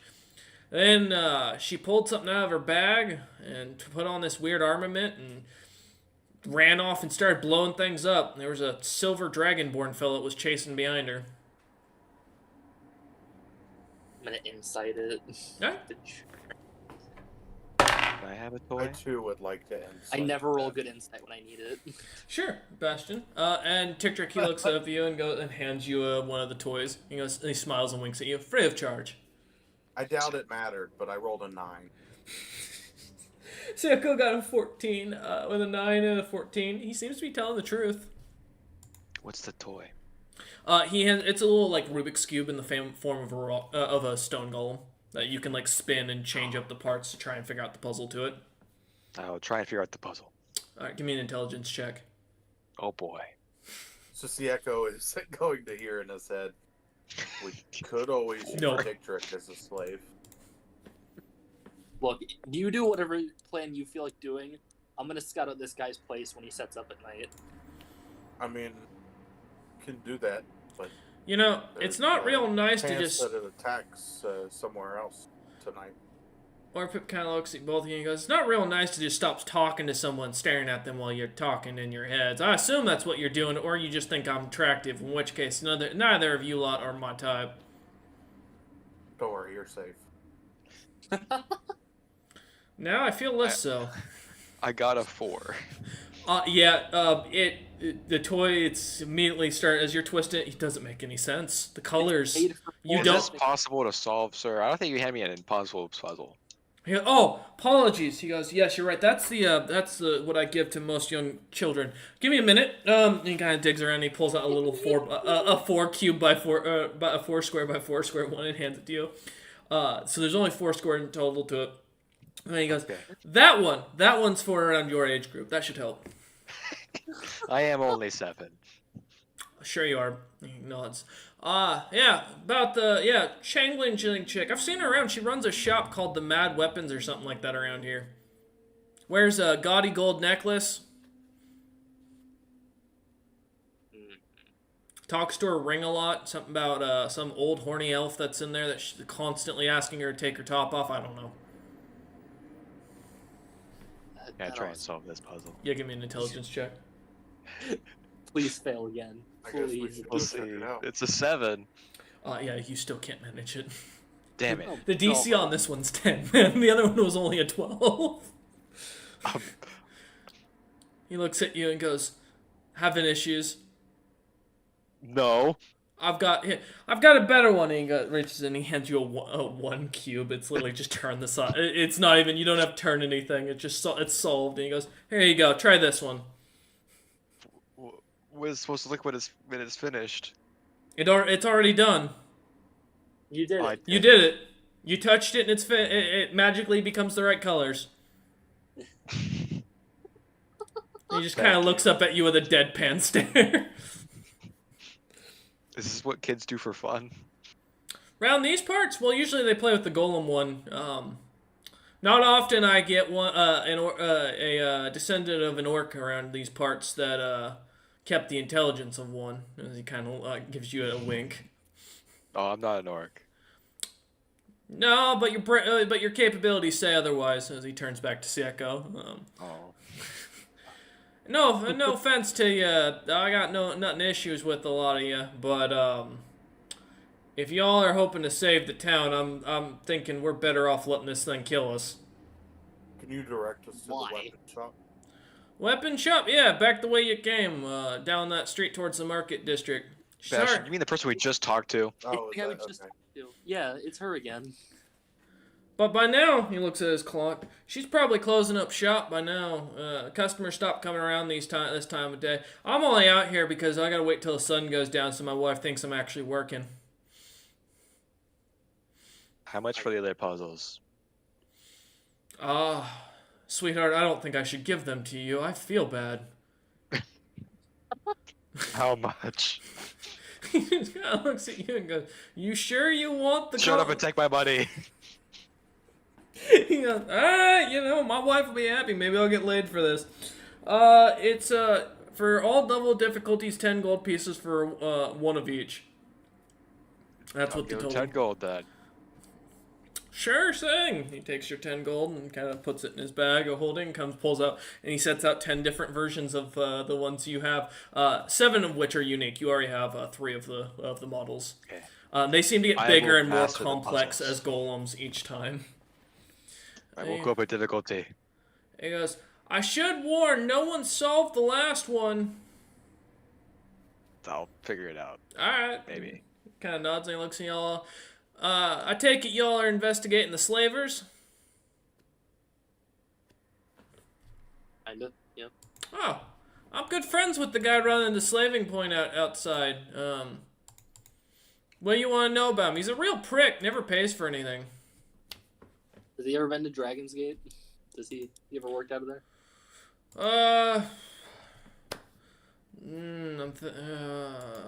He kind of starts thinking for a second.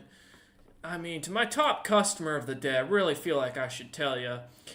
No, to be honest, his wife, she's a drow named Nellowy. She handles most of the transactions. She won't let him travel outside the western portion of the continent because of all the wars and the fact that the High Elves like to eat people. Says it's something about the fact that he can eat her, but he can't. He's gonna get eaten by nobles if he's out and about because of his magic. Of course. Alright. Guess I'll have to deal with this the old-fashioned way. Yes, if you want. I mean, he should be in town before the end of the night. He likes to come into town before sundown, typically to scout out customers and such, because no one buys locals around these parts. They're not gonna buy from him if he's slaving around here. So none of the slaves are from here. Anything he's got's got to be from foreign lands. I recommend if you're gonna head to his little encampment.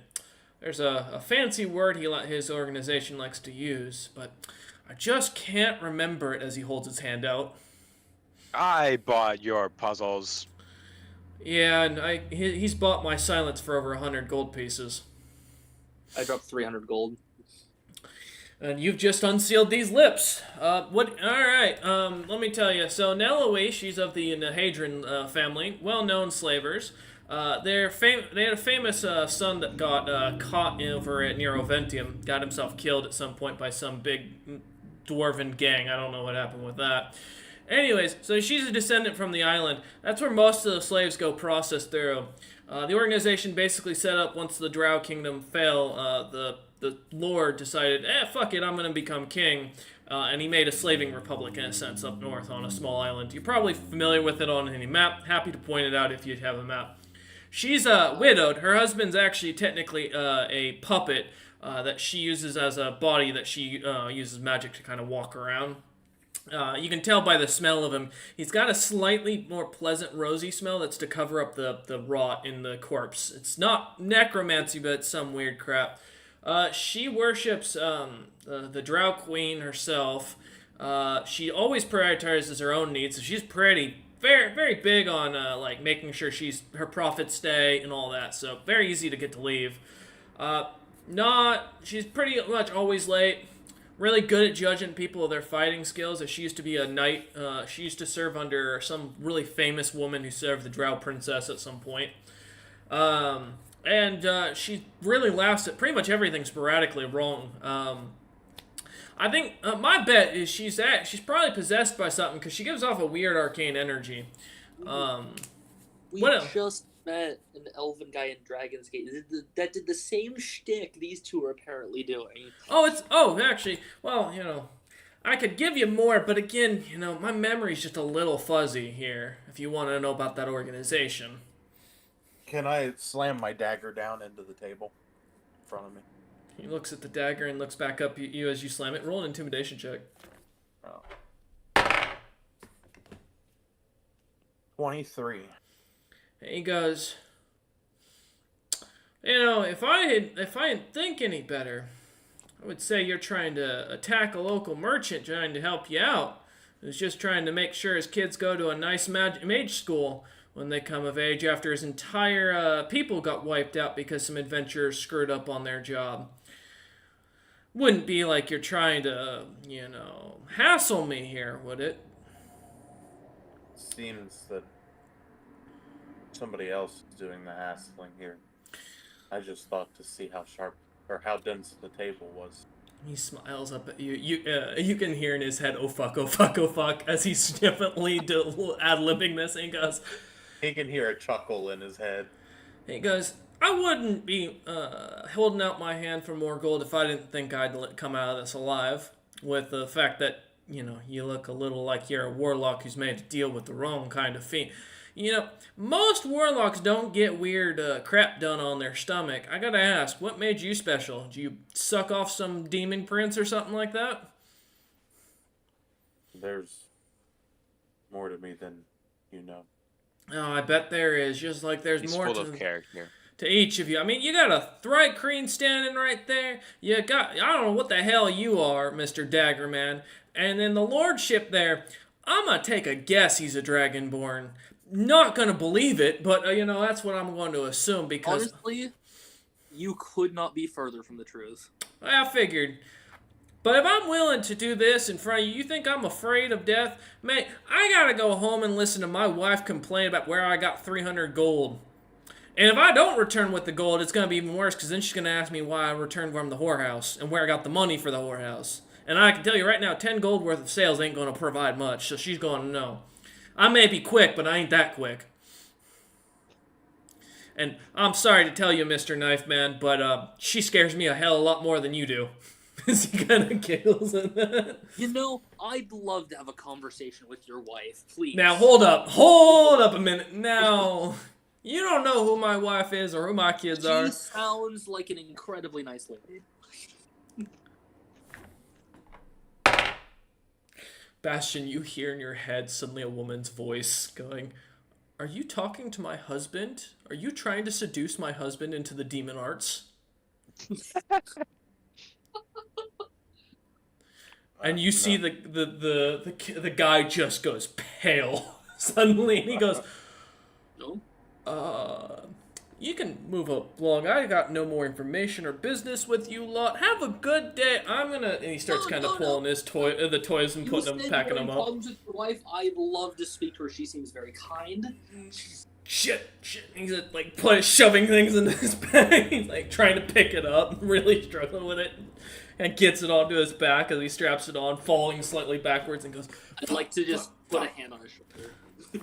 Give me a strength check or strength check.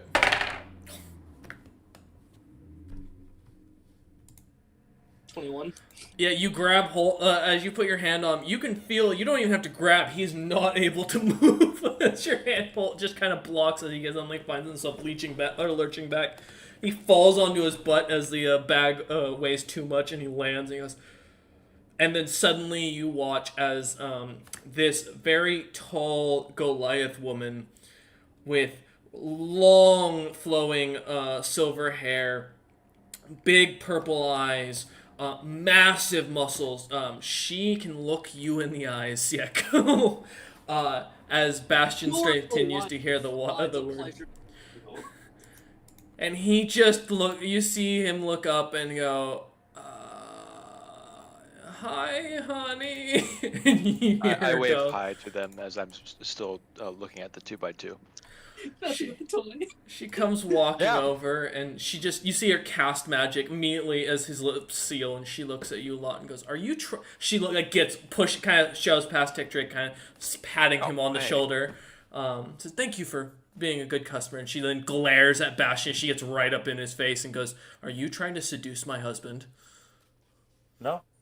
Are you bringing your demon arts? You will not be snacking on his soul. His soul is mine. Do you understand this? She doesn't even listen to you. Good money for some information. That's all I care about. She turns and looks at him, and she goes, "How much did you pay him?"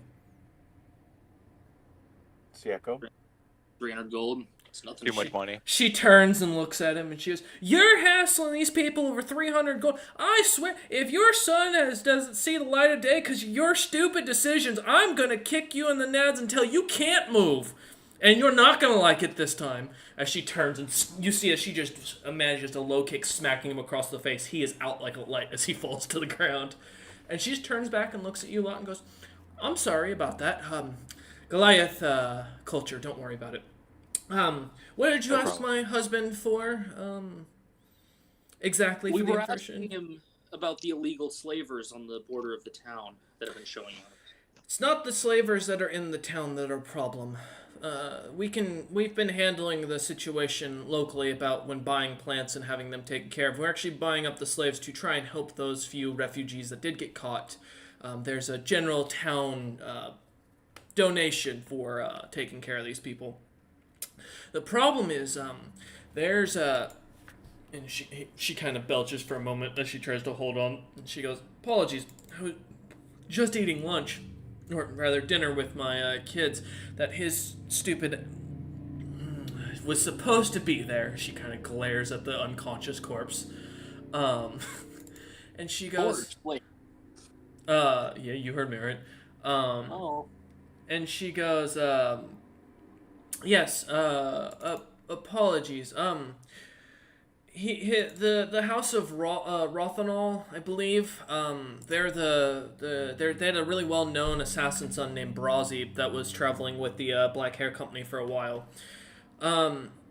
The lordship of the house has managed to set up basically a trade point that blocks all travel out of the northern territories of the dwarves that have become a slaver capital. Basically, they have been refining the arts, hiring goblin slavers, guilds, so on and so forth.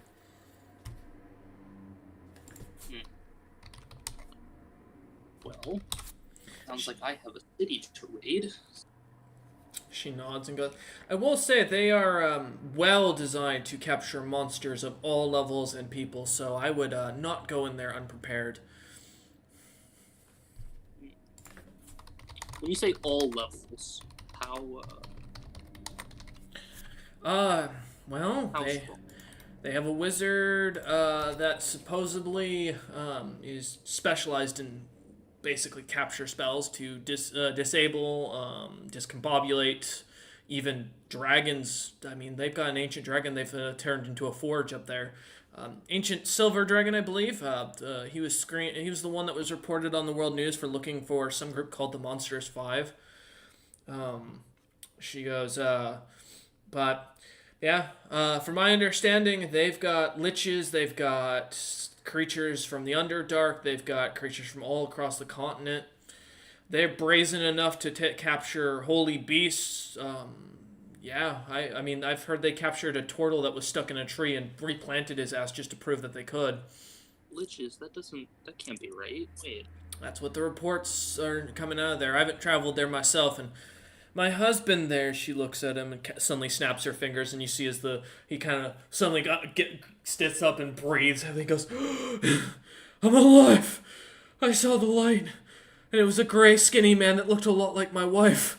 And you see as she just turns and kicks him again as he falls over unconscious. I know that guy. She goes, that's concerning, but okay. I take it you lot are adventurers. Well, if you are. I'm the emperor and lord of this town, yes. Oh, you're the unknown lord. You're the asshole who has delayed all the permits and all the buildings and everything because you haven't been here to fill out paperwork. Look, I told them not to make me the lord. I was just the funder, and then they made me the lord anyway when I wasn't even here. It turns out having a big, scary monster-looking guy walking around tends to help with business. And she looks up as the sun's starting to go down. She goes, it's getting dark, so if you have any other questions, feel free to send one of your guards to find my household. And she kind of holds out her hand to grasp yours, and she goes, you can call me Lightwalker. See Echo. She nods and grabs your hands and shakes it and goes, also, keep your harlot, she kind of nods to Bastion, away from my husband. I don't know if I'd call him a harlot, but yeah, I'll keep that in mind. Alright, Lightwalker. And she looks at Tick-Trick and kind of pats him on the head and goes, hey, and good luck on with those things. The last one, I'll give you, do you want some advice on the trick to it? Sure. She goes, there's a little key in the center of it. Once you match the center chest piece of the golem, that if you open it, they'll dance. All of the collection will like dance and do a little jig as a celebration that you solved them. Oh. Let's go. She nods and smiles, and she goes, they're really popular with all the kids around here.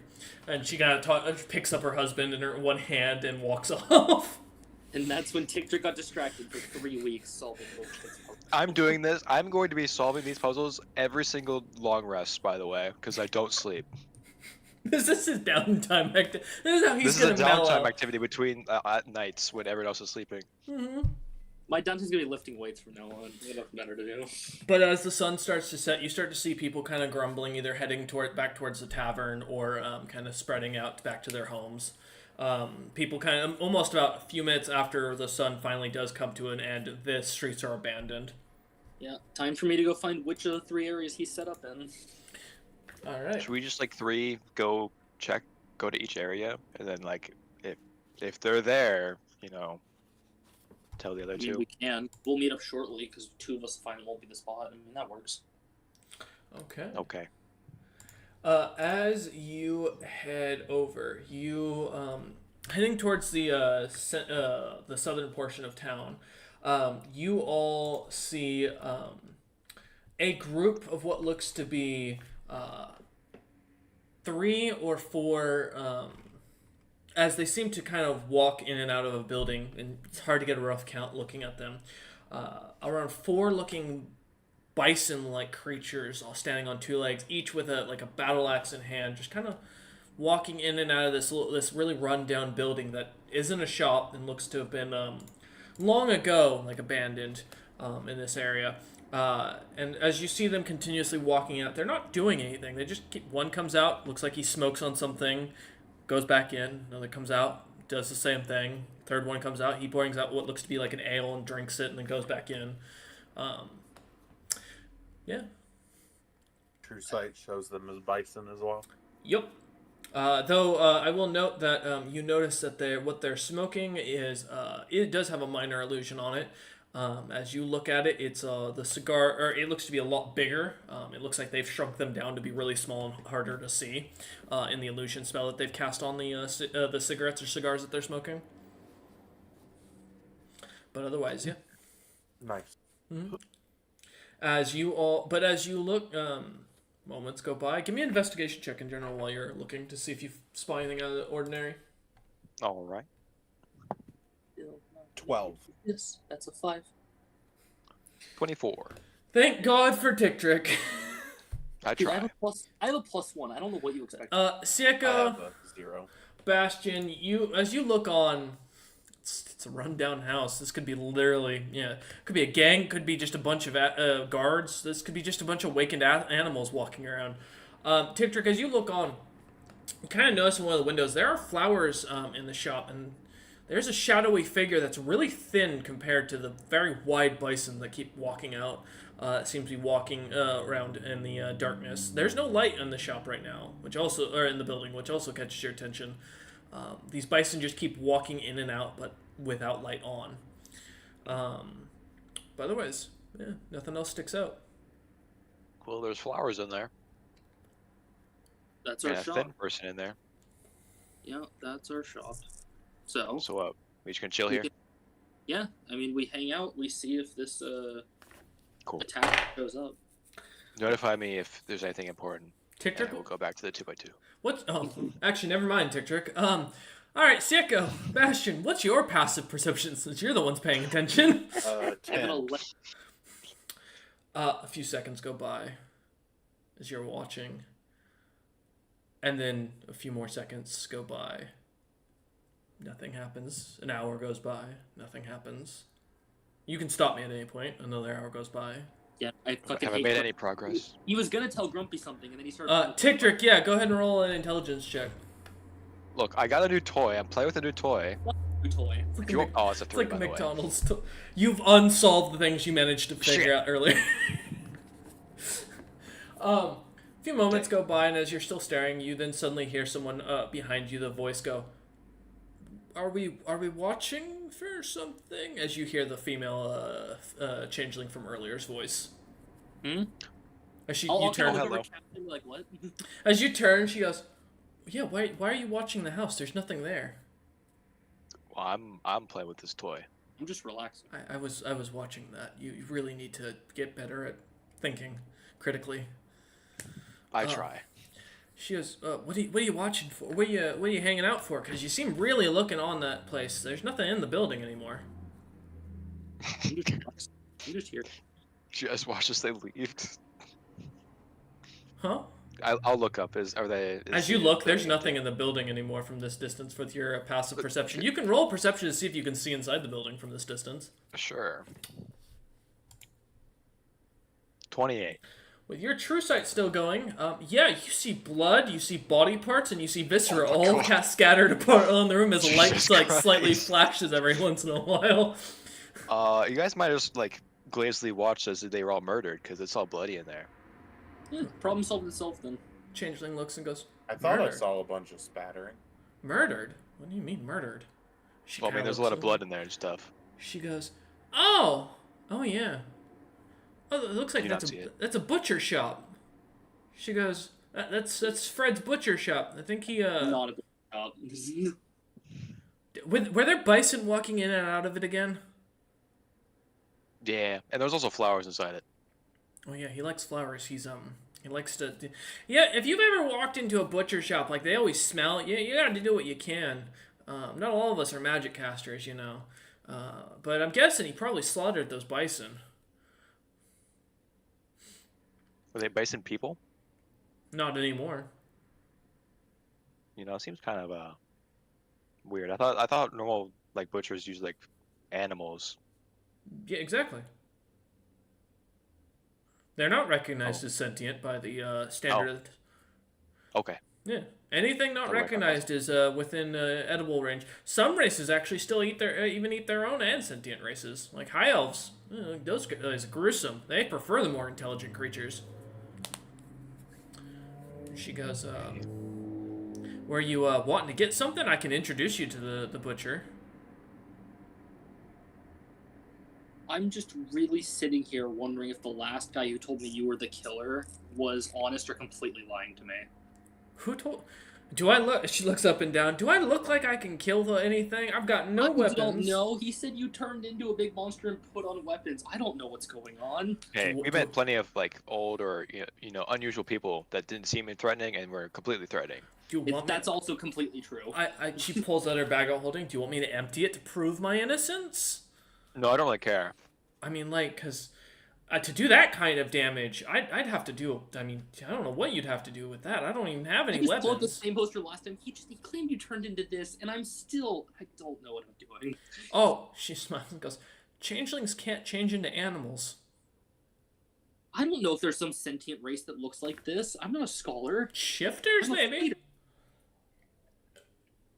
Yeah, no.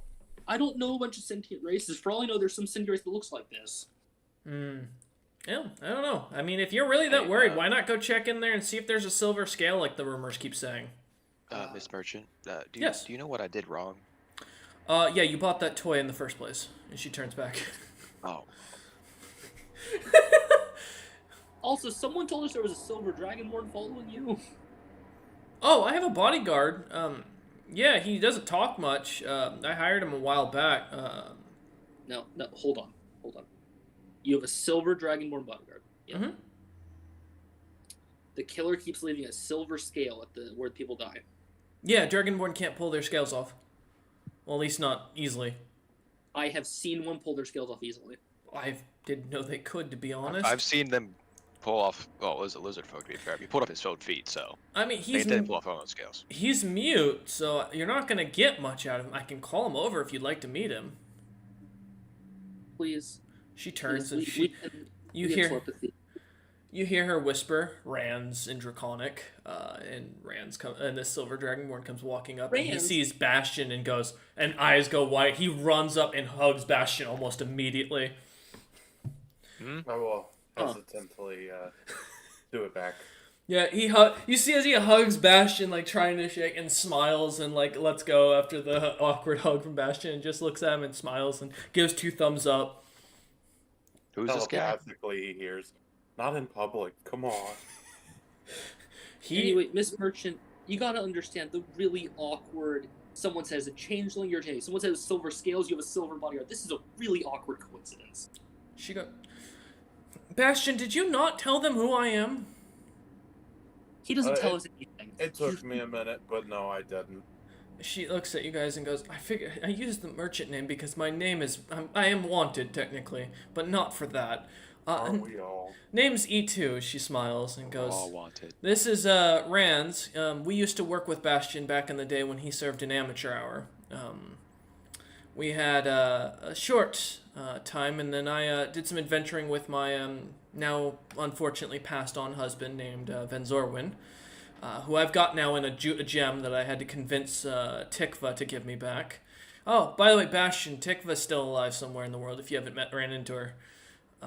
Not for long. We've met 3 Fair. different of Venzorwin's wives who all hate him.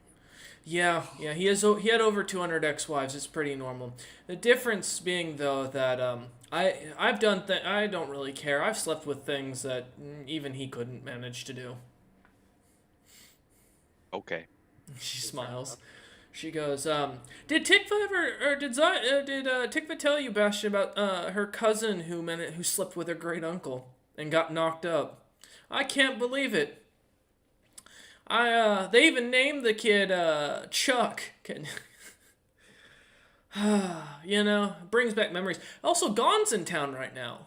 Well, not in town here, but in just north of here. She's in Cardessia. She's been recruiting, trying to build up a new paladin order, which was interesting. She goes, "But yeah, no, I won't deny I've killed slavers. Bastion can attest to that. When we actually first met was while me and Rands were on the run from slaughtering a bunch of slavers."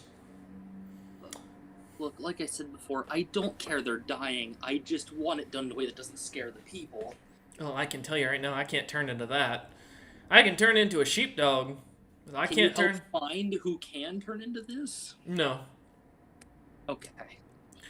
My days of adventuring are over. I don't work for the Crimson Talent no more, and, well, Ven's dead, so unless you've got some way of bringing him back, I ain't interested. Plus, I've seen some things after the mole incident.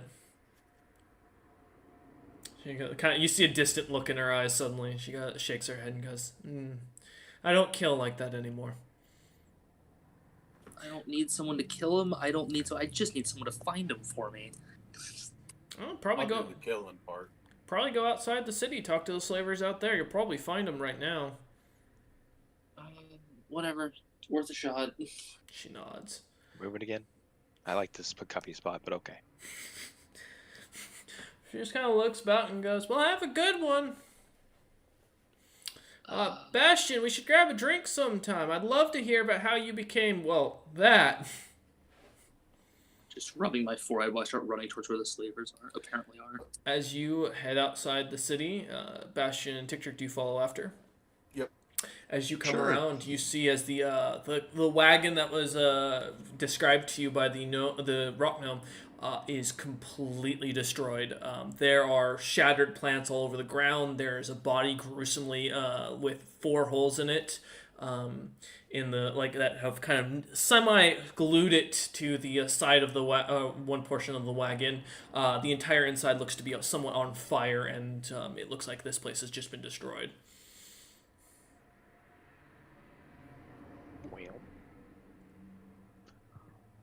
Can I see how long ago it was this happened? Just say, can I see if there's any tracks or anything to follow this? Investigation from Tick Trick, survival from Bastion. Cool. Oh, 12. 17. All right. 17, as you look about, this happened, you'd guess maybe a few minutes ago. Oh. Bastion, as you look about, there are 3 sets of prints.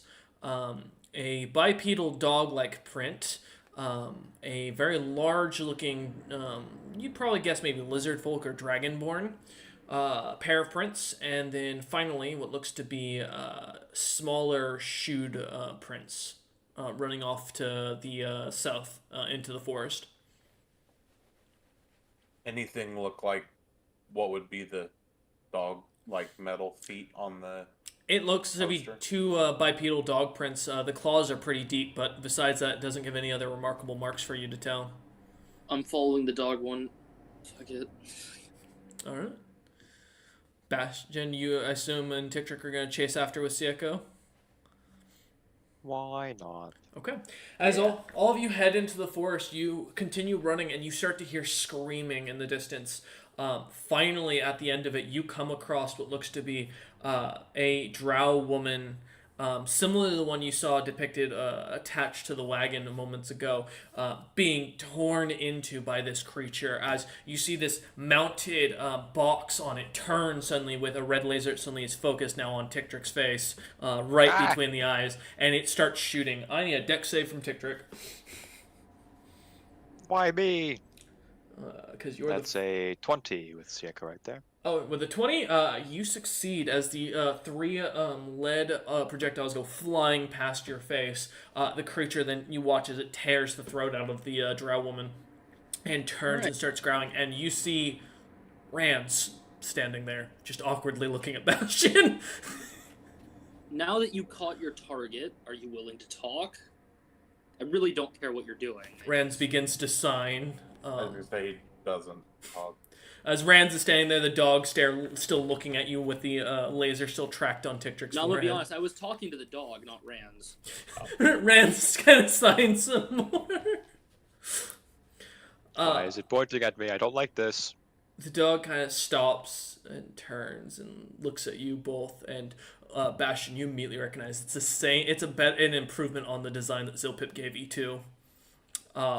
Almost a perfect improvement. As the creature kind of stands up and back into a changeling form, it looks to be a very young male changeling. That you'd guess maybe 16-ish. Looks very similar to E2, but has a little bit more brown hair, like a streak of brown hair going off the side of his head. And he looks up and goes, Uncle Rands, do we eat these people? And Rand starts violently signing, and the kid guy nods and goes, Oh, Please don't oh, eat me. Friends. Okay, and he kind of takes the weapon pack off and kind of starts to put it away, and he got into a bag of the dreadnought, and he kind of hypes it onto his back and goes, "Can I help you?" Yeah, I've been looking for you.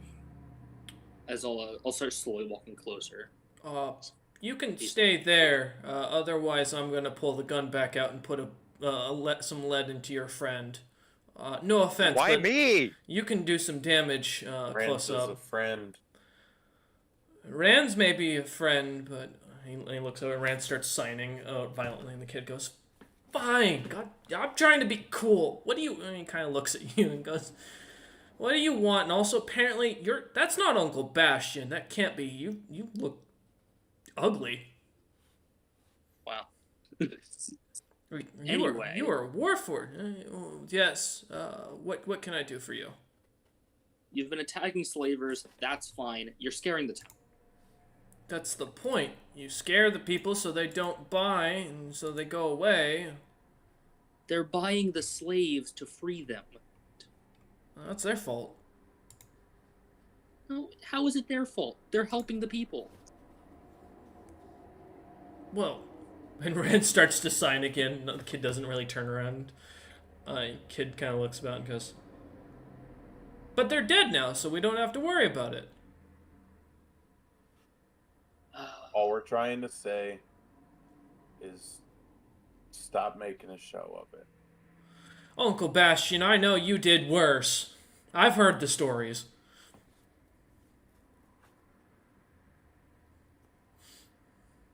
I'm not your family. That's true. You're not looking like that, you aren't. He's a Yeah. changed man.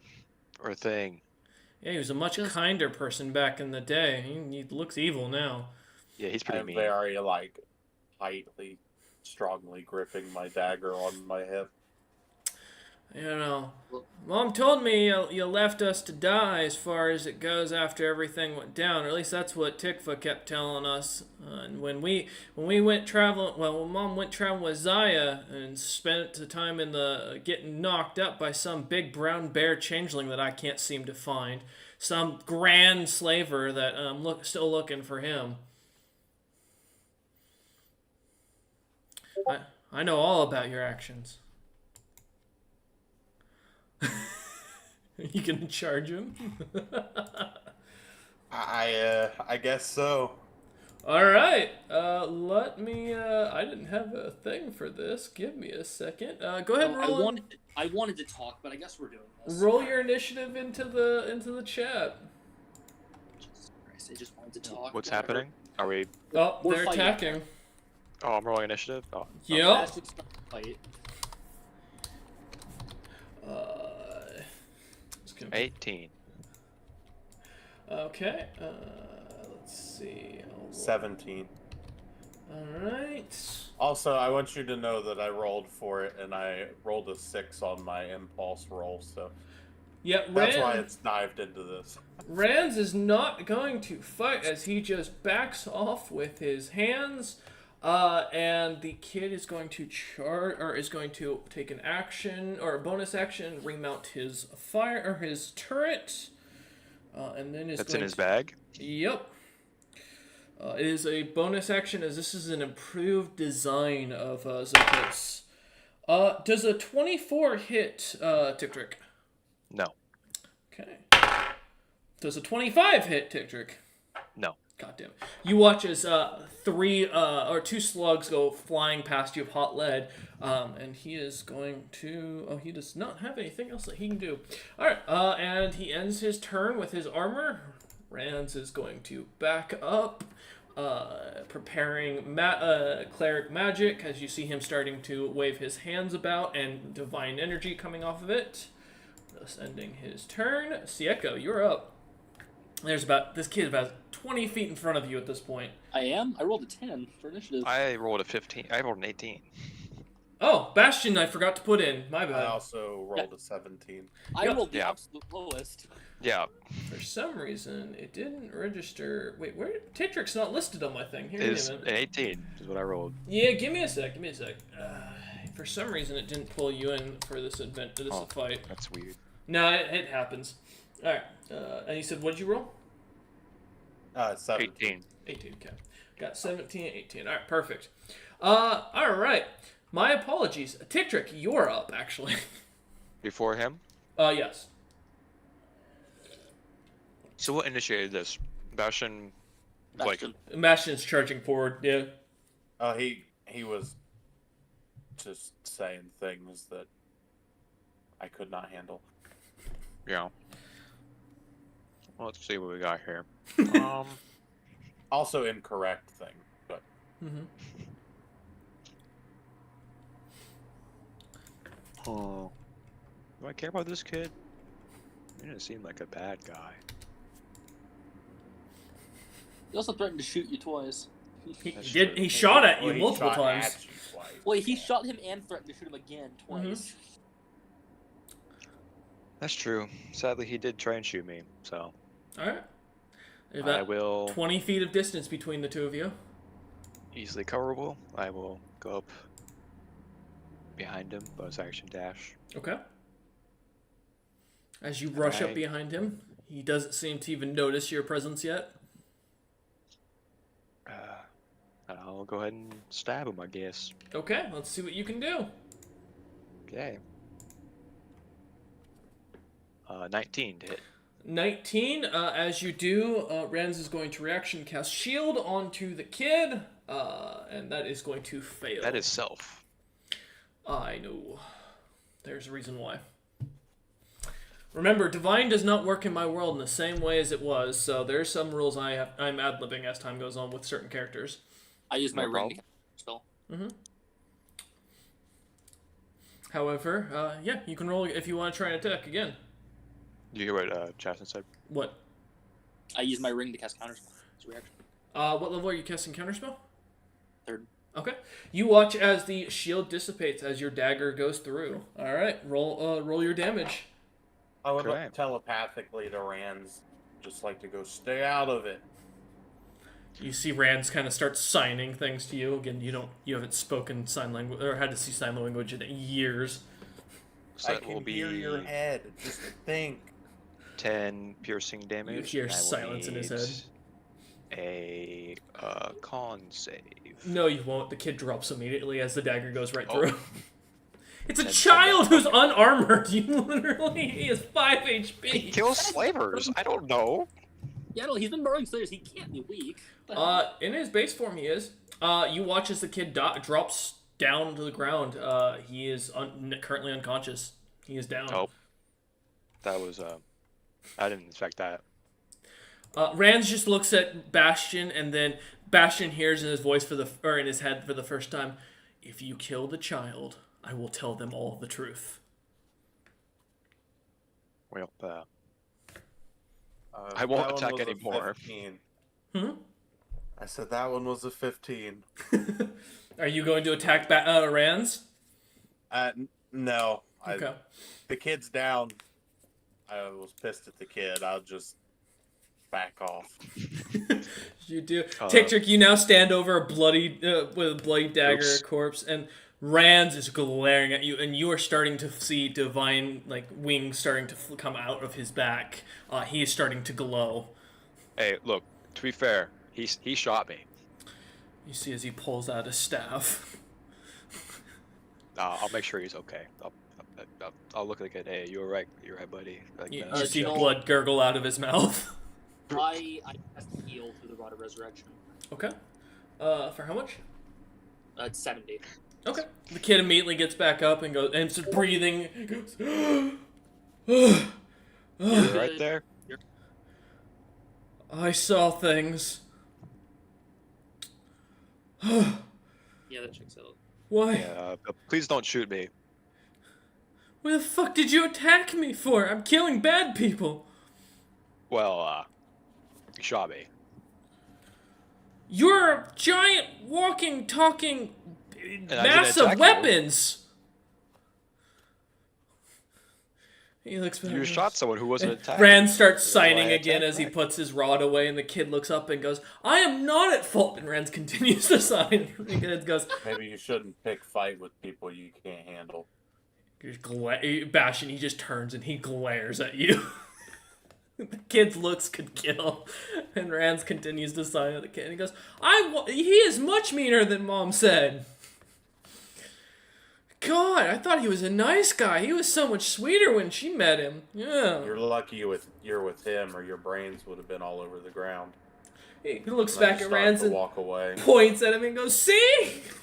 Rance signs something. He goes, no, it is not just because he's a fiend. That doesn't matter. Hey, kid, can I look at your machinery stuff? It looks pretty No, cool. fuck off. You just tried to kill me. I Jack is didn't- kind of like I rubbing didn't kill you. in, and he's like, "Hey kid, you want to get paid for what you're already doing?" No, you can piss off. I'm not. No, he puts his stuff away I in didn't the even do. bag. Oh, I didn't even do anything. Wow. And Rance kind of signs to him. He goes, I am not apologizing or thanking him. And Rance signs some more. And he goes, fine. He turns to back to Sieko and bows. And he goes, thank you for your help at keeping me alive. No, thank you for me stabbing you. He turns and stares daggers at you, Dick Trick. You shot me first. All right. Well, either Rance way, signs something to you. I'm Dick happy Trick. to help you. You're welcome to go on with your hunting of slavers. Just don't hurt anyone else, and everything will be fine. What'd you say? Rance signs some more to you, Tick Trick, and not realizing you don't understand sign language. What does he say? The kid says, don't push your luck. He was about to kill you. Also, believe you. he also called you a child, which I don't know what that means. And then you see Rance sign some more, and the kid kind of nods and goes, oh, you think he's tied to Uncle That explains his speed. Oh, Uncle Bastion made a deal with him. Hmm? Wait. Oh, no. No. Rance kind of signs some more, and the kid goes, oh, it's secret. My apologies. And he kind of looks about. Wait, the mute one's strong. Wait a minute.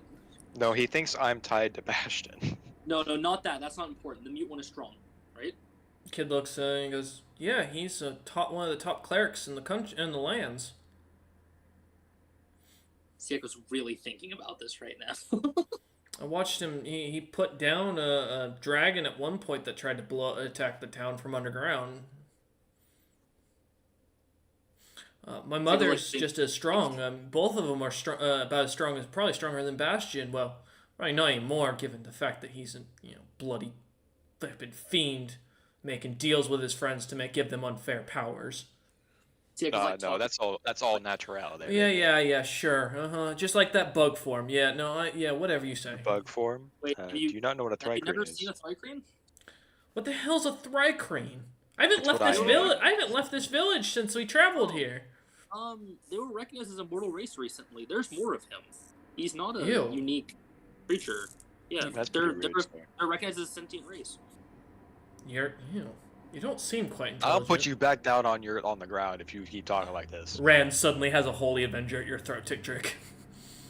Does he? As you look down, yes. Okay, damn, bro. I'd like to put my club to the back of his head. I really don't want to do this, but please don't kill him.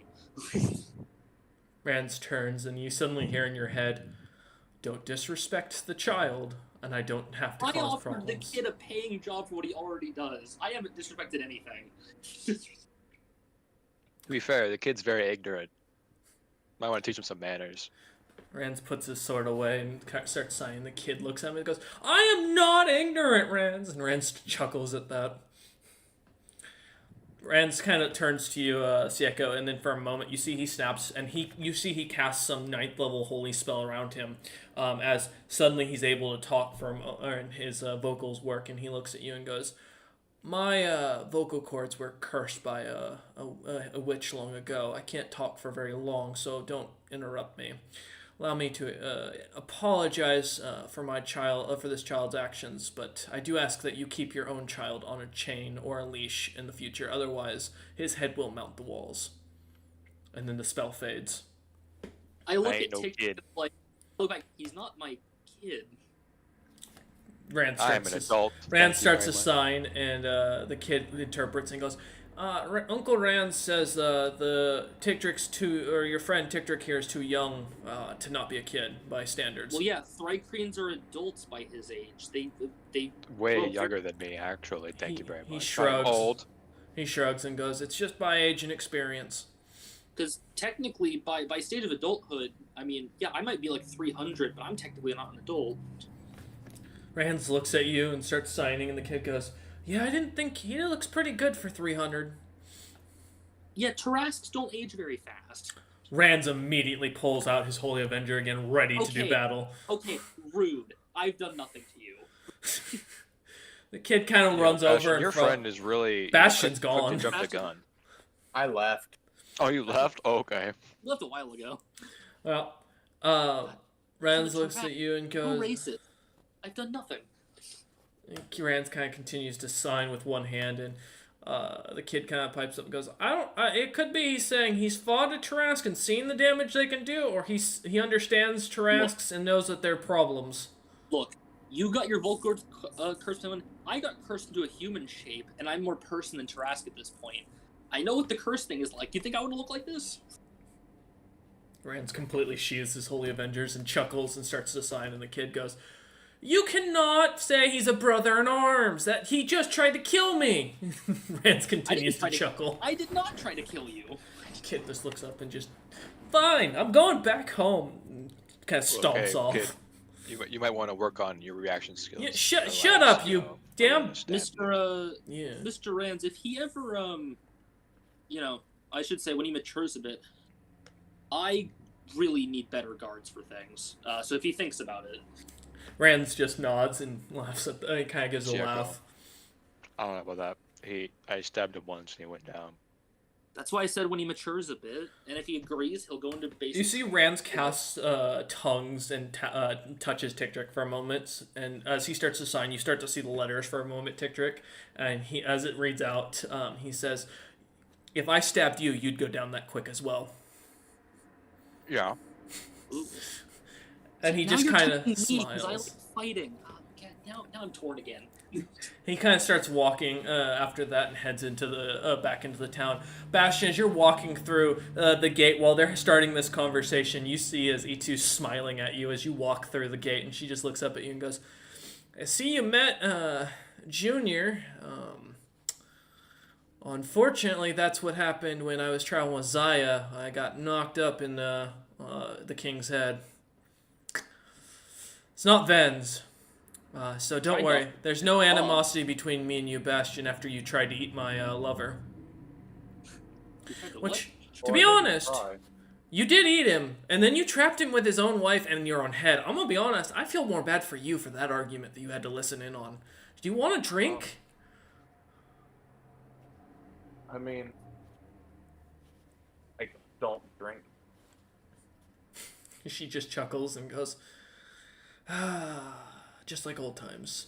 I would say let's go poison a really powerful figure, but I feel like this is gonna be a sore spot for everyone but Gone. If you're gonna kill her, Nobody's killed the goblin yet.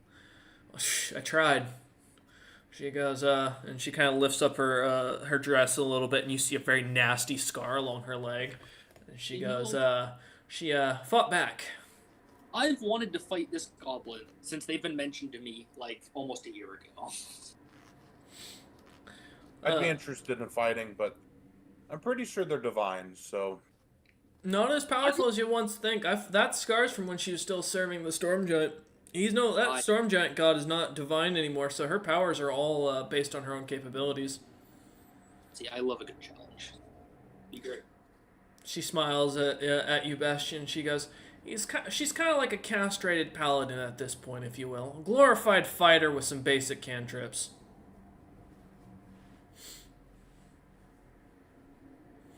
I'll keep that in mind. She nods and kind of lets you pass by, and she waits as the child comes marching in about a few minutes later, and she kind of starts yelling at him as she walks him back home. They eventually disappear into the darkness, and yeah, they head back to their I'm homes. going to hire that kid one way or another. I don't like him. He will work for me eventually. Oh, and as He's you not come very back, Tick-Trick, you notice, as you're kind of digging through your bag, two of the final toys are solved. The hell. Someone solve your puzzles for you. I will unsolve them because I'm going to do it. You see a little smudge of blood on it. Blood, you said? Mm-hmm. Yeah. Who's That the kid solved my puzzles. The kid solved your The puzzle. kid, you start to think, and you think the kid solved your puzzle in the second you stabbed him. I'm That's unsolving these puzzles. Bro, that's impressive. As you unsolve the puzzle after a few minutes, it solves and it's all chaotic again. And then I'm going back to my 2x2. All right, Bastion, Sieko, and Tiktrick, where are you heading? Good question. Oh, this was the one problem the town had dealt with, and the slaver's dead, so that was a double good. Yeah. Chill at base. Well, I'm gonna go tell that the guy that the one that told us about it that the issue's been dealt with, if he's still around at his tavern. Gray Iron. Yeah. All right. As you head over, Tiktrick and Bastion, are you following, or are you going somewhere else? Yeah, I'll go with Siako. Okay. I mean, they don't need me to, tell them what we did. So I'll go back down to where Mazda Jr. is and see what he's working on. As you do, the half dwarf guard still standing there waves to you and opens the door as you enter in. Tiktrick heading down deeper, going back to work with Maznod as he continues working on another new project he's been messing around with. Bastion and Sieko, as you head further into or head back to the tavern, the Grey Iron immediately, seeing you lot, now that people are kind of settling in, drinking, eating, enjoying themselves, he kind of comes to the entrance door, lights a cigar outside as he kind of hands you each a pitcher of ale and goes, I take it your problem's solved? Yeah, both of them. Slavers are gone. And they're not going to do what they were doing anymore. At least, really hope not. And he goes, well, good. I got something for you. He kind of starts digging in his back pocket and hands you a letter. The House of Ruthanol, I don't know. He goes, they have summoned the great Lord Sieko and his group for crimes against their kingdom. I hope they know what I think about their letter, as I kind of just rip it up. You tear it up without actually reading it. He goes, Yep. That had the meat locate. Okay. I thought it was obvious that I'm not going. Sure. Yeah, just figured in case they decide to try and invade or double their efforts and enslave the town, you'd want to get involved. But no, skin off my nose. I'll just move. It'll be handled. He nods and looks at Bastion as well and goes, either you two need anything else from me? Bounties on that is 2,000 gold pieces for solving the situation, another 10,000 gold pieces for the slavers. Anything else we could do? He goes, I can probably I'll dig around for you by tomorrow and be able to get you some more monster quests if you're looking for some stuff in the local area. I should warn you, you're starting to become popular amongst many of the dwarven settlements. They're starting to want to, make you guys rulers of these areas for all the good you're doing and taking out these creatures. I don't think they know you're monsters. He kind of looks you up and down. You're not by my book. As long as you don't eat anything, I don't really care. I've learned not to judge anything by its cover. I already had my ass kicked by a couple old men once. I don't want that again. And he kind of smiles with his two fangs on the side, kind of really glowing in the darkness. And he goes, but I can dig you up something. You got any preference? You guys like Underdark? You like jungles? You like forests, mountains, hills? Any sort of rewards you're looking for? A lot easier if I've got specifics. And if not, if you don't care, I can just see what I can find that looks interesting and gruesome. I wanted to slowly spread out and get rid of the more dangerous monsters in the area, so the closer the better. Alright. Big monsters? Big creatures? And he kind of looks about. And he Things goes, more dangerous than the people around here. Let's see. Noted recently, there's the Panfluter. You think it sounds good. It's an aberration. That's what we were able to find out from it. It's wanted for kidnapping children and turning them into, well, I don't know. But That sounds like a priority to deal with. All right. Yeah. There's the Cursed Smith. We think it's one of the lost leftover creatures from Stonehold that's been wandering farther north. It killed some some lumpy giant creature recently. It managed to wipe out a small town. running through things. His hammer sets on fire pretty interestingly enough, so that was kind of cool to see. At least in the what they explained of it. He goes, let me dig through here.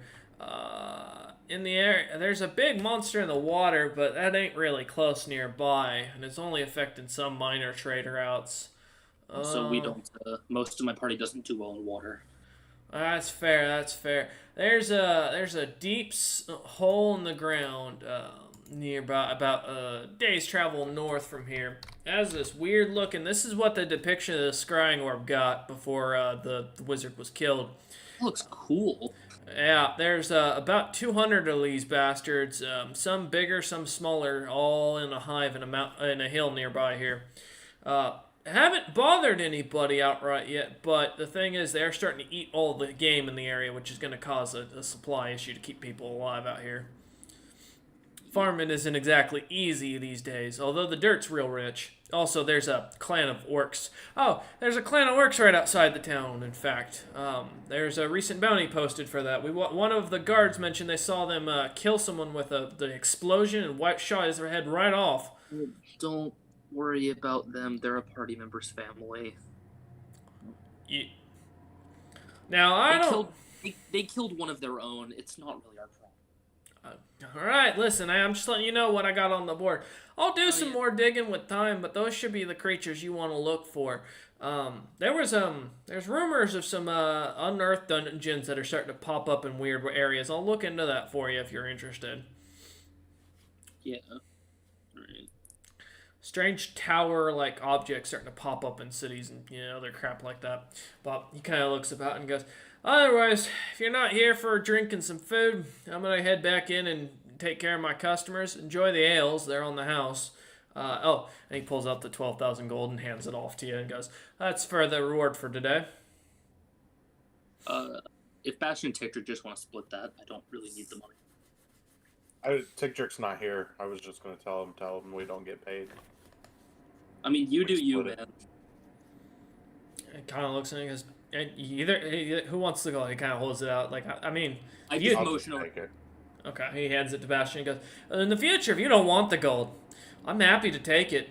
If you're wanting, the town to get built up more, I can start putting people on it, hiring some folks out, stuff like that. No issues. And he goes, I'm your man if you need me.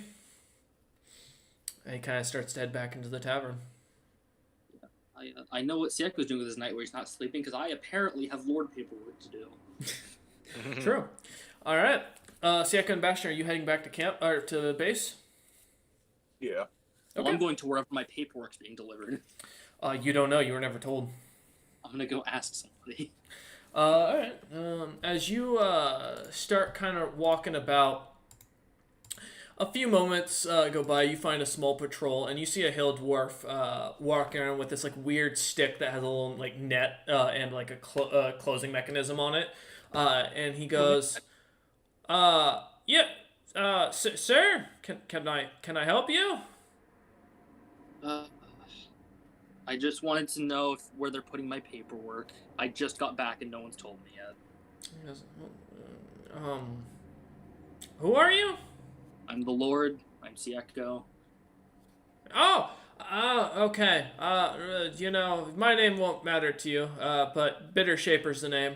He kind of looks and he goes, I'm Rat Catcher. The patrol's hired to take along, as he smiles. He goes, there's supposedly a big rat running around here with some strange metal things on it I'm looking for. And he points to the very small little net closing mechanism that couldn't catch anything bigger than a house cat. I'll hold up the picture. This thing. Yeah, that's it.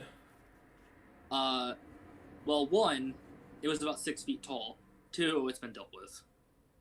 Well, shit. Now I'm not gonna get paid. I don't know whether you're How much were they gonna pay you? 2 gold. 120.